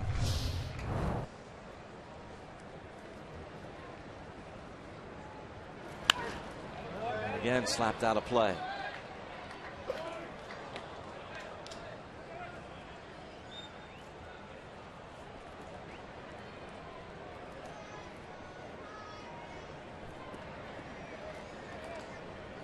Josh Harrison not taking any chances, as you see. Still might try to put the ball in the grass. Ground ball right side. Marvis to Gabby Sanchez. One out in the top of the 10th. So the first big out.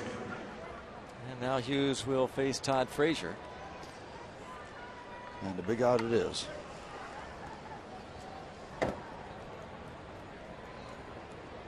Jeff Locke went 6, gave up 2 runs, was in line to win it as Tony Watson pitched a scoreless 7th.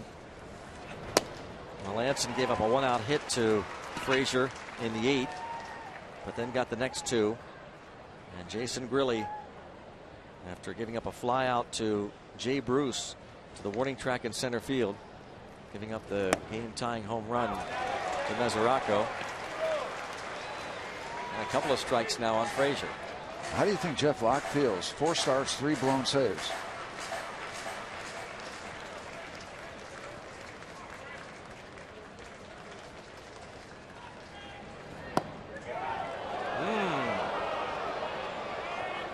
Hello.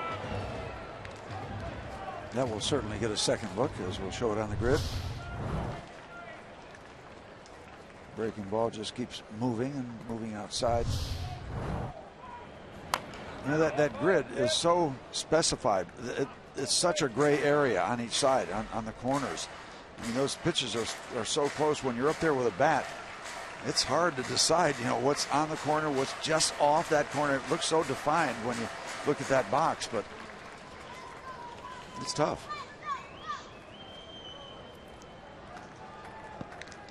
Yeah, it's those pitches outside are not missing much, and that number 4 number is not getting much of it. But it's it gives you an idea for sure. But it's not like real speed when you're standing up there. That one not really close.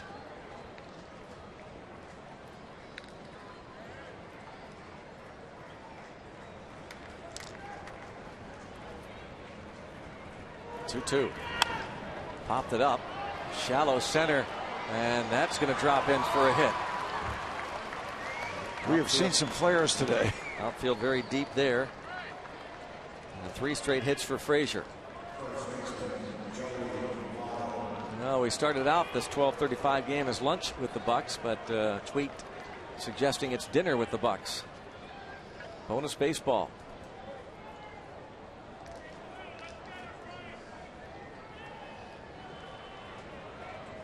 Joey Votto 1 for 3 plus a sacrifice fly.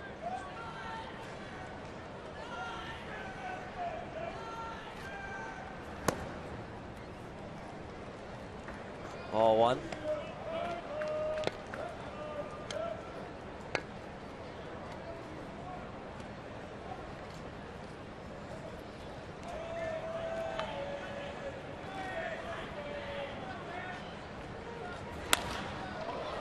Well towards center field. McCutchen back toward the wall, and he makes the catch.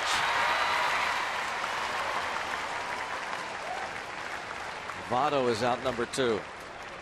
Some anxiety on that one. We've had some flares, but we've had some shots caught on the various warning track areas.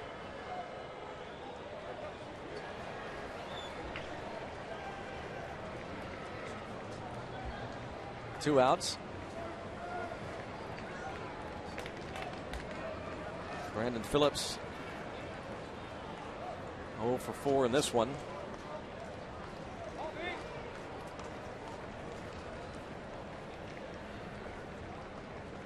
Phillips 4 for 6 in his career against Hughes. They have a personal history, of course. 0-1. In the bottom of the 10th, the Pirates will have Gabby Sanchez, Josh Harrison, and Jordy Mercer due up.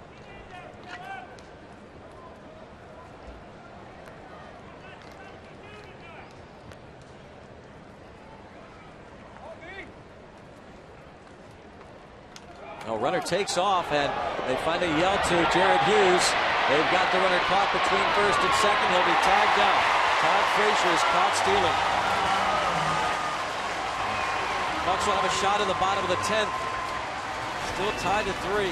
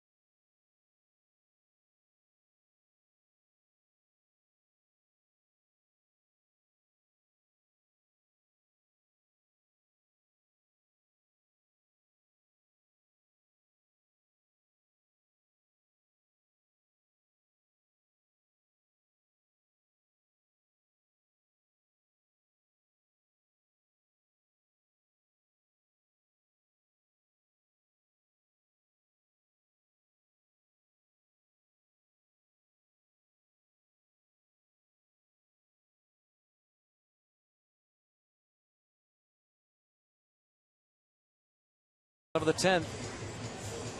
Todd Frazier caught stealing. He takes off. And he sees him in time, and after that, it's just a matter of time.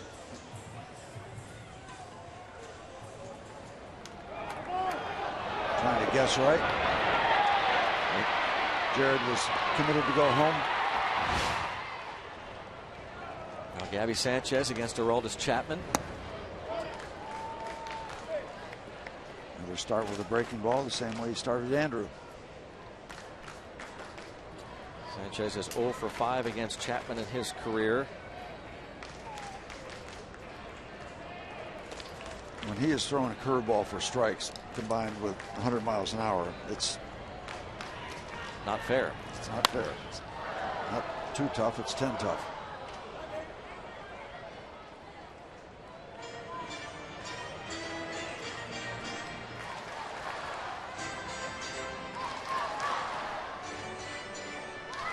Aroldis Chapman, 6'4", 200 pounds.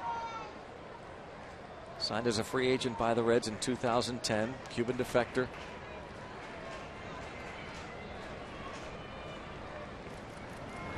Did he go? Yep. According to the home plate umpire, he did.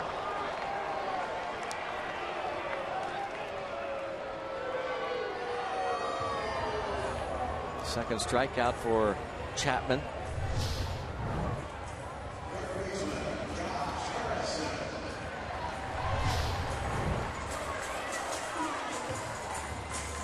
Well, Jay just stepped up the other night against Chapman, and the first pitch whacked the ball into left field like it was nothing. We'll see what Chapman does here. Does he start him off with the heater? First two batters he's faced have been started off with breaking balls.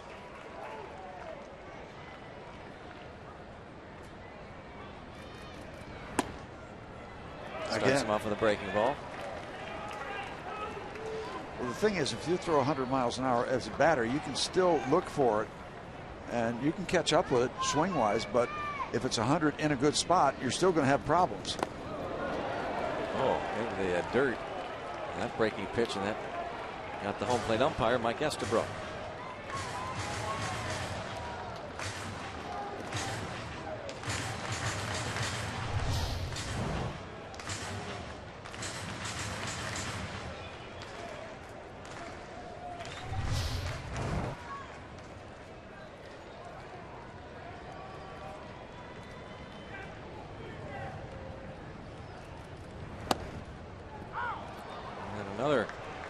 Something other than away from the fastball. 89 miles an hour. Some pitchers would be just fine with that for the fastball. Not this guy.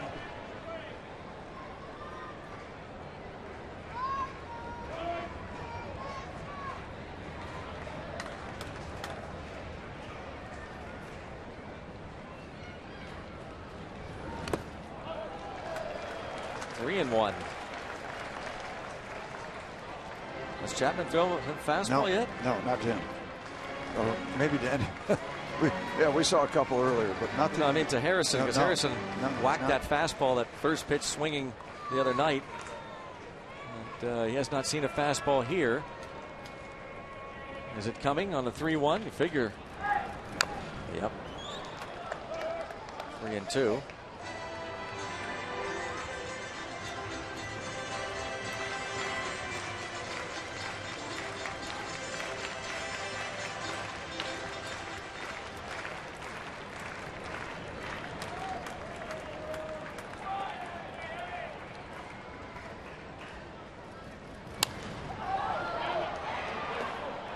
Again, goes away from the fastball and fouled off by Josh Harrison.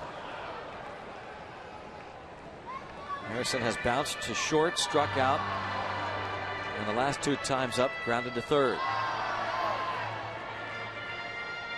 Chapman had a 2-inning save earlier this season against the Washington Nationals. It was May the 19th. He returned May the 11th after starting the year on the DL with that injury. Fractured skull. And another foul ball. That fastball at 98.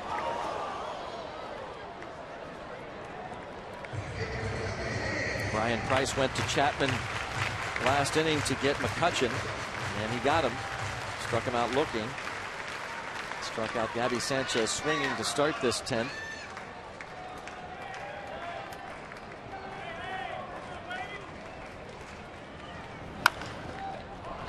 Another foul ball, 100 miles per hour. This is already an impressive battle again by Josh Harrison. 8 pitches. I mean, he's seeing everything from one of the toughest pitchers in baseball, and he's hanging in there. Yeah, and when a guy like this throws off-speed pitches in full count situations, I mean, that's almost not fair. You've got to be geared up swing-wise for the fastball just to protect yourself.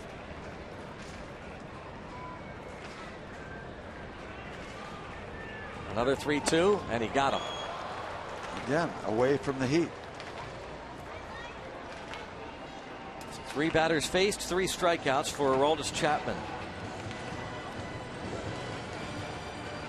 And he'll face Jordy Mercer.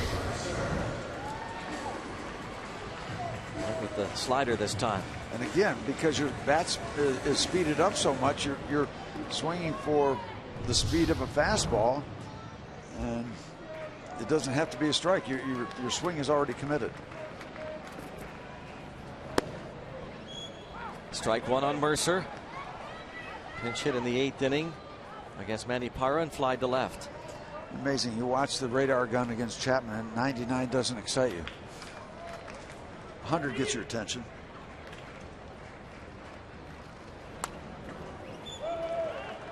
Oh, and 2.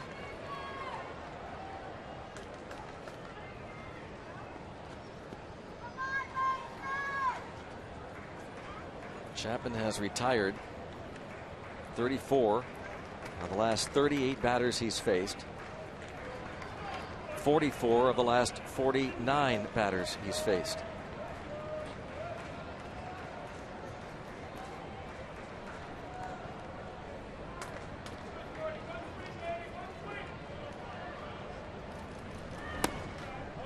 A ball and 2 strikes on Mercer.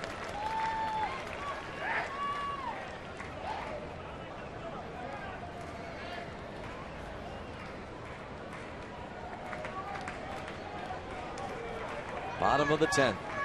3-all. Chapman tries to get the Reds to the 11th. And he will. He strikes out the 4 batters he faces. Tied at 3 after 10.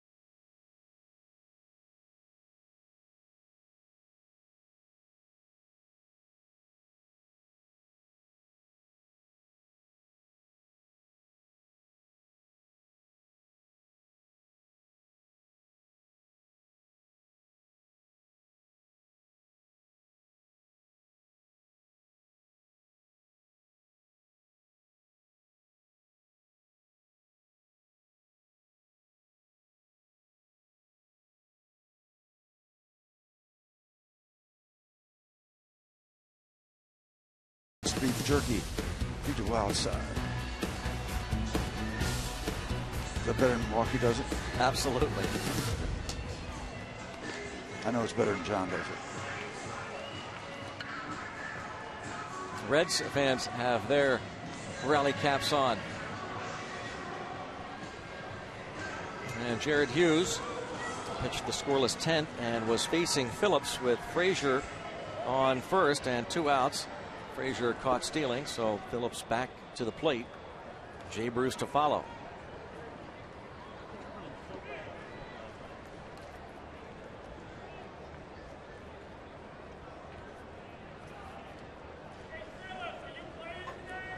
Brandon Phillips, the 3-time All-Star, 4-time Gold Glover. Takes ball 1.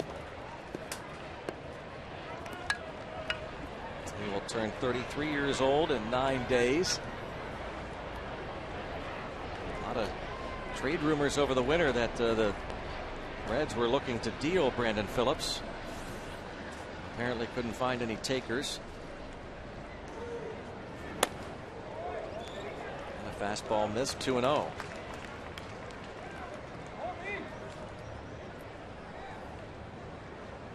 In his 9th year with the Cincinnati Reds. Dealt to Cincy in spring training of 2006 from Cleveland. Toward the left center gap. McCutchen got a good jump. He'll be there.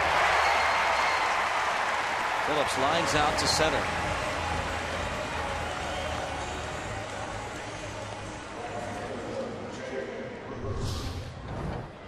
Hit right on the button, but Andrew closes quickly, comfortably, takes it on the fly.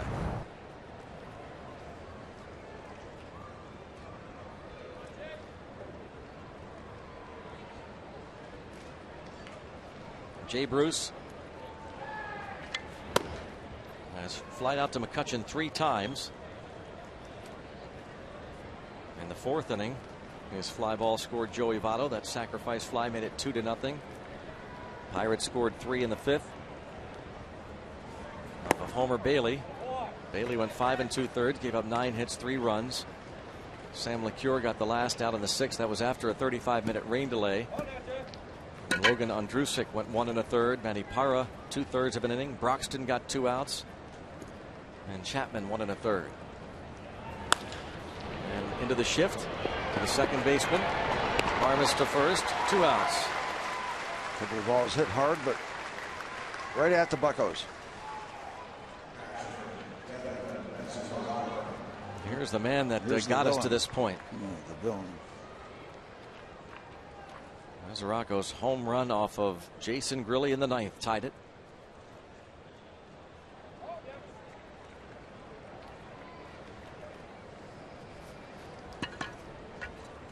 Tony Cingrani loosening in the bullpen. He'll pitch the bottom of the 11th. There's a strike on Mesoraco. A home run off of Grilli.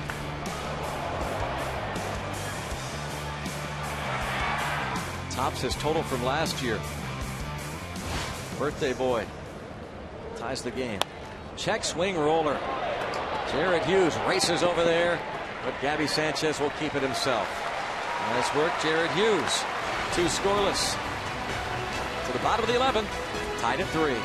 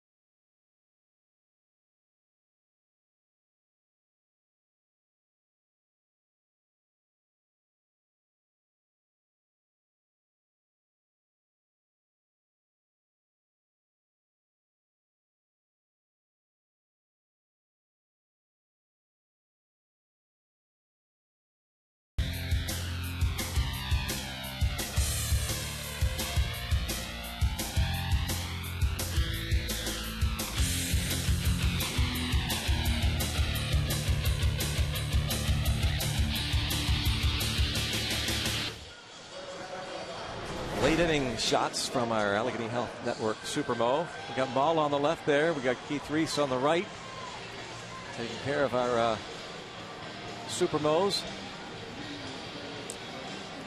And in the bottom of the 11th inning, Bucks will have the opportunity to face another lefty. This time not as hard a thrower, Tony Cingrani. Not that he can't get it up there. He's mid to a higher 90s guy. Gone to the bullpen because of Latos coming back?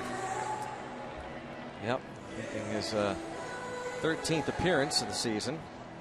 Let me see what the line was on Chapman. Let's see. It shouldn't take you too long. 4 faced, 4 struck out.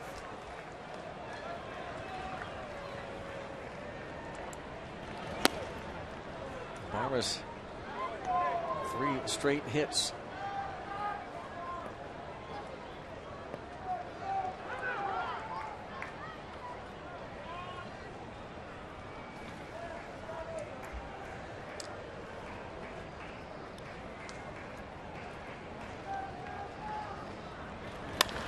And toward left field, that was hit well by Barmes. Toward the wall, off the base of the wall. Barmes into second base with a double. Clint Barmes, 4 straight hits, and he rips a double off the wall and left to start the 11th. He's still upset about that ball staying in the ballpark the other night. Making up for it. The Bucks set up shop.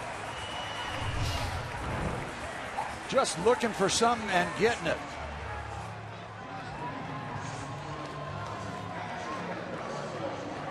How about this? Shot off the padded wall in left. About a quarter of the way up. A double for Barmes and 4 straight hits.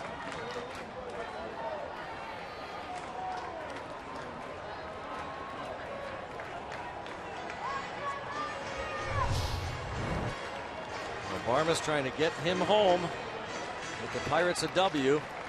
Russell Martin, who had to come on to catch because Chris Stewart was lifted for the pinch runner Tabata. And the Cincinnati infielders trying to get their defensive strategies squared away as Frazier comes in on the grass. Russell Martin has checked in with third base coach Nick Leyva. The stage is set.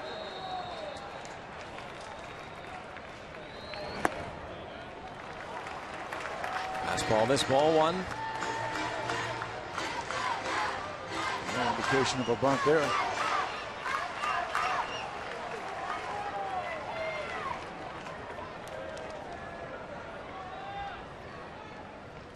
Yeah, not bunting. As Clint Hurdle feels like Martin should be able to hit the ball the other way and at least move Barmes that way, or maybe shoot the ball in the right field to get the Pirates a W. Knock him in.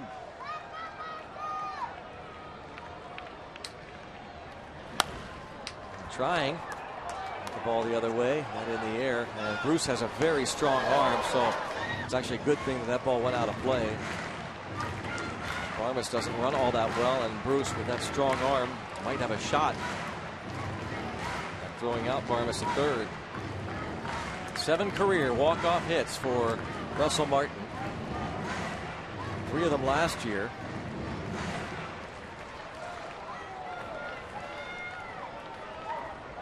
Outfielders trying to give themselves an opportunity to throw out a runner. 3-1.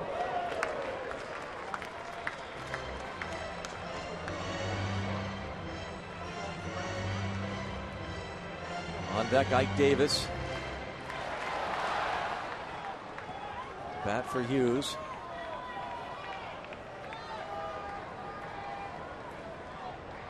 Cingrani started the game against the Pirates back in April. Went 6, gave up a run on 6 hits. Martin did not face him that day. And he's aboard. Well, Davis was on deck, but now he'll sit. Instead, Vance Worley He said the other day he's thrilled to be back in the National League. An opportunity to start again and an opportunity to hit again. And he'll be up there to try and bunt. As Worley, last year with the Minnesota Twins, will try and sacrifice those runners 90 feet, but most especially the winning run at second base.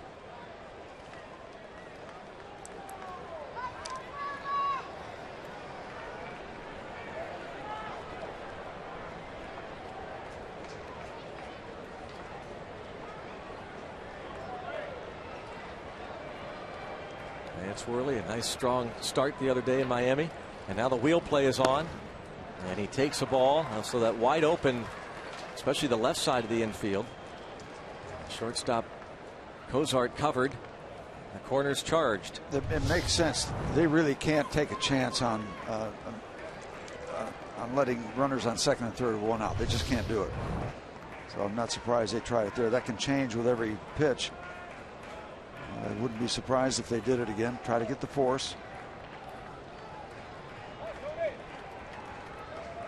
If Worley sees that, does he swing away? Now that last play, Phillips did not break for first, and a strike is called, as he does try to bunt anyway.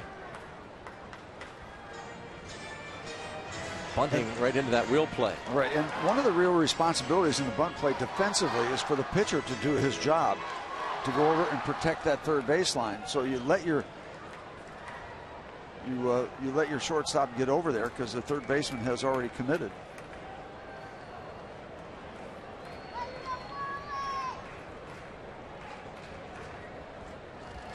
And now they didn't put the wheel play on there, but a stab and a miss. And it's 1 ball and 2 strikes on Worley.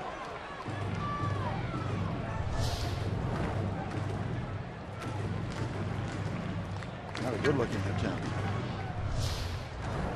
Worley has 9 career sacrifice bunts.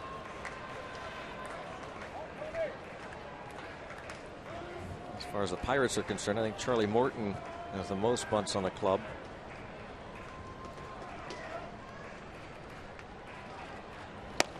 Takes a ball, 2-2. Morton has 6 sacrifice bunts this season to lead the Pirates. Worley, a career 146 batting average. Close call the Pirates get.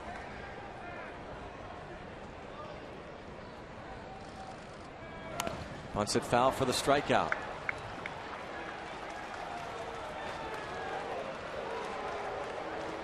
And that's Worley pinch hitting. Bunts it foul. And a strikeout.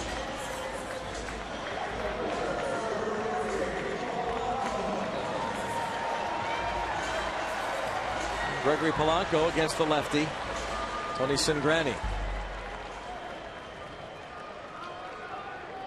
He hasn't shown any real fears. You take a look at Worley, talking about Polanco against left-hand pitchers. He hit the home run off a lefty. The youngster seems to hold his ground very well. Left-handed batters hitting .208 against Cingrani this season. Fastball inside. Polanco a couple of hits today. One thing that Dean Traynor, his manager at AAA, mentioned when he first arrived and was to face a lefty that night against the Cubs, Travis Wood, and even Neil Huntington, was that he doesn't try to do too much. And it's a pop-up shortstop, and the infield fly is called. This will be the second out, and a golden opportunity at the start of this inning turns out now to be a situation where the Pirates need a 2-out hit. Pinch hitter Worley could not advance the runners, and now Polanco pops up.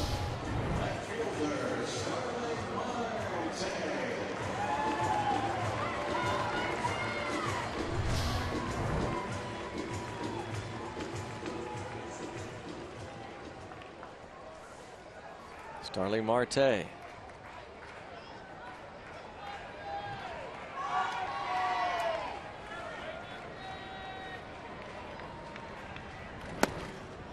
Strike one.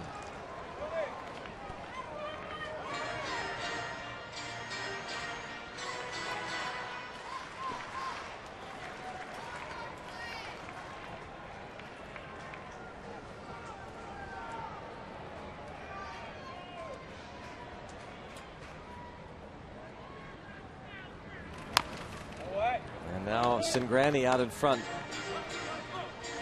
0-2. Tony Cingrani, 24 years old, from Evergreen, Illinois. It's his second straight relief appearance, as Steve said, since Latos came off the DL.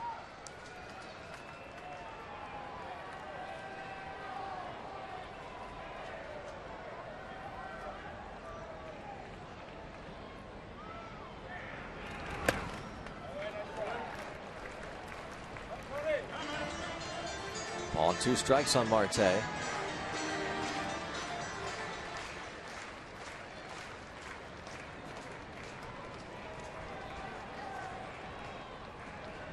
Two outs.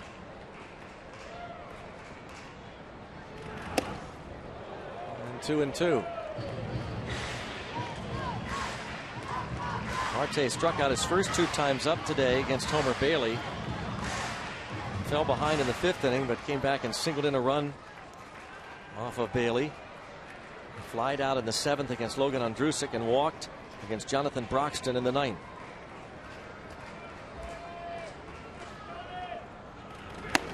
Three and 2. Now this will certainly help the cause, because now Barmes, who, as we said, does not run all that well, gets the advantage, being able to take off on the pitch. And we got Andrew in the on-deck circle again. Look, Brian Price wants this one. This is reliever number 6. 3 and 2.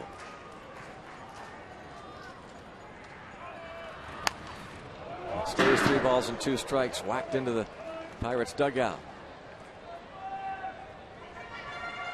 And again, a conversation Mesoraco will have with Cingrani. Marte falling behind early, 0-2. Now it's 3 and 2.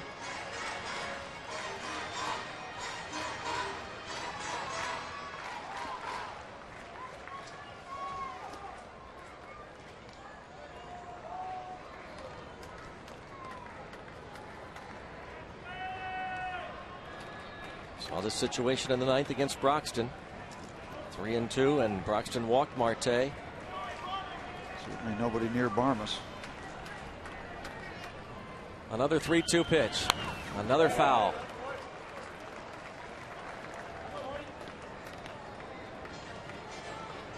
An extra couple of steps could come in handy for Barmes and the Pirates if Marte is able to get one through the infield. And Nick Leyva will be waving home Clint Barmes. Marte trying to win it in the 11th. He's fouled off 2 3-2 offerings from Cingrani. And time called just as Cingrani was ready to deliver. And everybody in the ballpark that's still here wants a balk called, but time is called. Saw one earlier that brought a run home for Pittsburgh.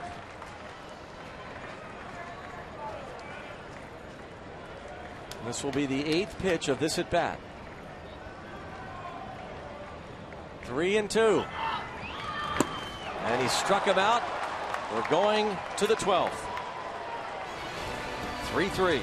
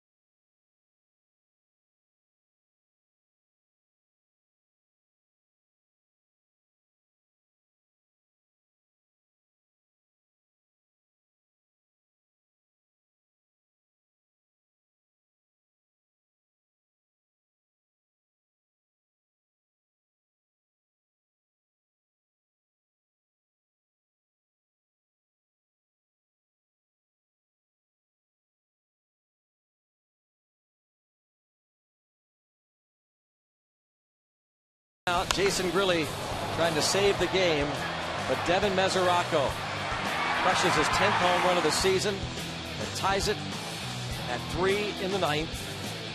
Grilli gave up that game-winning home run the other night, and then Travis Snider thought he had a game-winning home run, or at least extra bases, but Billy Hamilton leaping at the wall. Outstanding play with a runner at first base. Andrew McCutchen later in the inning with 2 on and 2 out. Strikes out looking against Aroldis Chapman. Chapman faced 4 Pirates, struck each man out. And guess what?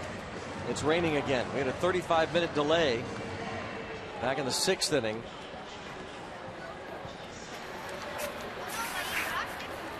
As we get ready to start the 12th. And now it's Justin Wilson, another guy who has had some bumps in the road the last couple times out. And Clint Hurdle had said that he could use Jeff Hughes in an extended outing, but he pinch hit for Jared Hughes in that bunting situation. And so now you're kind of down to Wilson. He won't use Pimentel, of course, or Jeanmar Gomez. So the Pirates are down to their last relief pitcher.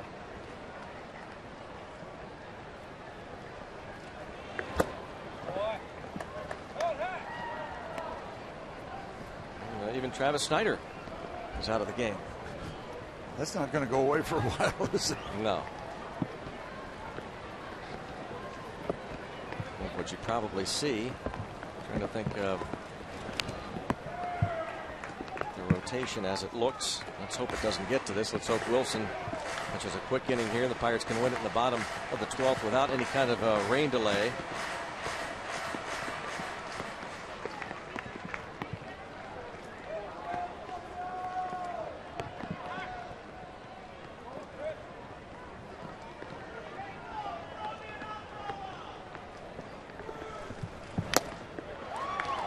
Down on strikes. 1 away.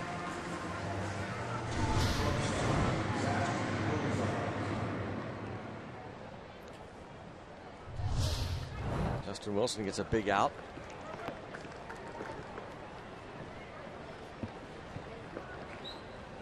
Jerry Lane looks on as the rains fall. Manny Lopez, grounds crew poised.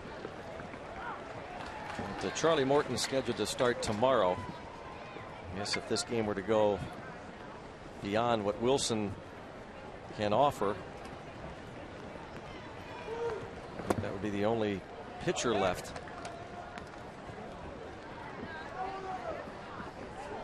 And you do wonder, again, let's hope it doesn't get to that, but Steve, this is such an important game against a division opponent. You need a win. You got to pull out all the stops. Absolutely. You got to minimize damage. You've already lost the first 2 games. So now you're in a situation where you can minimize damage by giving 1 game back to the Reds instead of 3. And that's huge. And I just wonder, maybe that's why he didn't use Charlie Morton as a pinch hitter. Vance Worley instead. Yep. As the emergency arm. Again, Charlie Morton is scheduled to start tomorrow and is the best bunter in terms of numbers of sacrifice bunts.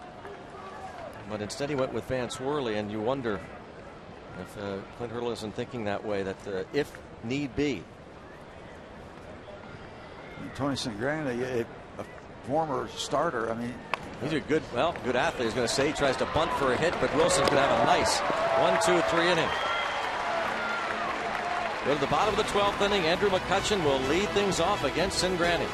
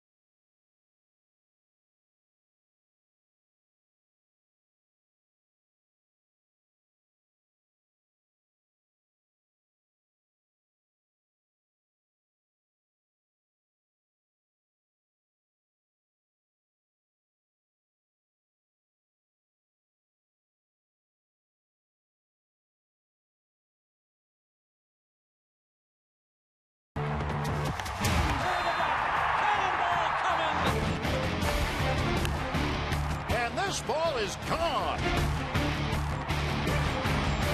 There goes McCutchen with a stand-up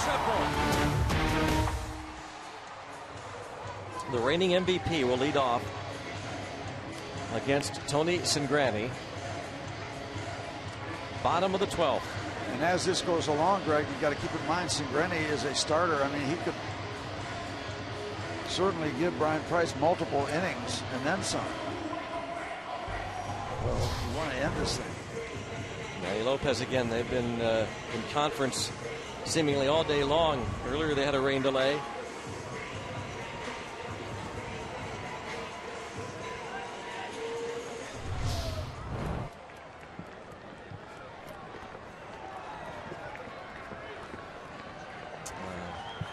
Look above the golf building. 3-3 score. McCutchen toward right center field. Hamilton is over. 1 out.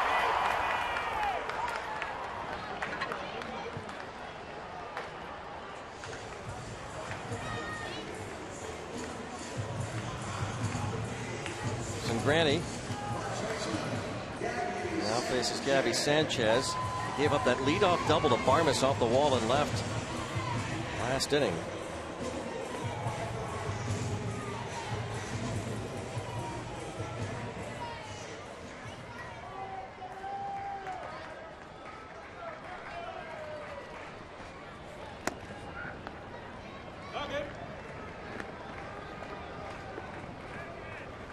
Ball one.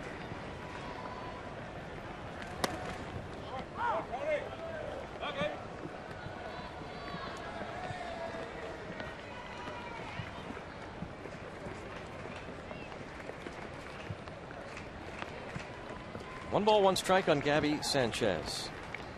He struck out his last 2 times. Rips this one into center. So downstairs to our weatherman, Robbie and Smikowski. Well, guys, right now about a medium length rain right now going on here at PNC Park. The reports I'm hearing here from officials at PNC Park are that we're expecting about 15 minutes of this. Provided it doesn't get harder, we could avoid a delay. So let's just hope and pray that the rain stays the way it is right now. Maybe Jay Hay can knock one in the gap and win it, right? Yeah. Well, Robbie, the good news, it's always stopped in the past.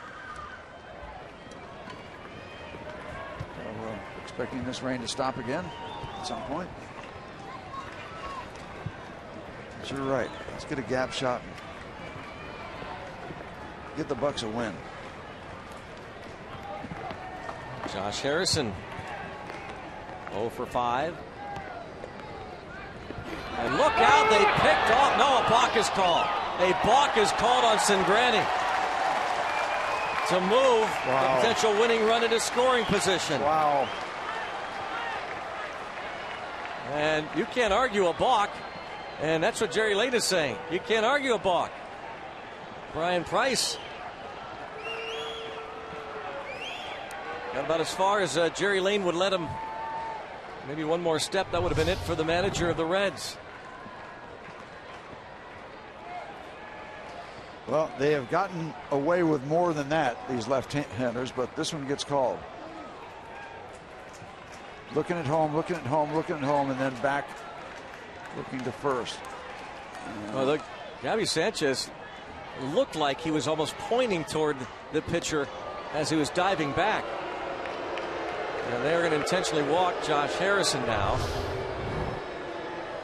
with first base open to get to Jordy Mercer.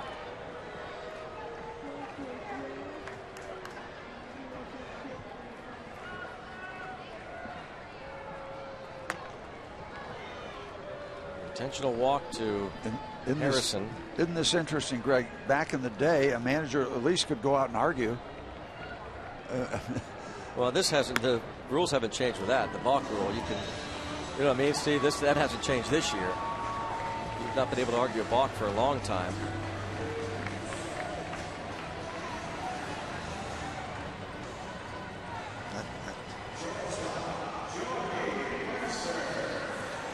Cingrani is trying to get some mud off the cleats.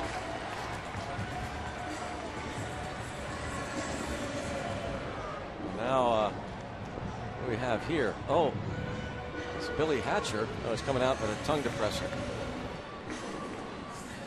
That's old school, right, Steve? Yeah, what's that all about? There's got to be something automatic you can step on that another way. Is that what you used to use? Yeah. Was that bothersome to you when the mud would accumulate? Oh, yeah. I mean, you start sliding around, a lot of mud. You don't want that on the bottom of your spikes. I never knew you couldn't argue a balk. Did you ever argue? You probably never balked. I balked once. Did you? Did you argue it? Yeah. Did you? Well, as a pitcher, I could argue. Yeah. I know you argued that, or Earl Weaver tried to argue. Rule, what, 801? Yeah, but that had nothing to do with a balk. No, I know that. I just thought I'd throw that out there for you so we could talk about that 71 World Series, that's all. Okay. Ryan Price not allowed to argue that balk, and he had stepped out. Jerry Lane put his hand out. And now Jordy Mercer. We get confirmation Steve balked 4 times in his career. Not bad. I had balked. You balked 4 times. No, I did not. I'm arguing that. Twice in 1969, I believe it was. Once in 70 and once in 1972. I should have known you can't argue a balk because I had a manager that tried to do that and got thrown out. A swing and a miss, and now it's 0-2 on Jordy Mercer.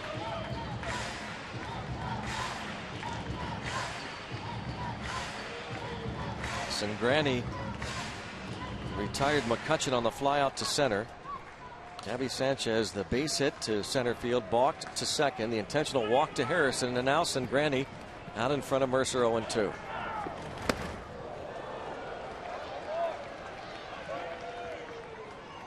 One ball, 2 strikes.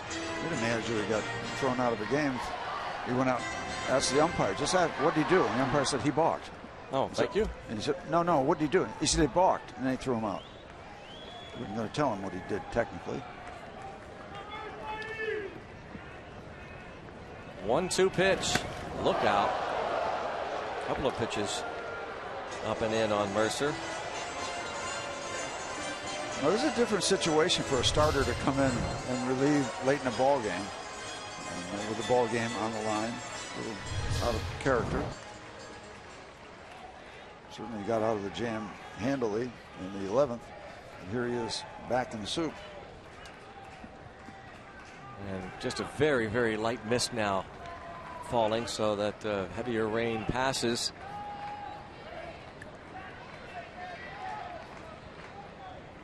Mercer trying to get Gabby Sanchez home and get the Pirates a W. Fouls it off. There's no doubt, Monsignor, the heavy stuff is not here yet. I'd keep playing. Your Eccleston's.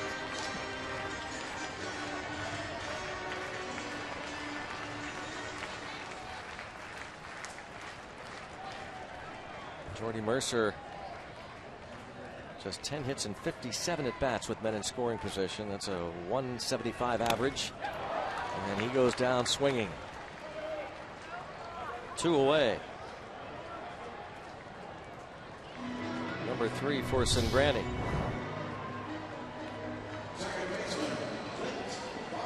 And he stayed up and retire at bat against Mercer. Now Sangrani faces Clint Barmas, who has hits in his last 4 at bats. And he's hit by the pitch to load the bases for Russell Martin.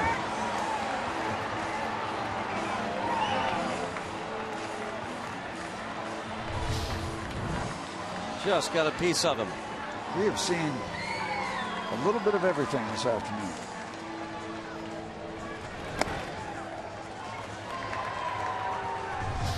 That moves the potential winning run to third base. And now Ryan Price out again. Is he suggesting at all that Barmas leaned in? We don't know, of course.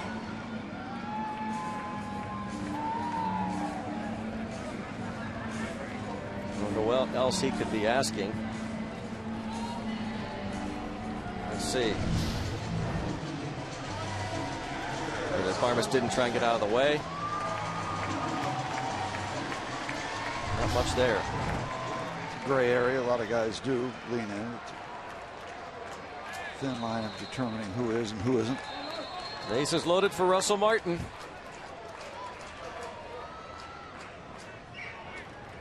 And he's almost hit by the pitch. Almost got a piece of him.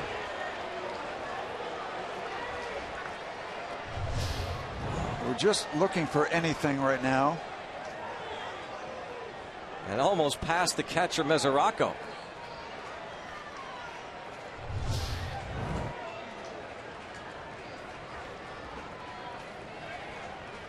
Two outs, no place to put Martin. Get up on the railing. Get up on the railing, boys, because you're going to be jumping over the railing in a minute to win this thing. Get ready.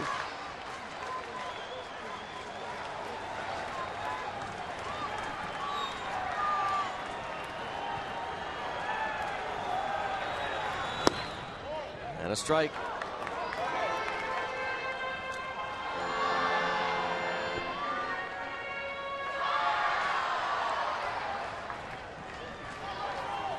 Two and one.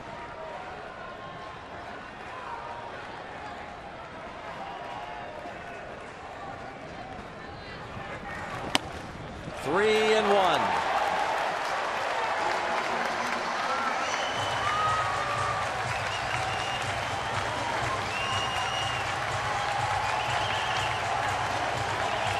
Up on the railing, fellas.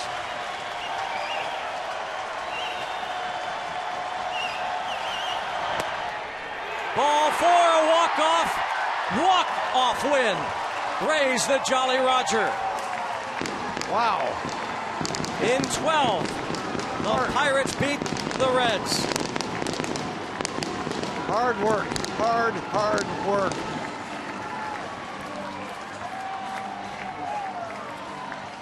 A bases loaded free pass to Russell Martin. Wins it in 12 innings. Justin Wilson getting the W. And indeed, the Pirates salvaged the finale of this series over the Cincinnati Reds. Not easy. Not easy. But the Buccos will take it. Steve, get on your way. You're going to join Rob King. Have a nice trip. And we'll send it down to Rob now. Thank you very much, Greg. And Steve Blatz will be down here for Pirates postgame presented by the Allegheny Health Network, as Russell Martin didn't begin the game, but he did end it with a walk-off walk in the bottom of the 12th inning. The Pirates do salvage one game in this three-game set against the Cincinnati Reds. Again, keep in mind the Pirates had finally clawed back to the 500 mark on Saturday with a win over Tampa Bay. Lose a couple to get themselves down 3 below, and now winning today, so they'll head back out on the road 2 games below 500. Clint Barmas for the Buccos hits tonight. He is standing by with Robbie Inzbikowski. Robbie? Yeah, how about it for Clint Barmas, throwing his batting gloves to a fan right there. Lean over, made a catch. Clint, 4 hits for you today. You get the double. The first at bat in extra innings. This time you get hit with the pitch. First of all, to win against the Reds, what does it mean in the clubhouse to only give up 1 game as opposed to giving up 3 had you been swept? Obviously, at this point in the season where we're at in the standings and the team that we're playing against over there, it's every win's huge. Every win is big every night. And it's nice to get one here at home and then take it to the road. What did you notice from St. Granny, a guy being a little bit erratic like that in a very pressure-packed situation? When he hit you on that, what are you noticing from him? We know he likes to throw in and get ahead with his fastball. And, it's not that I wasn't looking in, but he threw one up and in on me. I turned on it. He got me in the shoulder. We'll take it. Russell works good at bat, and we get a ball game. Huge day for you. Why the success at the plate today with the 4 hits? Very blessed. God was looking down on me tonight. All right, Clint, nice game. Thank you. All right, Clint Barmer's going to go get toweled off and showered, and off to the airport they go. The Buccos, Rob, how about it? Walk-off fashion. Yeah, a little easier trip for them heading out to Chicago than it would have been had they been swept and lost in another bone-crushing sort of fashion like they did the other night. Tonight actually had the lead going into the 9th inning. By the way, in case you're wondering, the last walk-off walk for the Pirates, August 29, 2006, when Ryan Dempster walked Jose Batista as the Pirates defeated the Chicago Cubs. They defeat the Cincinnati Reds here in 12 innings. Final score was 4-3. So the Pirates able to win one of the 3-game set against Cincinnati. Coming up, Steve Blass will be down to join me for Pirates postgame presented by the Allegheny Health Network. Highlights of this game and from around the league. Postgame reaction, analysis from Steve, all that and more coming up next on Pirates Postgame.